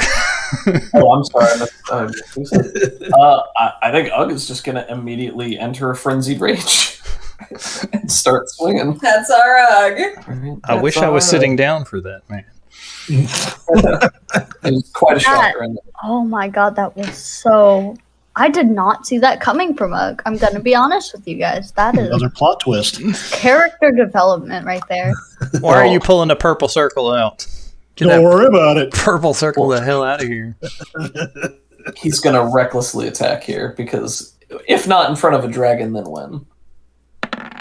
That's pretty brave. I love it. 21. Is that a hit? Yeah, that'll hit. 14. 18? An 18 will hit. Okay. Holy crap. And for his bonus attack. Actually, going into a rage costs a bonus action, doesn't it? Yep. Okay, so he does not get that attack on this turn. All right, give me a second. I might have goofed that up in the previous encounter. So Ugg has run up against this Yeah, so this dragon. Legendary actions. He could detect with a perception check. I don't think he wants to do that. He could tail attack. How many? I get 3 of these legendary actions. I think so. I think it refreshes every turn or something like that. It depends on the monster, I think. Maybe it doesn't. He gets 3. So we will do a tail attack, I think, against Ugg. God. That'll hit. He rolled a 1 and a 1. Wow. So he did 8 bludgeoning damage. Wow. God. That's minimum. So yeah, he crawls up under the side of this hole, and he just can't get a good angle on Ugg. The tail swats at him, and Ugg rolls with it barely. Alrighty.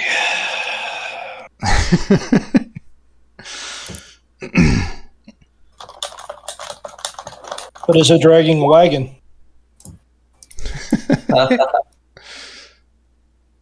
He just wagged his tail. Yeah. Hey. So that is Ugg's turn. He's done. Cool. Cobus. I heard you sigh, and that was it. Moonbeam. This is only because I only have the 1 spell slot for my max. So this will be 3d10. He takes a Constitution saving roll. Shouldn't be a problem for him. Nah, he's gonna be fine.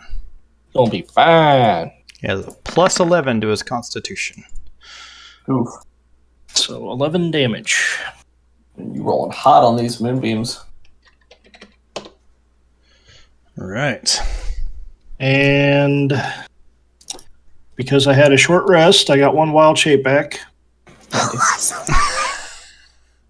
Nice. The toad is going to bite the big reptile. You will not be able to swallow him. Just so He's going to try, by darn it. But he can entangle him. Yep. You can grapple him. Yep. That's true. I can grapple him. All right. His armor class is 18. Oof. Well, I just did the moonbeam, so I can't do anything. Right. So I'm just going to stay there for the moment. I think he will say something cool. Oh boy. This place will be your icy tomb! Nice. Blue warrior is about to die. Karen, you make it to there. You're invisible, but when you pull your key out of your pocket, it becomes visible, and you unlock the large cage. Yeah. Let's see, what's their speed? Speed is 40 feet. I'll go ahead and roll initiative for them.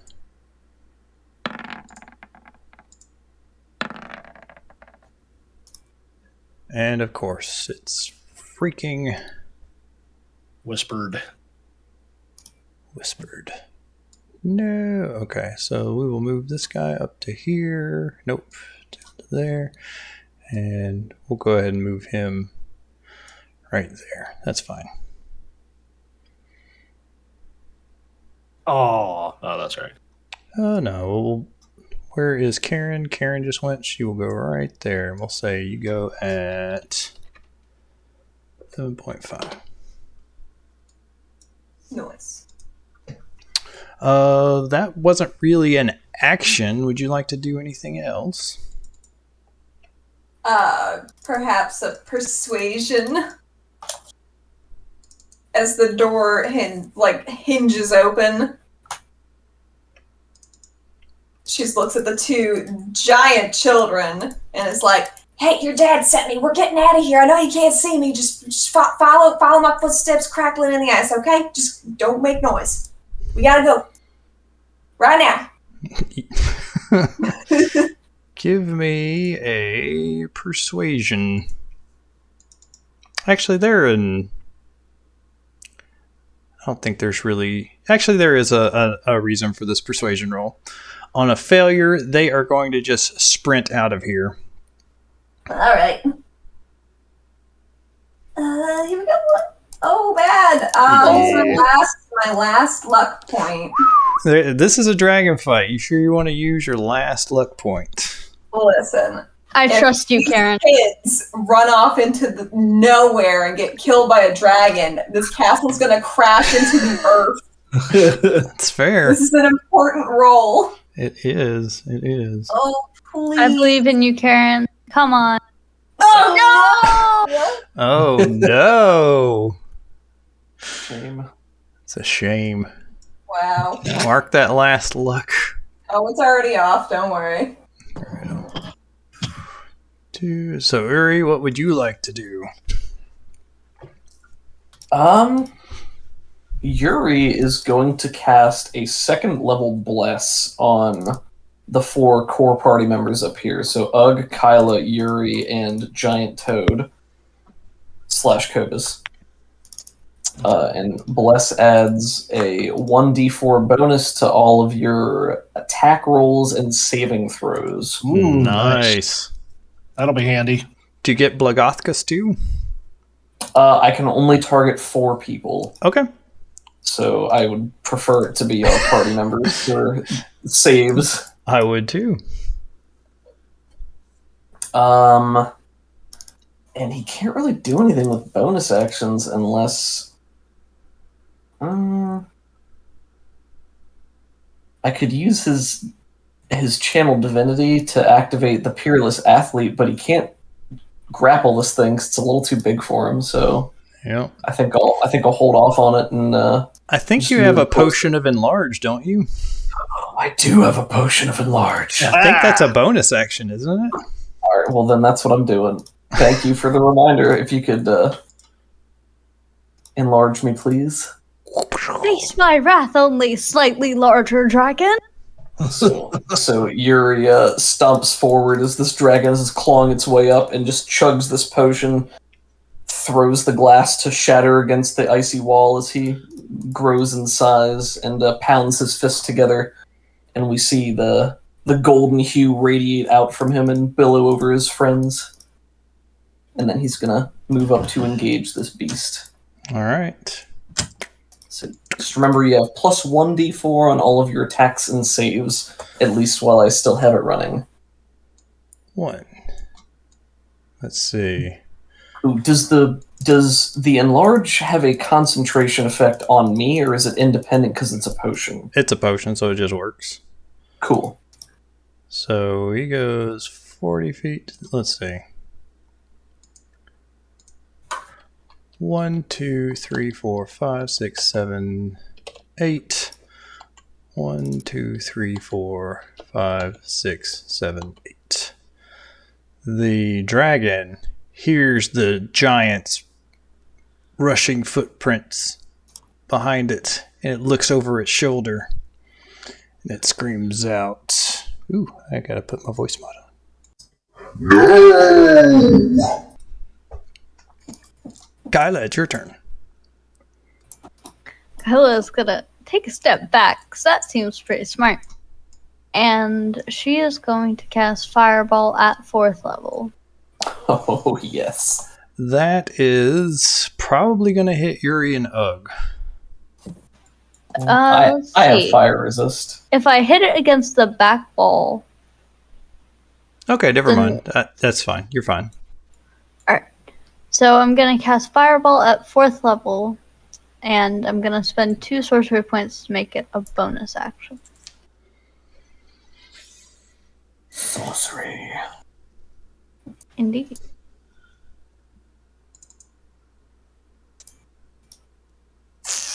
DC 14. 15. DC And it does 15. 31 damage. Ah, Oh, darn shut. you. How does fire work against a frost type dragon? Rules is written. It doesn't. Do anything extra. In older editions, it did, and this one it doesn't. Gotcha. And I was debating on whether or not to use it or not. Right now, I'm leaning towards no. Only to Because make we the do have fight. a giant. You do have a giant with you. Alright, and for normal action, we're going to cast Firebolt. Cool. Ouch, that is a terrible roll, in fact. That's not going to hit. Yes. I'm not going to look that. So it is the giant's turn.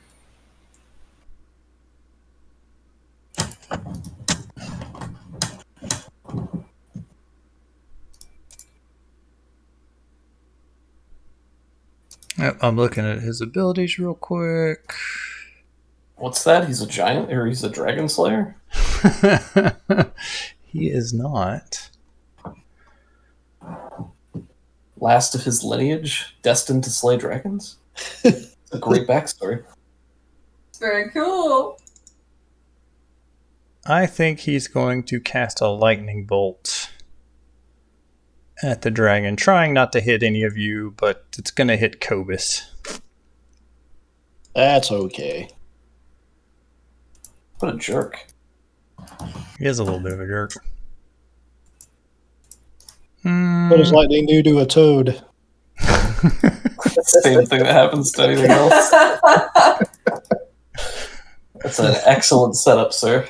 Hold on, can we get somewhere? He can move up past you and do it, so he'll do that.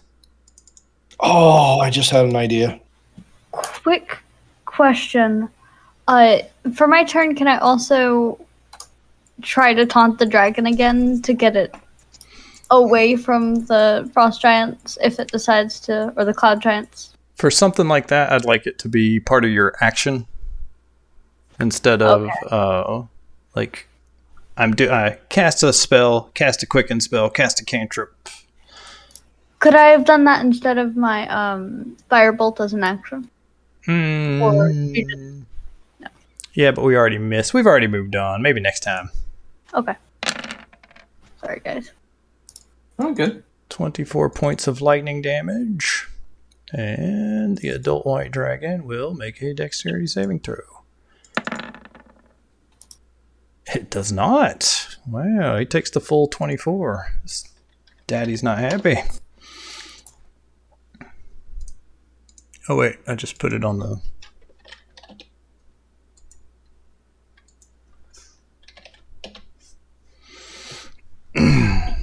the giant screams out, "Hulda! Wigloff! Run!"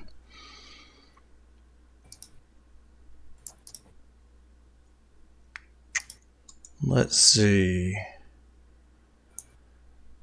Blagale is going to turn back around. What's his movement? Oh, wait. First, he'll do his... I forgot, he gets to do a cool... legendary action. We'll do a wing attack. The dragon beats its wings. Each creature within 10 feet of the dragon must succeed on a DC 19 dexterity saving throw or take 13... There you go. Wait, I'm so sorry. I completely forgot. Could I have used the fire staff instead of fireball? because I only have one spell slot left and I wanted to save it. The dragon would have taken like 3 less damage. Sure, I'll give him 10 more hit points. I'll give him 5 more hit points. Hit point tax. So that looks like it's going to be Blagothkus, Ugg, and Yuri. Make a DC 19 dexterity saving throw. Oh, jeez. Plus your D4. Yep. Here's Uggs. Ooh, natural 20. He doesn't need it. Let's see. Yuri's. Come on, bud. You got this, Sherry. Ah, God, Ooh. Oh no! it's fine. It's fine. Oh, yeah. Oh yeah! Nice. This is the only time I've ever seen Bless do anything nice. Yeah, well, it's the only time I've really used it so far and hoping that it would do something, so I feel validated. So Nice. Blagothkus gets knocked prone. Amazingly. Oh snap!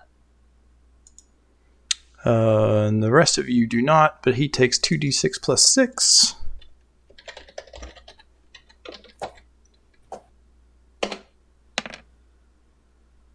Oof. 16 damage to Blagothkus. And then it gets to move up to half its flying speed. He flies back down the hole. You guys get attacks of opportunity. Oh dear. Sure do. Uggs is still reckless. 21 will hit.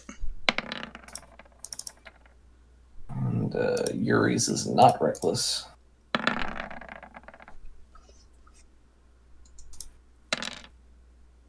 Oh, I assume that hits at 20. Yep. And I didn't even need my extra D4. Okay. So it is now bloodied. Ooh. Wow. 2, 3, 4. I just heard that term in Curse of Straw the other day, and that's where I learned what it meant. Yeah, it was a older edition thing. Half health, right? Yeah. Now it's, let's see, how much does it get to go? Legendary. Or let's see, it gets to move half of its fly speed, so it actually gets to move 40, which is 8. 1, 2, 3, 4, 5, 6, 7, 8. Let's see. Now it's Glageal, the Cloud Chaser's turn. Let's see here. Oh god, I just need to cast Fly on Yuri and Ugg. What is scarier than a flying, raging orc with reckless attack? I'll wait. Just spins in a spiral. And I think he's going to come after you, Karen. that's Are you still fine. invisible? Did I have to Doesn't become matter. visible to? No, you unlock didn't. the You didn't. cage? But But he can still see me. he has blind sight 60 feet.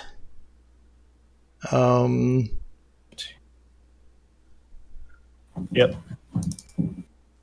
That's in range. Oh boy. So He screams out, "Return to your cage!" and then he flies down and sees little Karen there. 1, 2, 3, 4, 5, 6, 7, 8. Oh no. 2, 3, 4. Oh no. Karen! I have so much HP, you guys. I have the sturdiest armor class you would ever see on a warlock. It's good to know. It's good to know. It's gonna be fine. Question mark? No, it's What? Oh god. What? It did not attack at advantage, so it does not do this crit damage. but what kind of damage does it do? It does 20. It does 24 damage for the first attack. Okay, let me get out my calculator. If you can just click your hit points and then type in -24. Oh, beautiful. I so rarely take damage, you see. It's not on your sheet, I don't think. He means like if you click your token and you click the green circle where your hit points are, you can type in that circle -24 and it'll subtract it. Oh, neat. In the campaign where the party fought a young white dragon recently, and oh my god, it came down to the wire. So that was its first attack. Now it gets 2 claw attacks. We'll try this one. What? Does a 15 hit you? It does, yes. Take 9 more slashing damage. Okay. Karen Bramblefoot, who stood up to a white dragon. Yeah, it's gonna be a good story. Take 15 more damage. Funnily enough, after this attack, 15 is exactly how many hit points I have left. Stupid giants, kids ruining everything. Everything. Would have got away with it if it wasn't for them dark kids. We won't let you die, Karen. No, we will not. I guess Karen just gets battered up against the cage, maybe. Yeah, this She's thing. so small. This thing flies down. It looks enraged that you would have the audacity to come in here, its lair, and release these prisoners. That it had 2 jobs: guard the Hoard, guard the prisoners, and you just ruined it. Wigloff over here thinks you have this well under control and just takes off. Oh man. That's fine as long as they're out of here. Karen's doing her job. Let's see. The Cloud Chaser gets 1 bite attack at him. Where'd he go? Adult White Dragon. 14. That is not going to hit. So, it snaps at the giant as it runs past. All right. Ugh, it's your turn. You hear Karen screaming for her life. So is Karen's invisibility dropped at this point? It's not, or she would have to make 3 concentration checks, but he's the only thing that can. Oh, so it like doesn't matter. he has blind sight, so he can see her. Tell you what, that you can see her It's gonna be blood. that we can't see her because she's invisible. Would you like to make concentration checks or just drop it? There's really no point to keeping it up. It would probably only hinder her. Okay. All right. So, or should we still just treat each square as 5 feet? Mm-hmm. All right. So 5, 10, 15, 20, 25, 30. What's his movement? So you're going to drop down a 30-foot hole? I guess. I mean, you could jump that far, right? Ugg's pretty cool. Ugg's incoherent with rage fighting a dragon. He can do it. I mean, so is jumping down a 30-foot hole, does that count as 30 feet of his movement? I'll give you 20 feet of his. You can still move like diagonal. You're fine. Okay, so 1, 2, 4. Well, he needs to move as close to the dragon as possible. So however close he can get, he can use his action to double move. All right, he takes 19 falling damage, but he's raging, so I think he halves that. Yeah, so I'll have him take 10. Alright, so 1, 2, 3, 4. And then if he's double moving, he moves another 40 feet. 5, 10, 20, 25, 30, 35, 40. He can make it to here. Is this a drop? That's another 30-foot drop. Oh my gosh, okay. It doesn't really make sense for... I don't know. He's raging. Why not? Ugg's going for it. All right. Oh, I thought it was the other way around. Like the lighter color was down lower than the. No, I guess that makes sense. Yep. So he takes that damage, 8 damage. All right, Cobus, what would you like to do, Frog Boy? From my angle, I probably can't see the hole at the bottom, like in this area. No. Like you'd have to, if you got up to this edge, you might be able to see down to here, but I don't think you could see Cloud Chaser unless you jump down. Okay. In that case, I would like to do a dash for my entire movement, which is 5, 10, 15, 20, 25, 30. That's enough for me to jump through the hole. Cool. Whoa! Yeah. Take 18 falling damage. Alrighty. Minus 18. Oops, not 19. Oh. I don't know why it does that. Sorry. And that is my turn. Is your moonbeam still going? He hasn't started it yet. I need to make a... Oh, I'm sorry. I do need to make a Constitution saving throw on that. Okay, you're fine. And do you get to move it as a bonus action? No, that actually takes an action, so it's staying right where it's at. Wait, really? Yep. Well, that was one of your movement. You can do one more move if you would like. Well, no, or you could use. I did a dash, so that was my action to do the extra run. Well, I'm saying like if you just move 6, then you'd be like here. Ooh. So you're fine to like either move that or. Oh, okay. Well, yeah, let's do that. Nice. I believe I can get him to right there. It's close. Alrighty. Karen, what would you like to do?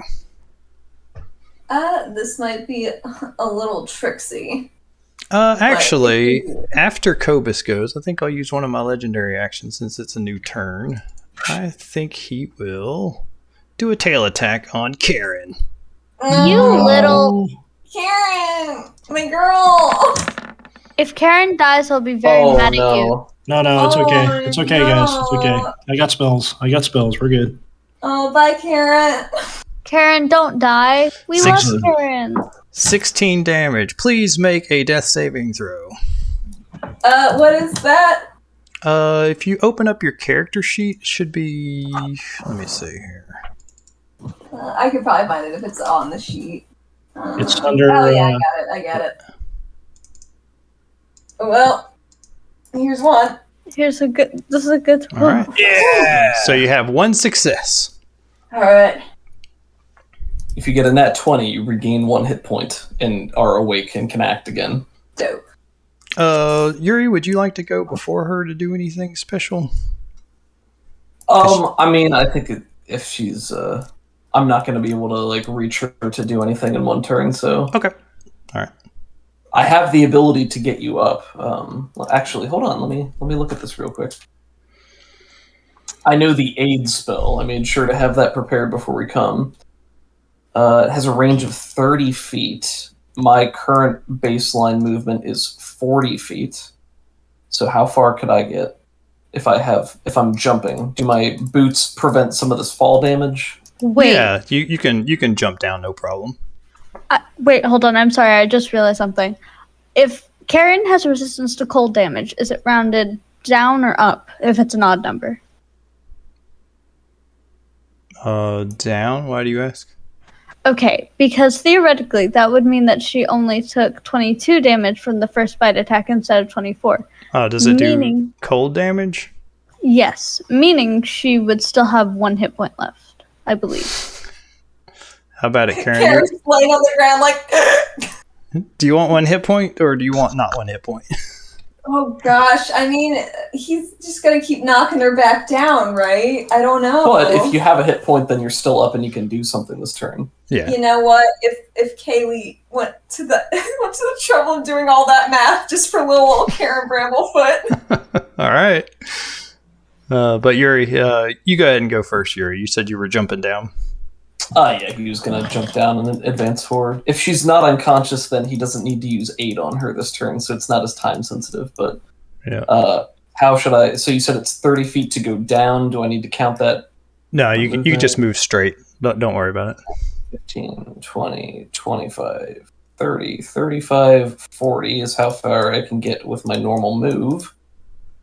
And let's see here. This might be another good spot for Guiding Bolt. Getting a lot of use out of this after only using it like once before. It's got a range of 120 feet, so it's probably my best bet right now. I will use Guiding Bolt. And I think I'm going to use an inspiration on this.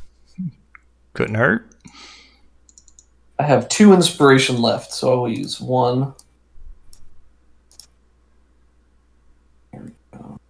Man, this is taking forever to scroll. Oh. There we go.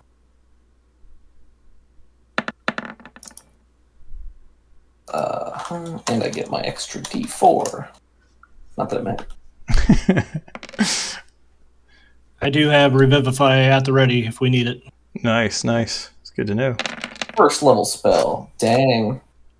And I don't add damage. So it does not take enlarged damage. It only takes 19.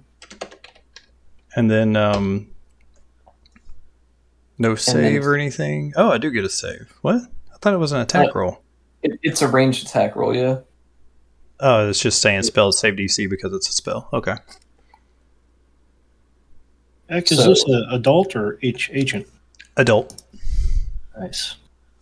And then it's glowing. So Yuri hops down, runs forward, sees this giant dragon bearing down on Karen, and hammers his fist into his shield again. Sends a bolt of brilliant golden energy streaking across the cavern to slam into its back. Nice. It's got that light hue, so the next attack roll against it has advantage. And that is Yuri's turn. Do you want to do something, Karen? Yeah, Karen doesn't have a lot of options right now. But she does have a fireball. So what I'm hoping is maybe as it's thrashing on her, as she's like being pummeled into the ground, could she fire it into the ceiling? Yeah. I think that'd be pretty cool. To catch it, but not you. Yeah. That's pretty cool. That sounds epic. The benefits of being short. Yeah. I mean, she's naturally stealthy, so...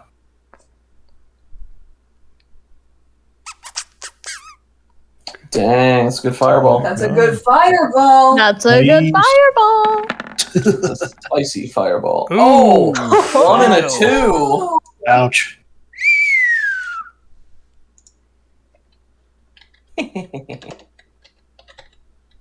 33 damage. Oh, wait. I think I'm going to use one of my legendary saving throws. No. That tracks. Because that was 17 extra damage I don't want to take. And then after your turn... Ooh, I forgot to do something last round. It will use one of its legendary actions to tail swipe.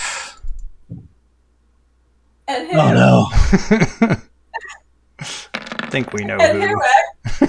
15 bludgeoning damage. Now you go down.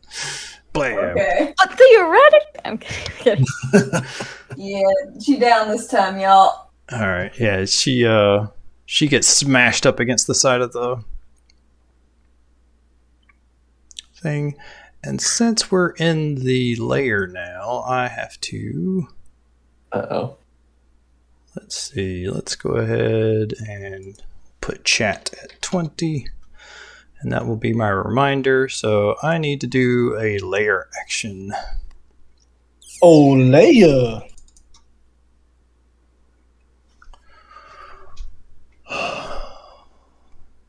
Oh, it doesn't have it here. All right, 1 second.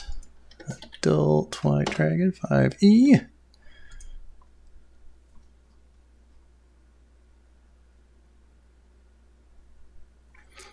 We could do Freezing Fog,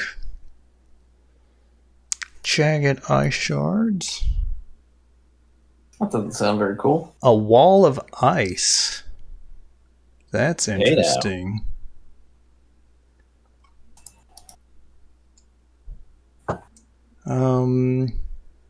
I like jagged ice shards. I think it's thematic with Karen's fireball in the ceiling. So jagged ice shards fall from the ceiling, striking up to 3 creatures underneath that the dragon can see within 120 feet of it. The dragon makes 1 ranged attack roll against each target. So we will...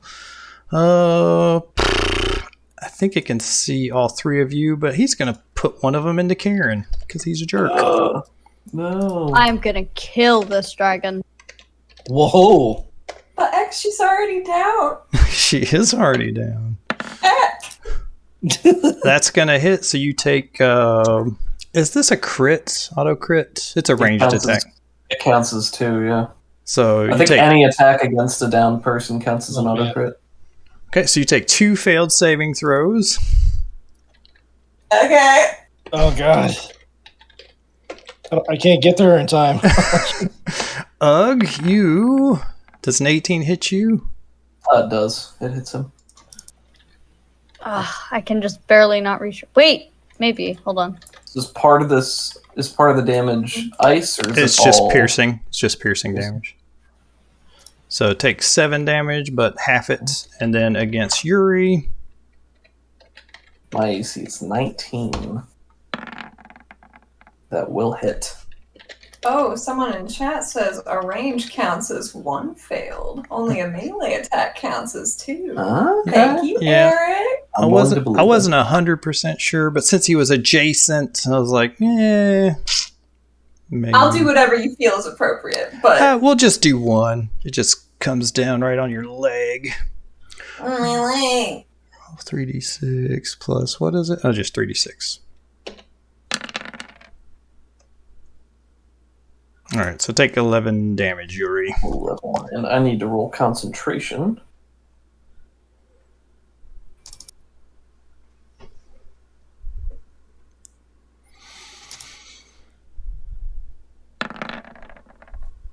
Fail. Ugh. No. I only have 1 luck left. I don't know that it's worth. So I'm no longer fairy fired? Or guiding bolt. No, so Guiding Bolt is not concentration. That was for my Bless. Oh my no. goodness. That was a 2nd level spell. Did you roll your d4? You just needed 2. Oh no! What? Oh, that's such insult to injury. You doubled down on my disappointment. That was good. You know what? This might be important for saving everybody else, so I will spend my last luck on this. Good man, good man. I'm a team player.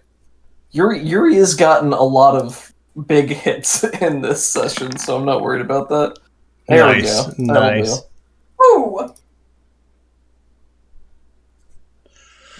Last a little bit longer. Alright, is that good for you? Hulda is going to haul ass. 1, 2, 3, 4, 5, 6, 7, 8. 1, 2, 3, 4, 5, 6, 7, 8. And Can that dragon even fit through here? poorly. Kyla, it is your turn. Alright, so here's what's gonna happen. She is going to cast Fly at 2nd level as a quicken spell. Fly at 2nd level? It's a 3rd level spell. Or, sorry, 4th level. There you go. And she is going to cast it on her and the Cloud Giant. So when he gets up, he'll be able to fly down there as well. Nice. Nice. She is going to run here for 20 feet of movement, jump off the edge with absolutely no hesitation, and continue for another roundabout. Oops, that's... Sorry, my token was under yours. Give me 1 second. Let's see, right here. And she sees that... Let's see, how many charges does the Staff of Fire have left for? Should have 6 left or 7 left if you shot a fireball with it. Okay. She sees that this thing has not only downed Karen, but then been a jerk and hit her while she was down. Mm-hmm. And just go, "Stupid creature, you will burn in the flames of Lightbringer." And she is going to cast Fireball Dang. from the staff. Nice. But it is going to be Golden Flame. Oh. Ooh, give yourself inspiration. That was cool. Nice. That was great. Ooh, thank you. Shadow approves. Get him. Get him now. Right, meow. Actually, could it be Wall of Fire and like a circle around the dragon? That would get Karen, I think. Oh, wait, no. Never mind then. Screw that. Me. It will be done. All right. So you're putting it so that it doesn't hit people in the cage or Karen or Uggs. Yeah, you can still do that. All right. It will make a dexterity saving throw. Oh yeah, it's good.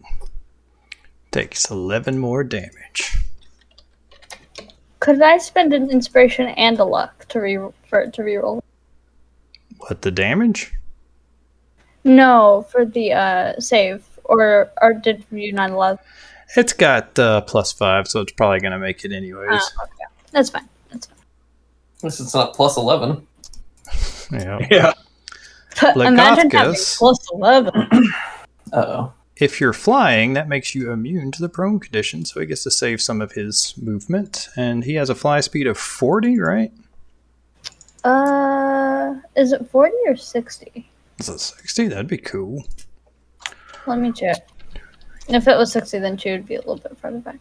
Or 40. 60 feet. Ah. So he can get down to there.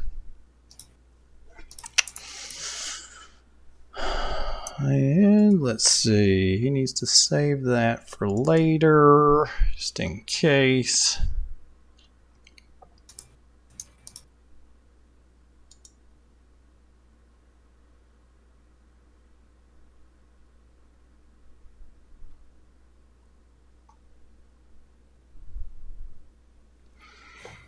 Let's see.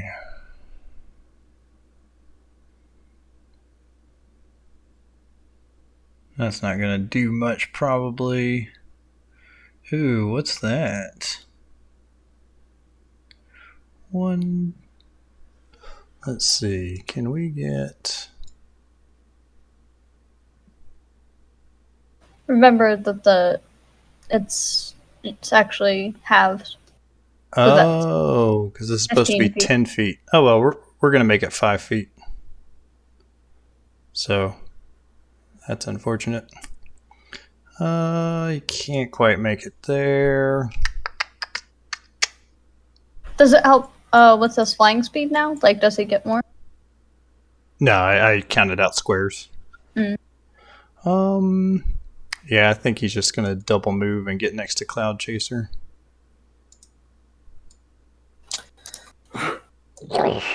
He just... So... Cobus, you see this massive giant just swoop in over your head, Superman style, and just flies over and then comes down to land near Ugg. I am so tempted to enlarge the giant. Oh my gosh. And that's all he gets to do. He's gonna do... What does Glacial want to do? I need to use one more tail swipe. You need to. I do. He's got a threatening giant looming on him there. I could kill the dumb little Karen thing. What do you think he's gonna do? Is this a roll for it, or were you just gonna hit Blegothicus? To be fair, I did just call him a stupid creature. Okay. All right. It will. I made it look cool too. Can't be getting away with that. With them radiant golden wings. We will tail slap Mr. Blegothicus.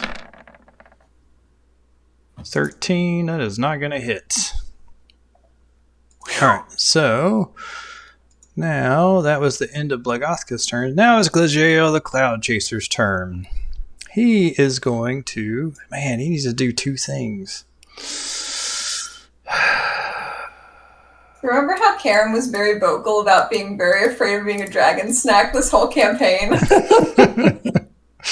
Well, to be fair, it wasn't trying to eat you; it was trying to smash you to death. Well, he has been biting at her, so it's worrying enough for her to have passed out anyway. You know. All right, Karen is a coward. I think he needs to do Frightful Presence. I think he needs to do his multi-attack. Frightful Presence. Each creature of the dragon's choice that is within 120 feet of the dragon and aware of it must succeed on a DC 14 Wisdom saving throw or become frightened for 1 minute. So everybody make a DC 14 saving throw. Don't forget that you get to add a D4 to that. You do. That was Wisdom, you said? Wisdom. Oh, God. Do I still need to make that? No, you're fine. You just auto fail. You're having nightmares. Oh no! I'm gonna roll a luck. I'm gonna use a luck. All right, spend your luck, Kevin. Is immune to fear or something while he's raging? I'm pretty sure you know this, Karen, but death saves are a very good thing to use inspiration on, especially if you don't have luck. That would be great if I had any inspiration. Oh my god! Oh, you can have an inspiration. Can I lend her an inspiration? No. I feel I have to earn them, you know? Oh, okay, that's fair. I don't think Ugg gets any bonus for rage. Does he? It doesn't look like it. Maybe for frenzy. No. It's just mindless rage. Beginning at 6th level, you can't be charmed or frightened while raging. Oh, that's lame. So lame. Let's see if this giant is... Excuse me. He's going to make a wisdom saving throw. Bloop. He's fine. All right, so nobody's frightened but Cobus. Horrible. All right. This is not looking good.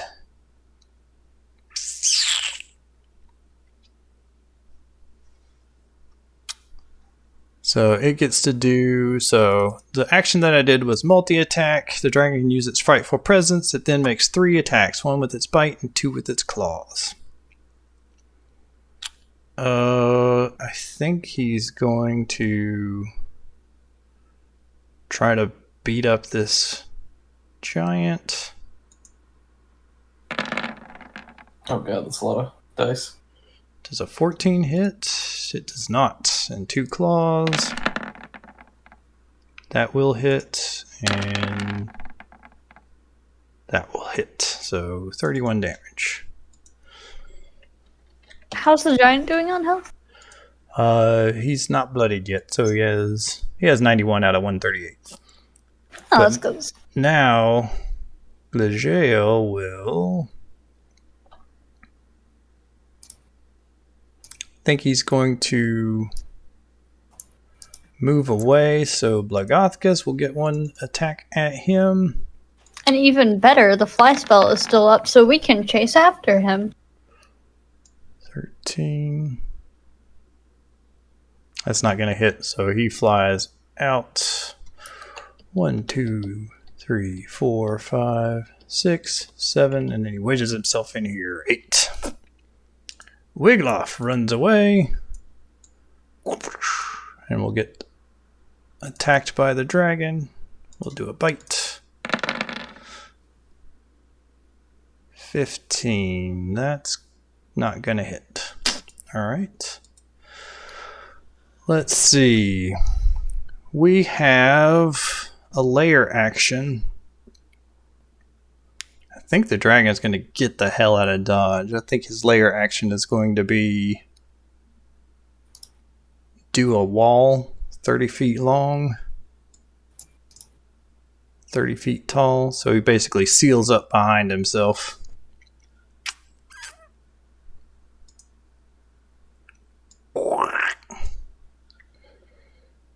The dragon creates an opaque wall of ice on a solid surface. It can see within 120 feet of it. The wall can be up to 30 feet long, 30 feet high, and 1 foot thick. It has AC 5, 30 hit points, vulnerability to fire, and immunity to all other damage. Like magic damage and stuff. Bashing and all that stuff will be fun. The wall disappears when the dragon uses a Slayer action again or when the dragon dies. I know which one of those is going to be happening. And let's see. That was the layer action. Ugh, it is your turn. Ugg is gonna try to run and chase after it and smash his way through the wall, I think. Nice. 20, 30, so he can definitely make it up to here. And yeah, I guess he's just gonna attack the wall. It's got 30 hit points. Oh, he's reckless. That will hit. Oh no. 7 Come on, damage. Hits. 7 plus 11, 18. Oh god, come on, No! Yes! Nice. Perfect. Wow! Perfect boy. So, yeah, he... And we were gonna leave him on the ground. It can have a wall of ice. I can have a wall of fire. We have an Ugg. Yeah, so Yeah. Ugg runs over there and just starts frantically smashing at this ice. And it creates a hole big enough for you guys to get through. Blagothkus couldn't get through, and the Cloud Chaser couldn't get through, but you guys can. Nice. Cobus, you do not see it from where you're at, so let me look up Frightened real quick.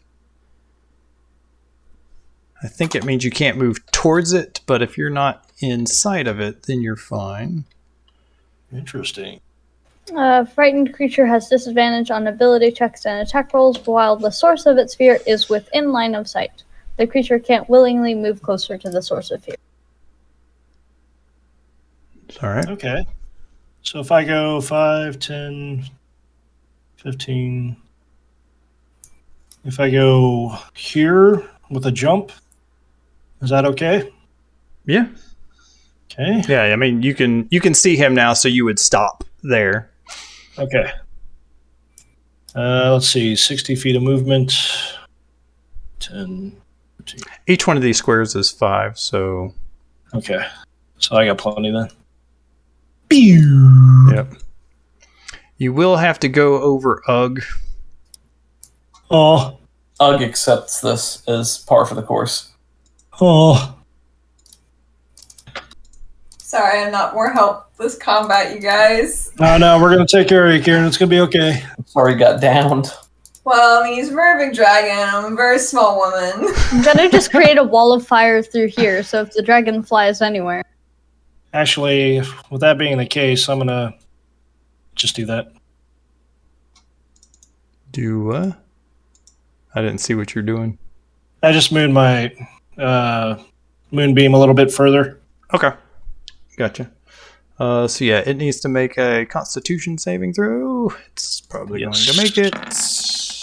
It makes it. So it's going to take 10 damage. Ah! That's as far as I could go. I take one step further away. I'll be the farthest from my cave I've ever been. Oh. Yuri, it's your turn. Oh boy. Well, I can't close with it. It's too far away. But let's see. 10. Don't Actually, I forget your think, special boot. let's see. This is a new turn, so he's got recycled. I think after Ugg goes, he's going to do his wind attack. Ugg needs to make a DC 19 saving throw. Oh my. Dexterity, yeah.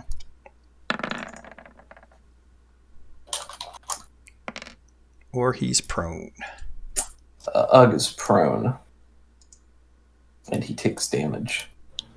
Yep, and he takes 2d6 plus 6. Does Ugg have some sort of bonus to Dex saves? Maybe Danger so, sense. but it's not like... You have advantage on dex saves against effects you can see, such as traps and spells. So you rolled a 15 plus 1 is 16, which is still not enough. Oops. Yeah. Oh well. But he also has disadvantage since he's exhausted right now. Oh, you're right. Okay. Good call, good call. All right. So Ugg is prone, which is nice.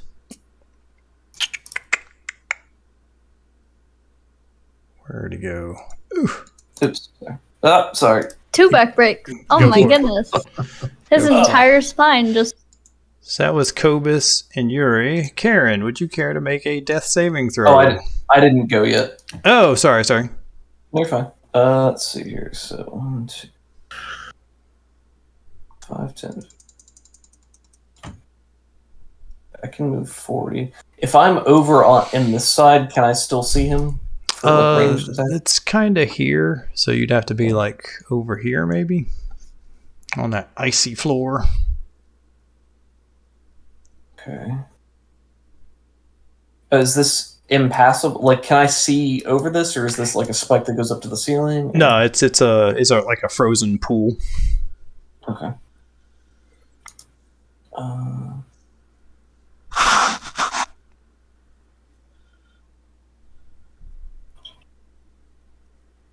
right. I think he's going to move over here, so that he's not. Actually, is this then going to give him cover? For a Yeah, ranged attack? probably. All right. Well, then he'll stay right here because he can still see over that, and he's not losing his footing or anything.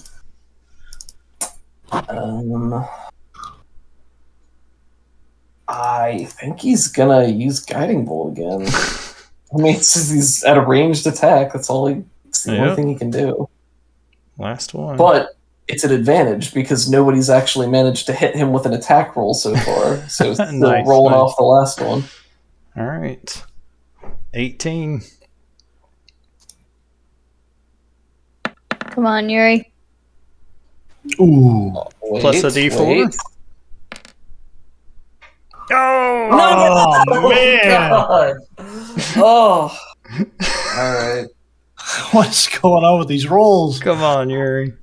It helped me earlier, and then I was like, "Nah, I'm done." So, all right. That's his turn. Karen, would you like to make a death saving throw, please? Don't roll in Yeah, that one. and golly, I'd like to use that inspiration you just gave me. Okay. Oh boy.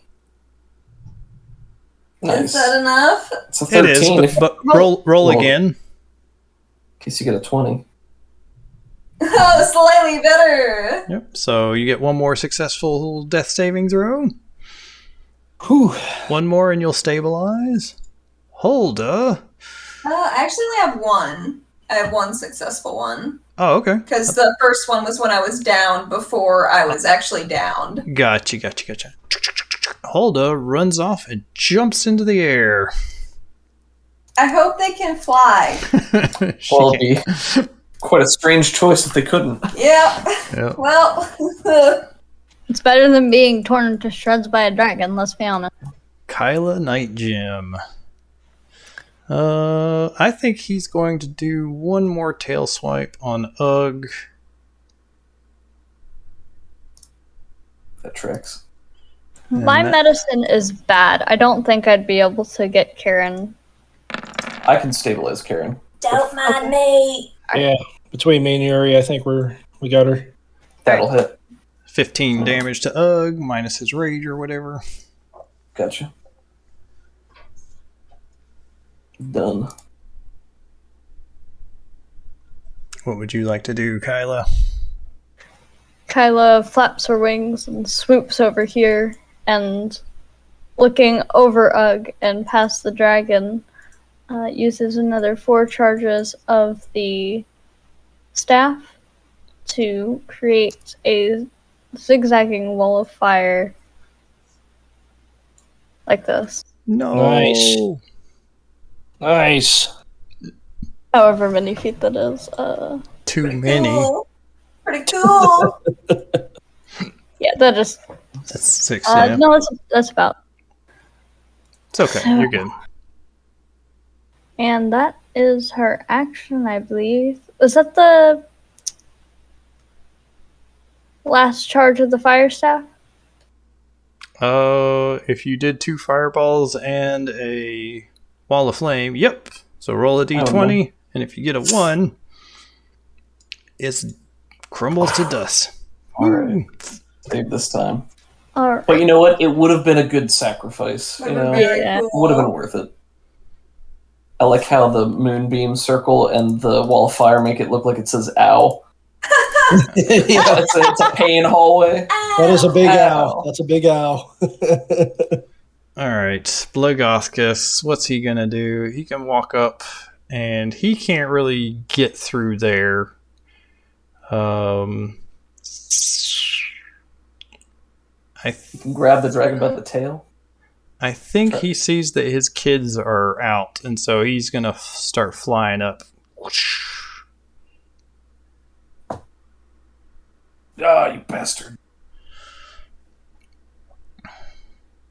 Actually, Thank no. you. He's gonna stick around.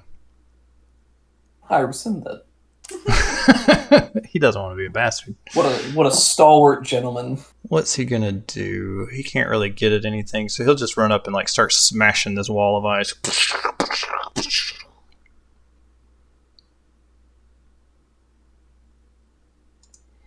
All right, Glacial starts his turn. He's no longer got the little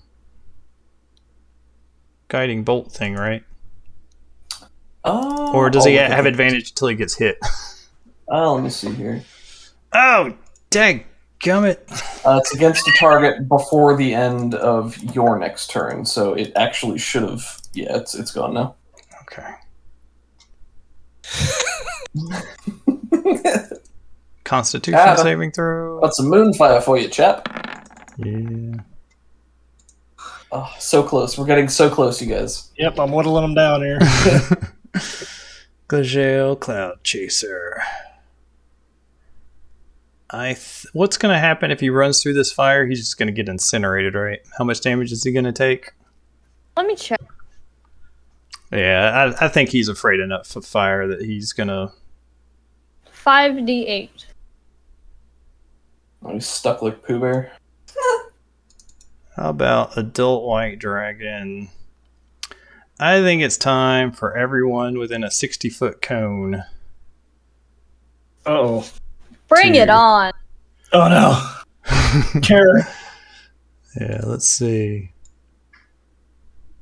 No. No, she's too far away. I can't get her. She isn't. I hate to point this out, but she isn't because that's measuring. Oh, you're right. That's all. She's totally in range. Okay, can I take double damage and fall prone or something to use Shield Karen? Yeah, use my remaining fly speed and get over here and shield Karen.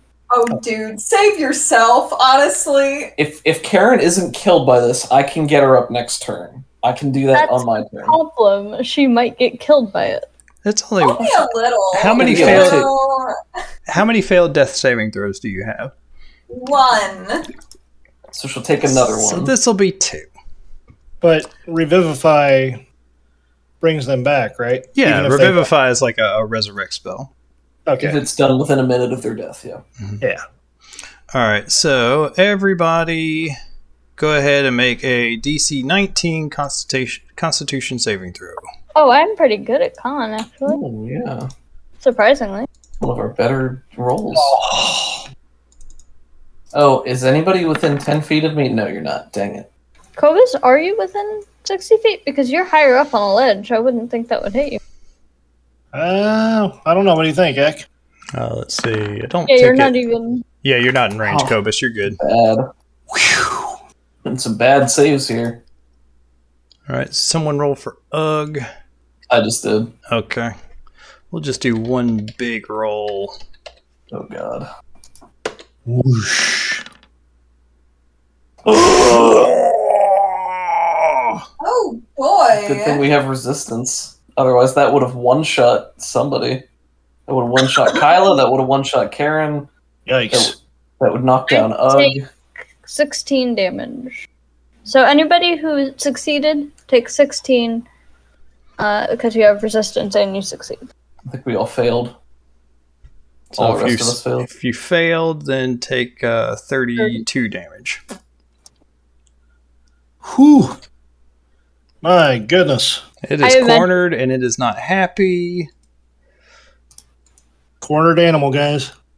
I imagine Kyla is just too enraged at this white dragon to care about a silly breath weapon at this point.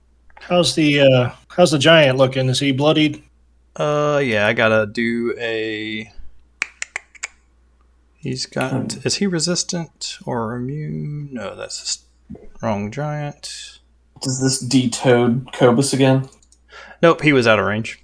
Oh, nice. I got so lucky. Nice. Spellcasting. Yep, he doesn't have any resistance, so let's see how he does it. 19 on the dot, so he takes 32 damage. He is bloodied. Ooh. Oof.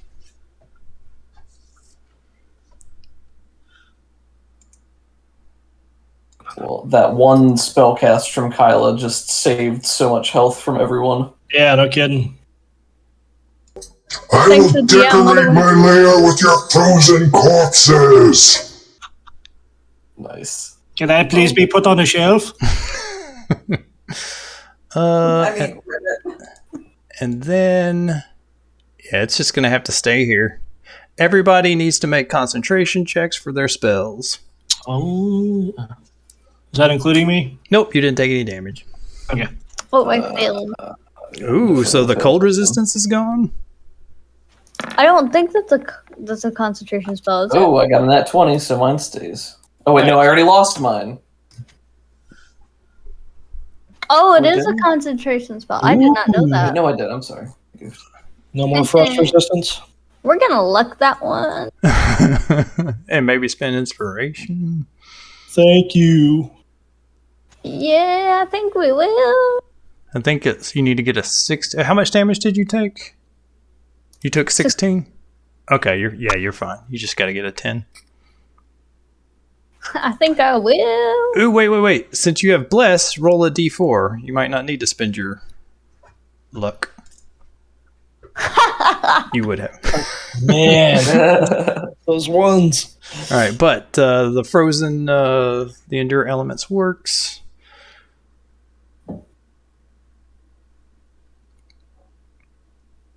And Wiggloff runs and jumps off. Layer action. Uh-oh. Hit us with the worst you got, dragon. Oh, God. We ain't scared. I think it's going to do... Where's my dragon stuff? There it is.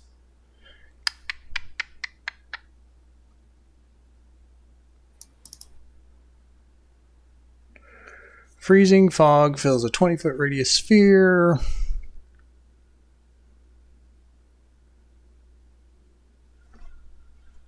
Each creature in the fog when it appears must make a DC 10 Constitution saving throw. So we'll do that. It will be...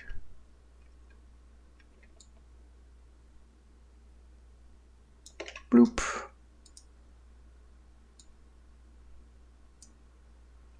So all you guys make a DC 10. You'll probably make it.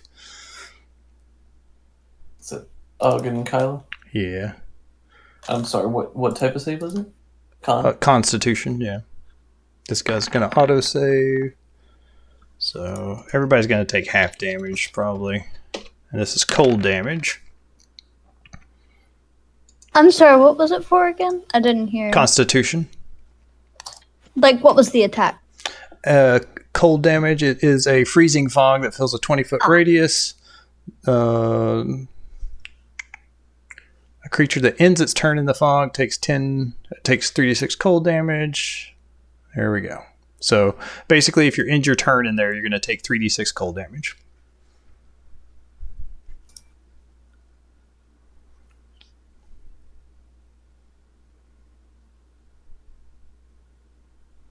You guys are so mean. You know what's mean? You know what's mean? It's Ug's turn. Hitting someone. Now remember, we did kind of one shot like 2 bosses already.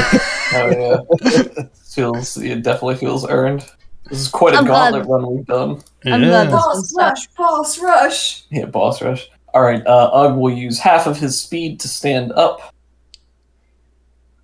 and then I guess I'll just go to town on this thing. Miss. That's all Ugg can do. That's all he knows how to do. What's that? Miss. Miss. Well, it'd be a shame if it wasn't reckless. Ugg's never been known for his prudence. Yes. Oh. How about a 20? A 27? Yeah, that'll hit. Or 29? Yeah, that'll hit. 29. Oof. Oh my god. I'm gonna get the most out of this. Hold on. Yep, 27 hits. 7 damage. Boo. Okay. There's the crit. Okay. Oh my gosh.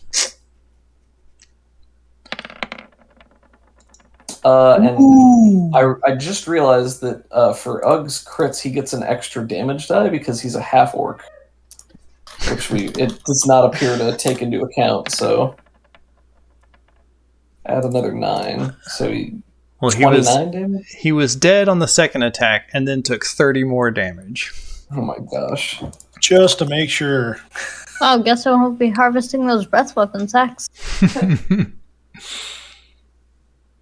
Oh, that's gonna be some nice white scale mail armor, though. Well, What hold do you on a guys second. think? How's this how look? does Ugg finish this? Yeah. Anybody have some input here? Some cool ideas? Was he was using the great axe? Yeah, he's got his great axe. See, just did the fog, just did the breath. I'm thinking right in the mouth. Oh, yeah, it makes the most sense. Maybe he swings horizontally and cuts through the skin flaps at the edge of its mouth. Yeah. And then buries it into the sac beneath its tongue, or I don't know anything about dragon anatomy. I'm just spitballing here. No, he does So that. So is the dragon. Leaves off half the jar or something. And it screams out in pain and exposes its neck. And Ugg takes on the backswing, just gouges out its neck, and this bluish black blood just immediately spurts out of the dragon and just gushes onto the floor and freezes solid instantly. We did it, you guys. Is Karen okay? Yeah, Yuri is immediately running over to Karen to use lay on hands. Oh, yeah. She is a disaster. Yuri lays on hands. How many? 9 points worth. Oh, I meant how many hands? Both. All of them. All hands on deck.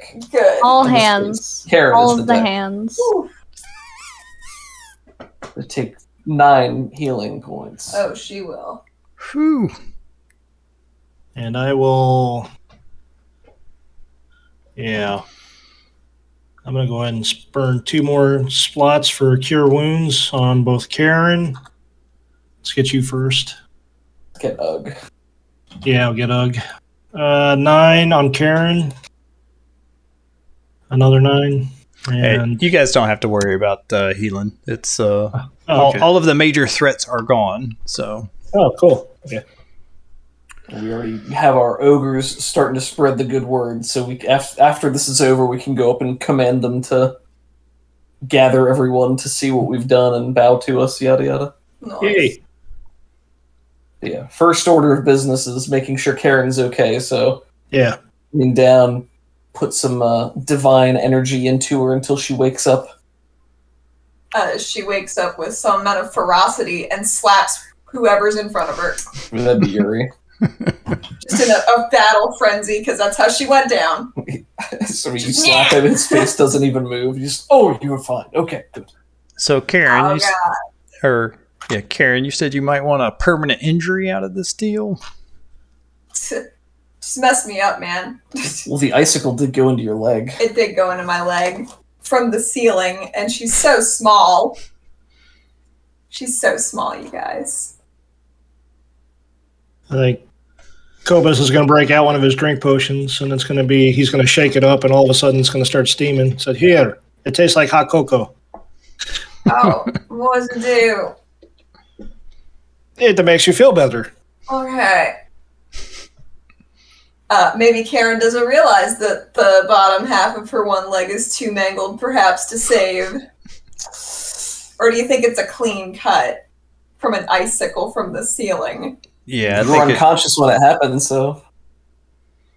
Can you cauterize with frostbite? Sure. Why not? Nice. Oh, it's very brave of you. I'm so brave. Just keep being brave. We've won. I kind of want to go home. Can we go home? I think we've earned that. Oh, good. She just falls asleep. Logothkus kneels down next to Karen, and tells her thank you before she loses consciousness. You're welcome. Which of you would like to control the castle? What do you mean by control? In what way? This is out of character for all intents and purposes. It's like a big magic item. There's a control room up in that front tower. That's I was kind of thinking either Ugg or Karen. Yeah, Ugg or Karen. Doug doesn't want this.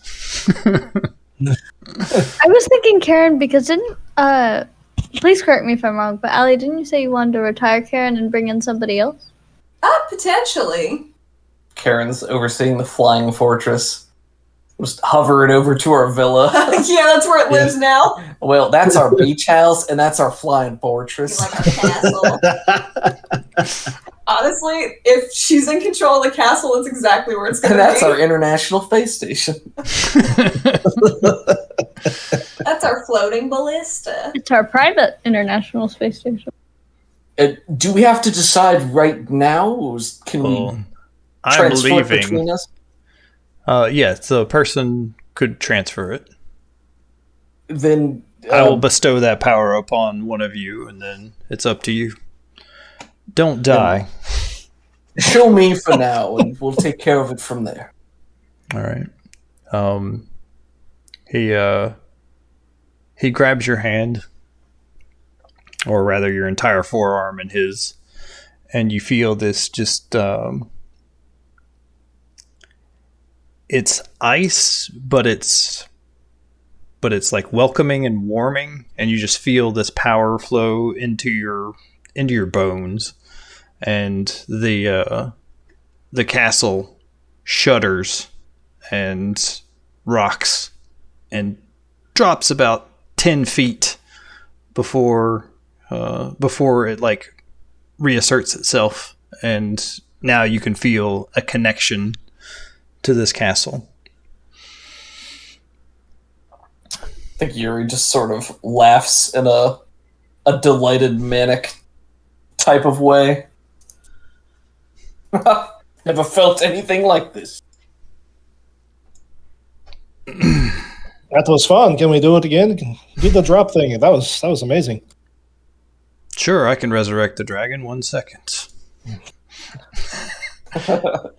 But he doesn't. What? Is there anything else we should know before you leave? About the castle itself, about what it's capable of? He'll give you a rundown of... he tells you about a control room that's in that tower. He gives you a rundown of the people that are here. There's a bunch of cultists down in the lower floors. And a bunch of ogres up here in the upper floors, and a whole bunch of kobolds. The kobolds won't be a problem. You'll probably have to kill them since you killed this dragon, but you're not going to have to worry about them. Is there anything else? I don't think so. Oh yeah, there is a secret chamber that he would ask that you not violate. It has the remains of his wife. Ooh. Of course. Thank you for letting us know beforehand so we can steer clear. Yeah, it's this, he will go up here to the frozen blister. Can I insight to see if that's if he's being truthful, or if this is like a secret trap room with cool stuff he doesn't want us to get? Yeah, give me an insight check. Failure means he thinks you're going to go loot his loved one's thing. Oh god. Okay, I'm using my last inspiration. Let's see, DC 14. Insight. Wait. Roll a d4. Roll a d4. Nice. Yeah. Yeah! I got one more piece out of it. All right. He is definitely telling the truth. He explains that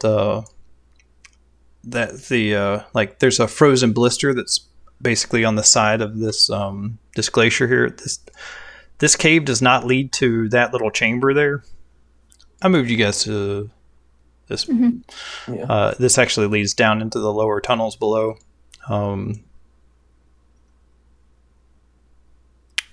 He doesn't tell you how to get there, but being attuned to this, you know that you come in here and you say his wife's name's Escolarta, and you will be teleported to here. And if you're in here and you say Lagathkus' name, you get teleported over to here.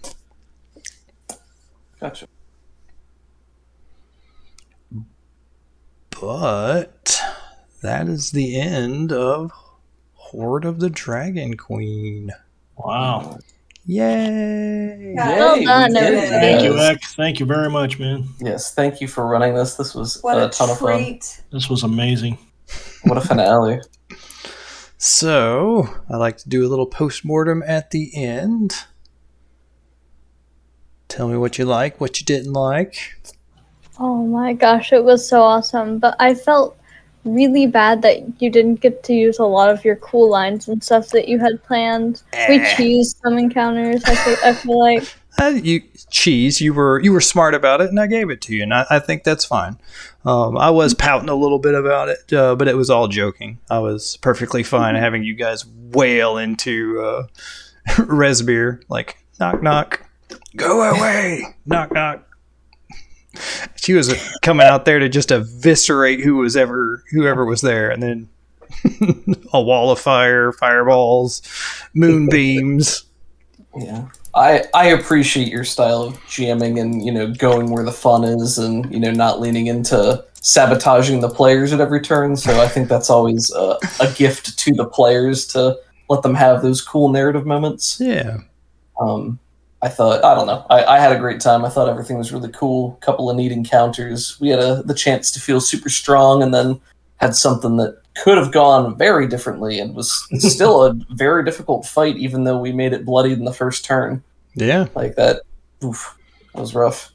Kyla's wall of fire. Very good thinking. Yep. Karen being super brave. I felt bad that Karen got down so quickly, but She's so little. it made sense within the narrative. So Yeah. I get that. But And she specifically asked for a permanent injury out of the deal, so I was just trying to deliver on I just didn't that. know how it was going to happen. that's true. That's legit. Karen, I don't think I operated Karen any different than she normally would have. She's good. She's good at being stealthy. She does not want to be near a big dragon, so of course she would go to the place where it would leave when it's distracted. Yeah. Makes sense. No, I liked it. I think you guys had a lot of cool ideas and decided on plans pretty readily, so good job there. What was happy I about got the voices? Did you like the voices? I love the I voices. love voices were great, Oh yeah. my goodness. He So was so unspecial. scary. Resbeer was voices. scary. He was scary. Oh my god. So I got this thing called Voice Mod. That's basically lets you do lots of different effects and things like that. And I got a couple of cool voice modification voices, and and wired those up to different things for different lines, and I thought it was pretty cool. That was so cool. I really enjoyed it. It was quite a surprise. Papa Nacho, thank you for the bits. Oh, We had so thanks, many Eric. viewers. We had like Everybody, 9 Eric, to he's good, yeah. we had like 9 to 12 viewers on average, like throughout pretty much the entire thing. Yep. So So what? we normally do D&D every other Saturday. This was the season finale, and we'll probably do it again in 2 weeks. Maybe not. I might be taking a little break to get the next module set up. Probably the next session that we're going to do is going to be a lot of downtime stuff and between session things. So if there was anything that you wanted to do along the way that you didn't get a chance to do, I know Cobus had a lot of side plans that he was wanting to do with like a merchant ship, and he's got his So many things. he's got his tribe that's living in the swamp that now has a tentative non-aggression pact with a adult black dragon. Lots of little things like that. I know there were there was that spooky haunted castle on the way that you guys wanted to check out. Man, that leg of the journey just taunted us with cool things that we had to walk by. I hated that. It was like, hey, let's go on a tour of the Sword Coast. Look at all this awesome stuff you don't get to do. I'm like, who wrote this?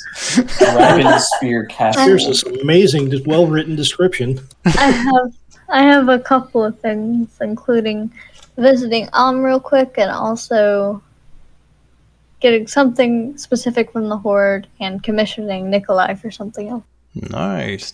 I'll think a little bit about stuff on my end. Karen's goal is to discredit Haynes entirely through Black Ops operations. She just wants to ruin this guy's life because he mildly inconvenienced her several months ago. After you attacked his guards, he mildly inconvenienced you, the son of a bitch. Well, I mean, the heroes What of a her dusk, am I right? Shame on us for helping save the city. Let's be honest, though. He was so suspicious. He was so suspicious. It was crazy. Like, I did not know somebody could be so incredibly suspicious. But you know who wasn't suspicious at all? Karen's best friend, Nikolai. The dragon necromancer.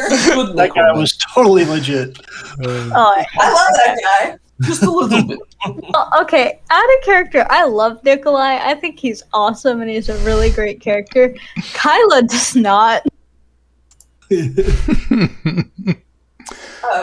on a more real note, Karen probably won't mess around with that. So, but she would like to officially tie the knot with Gulliver. 'Cause it's been quite some time. ooh, maybe we'll do a wedding episode. Yes! Real talk. Nice. Who doesn't love a wedding episode? Yeah. And our new flying palace. Oh my We can invite God. the Lord's Alliance, you know. Ooh, they're gonna be so impressed. Oh my goodness. Yeah, And so Imagine Gully how can make famous we're gonna be after this. It's gonna be so hard to infiltrate anything. Oh, I'm not infiltrating anything ever again. Nope. That leg of the journey is done for Yuri, at least. so you guys have a lot of treasure right now, like a ridiculous amount. You could give some of that back to the good people that it was stolen from, or you could keep it all. You have a flying castle. What are they going to do? We're gonna need a bigger hole. Yep. Yes. So be thinking about what you would do with lots and lots of money, and definitely moving up the ranks in your respective organizations. So this was great fun. Any parting thoughts for the session, or Would this be I've had a really considered good a time. level? yeah, I think you can level up to level 8. You guys Nice. whip Wee. ass. Nice. Well, look into Let's that. see. Level 8 is Spartan Mike 34,000 next. said, "Hey, buy another castle." Yeah. You know what? You can't go. It's real estate. Real estate Let's only goes just up. make our own kingdom. Only cool people. No narcs allowed. Like it's gonna be great. Nice. What's the experience points, Kaylee? 34K. 34K. Yes, thank you.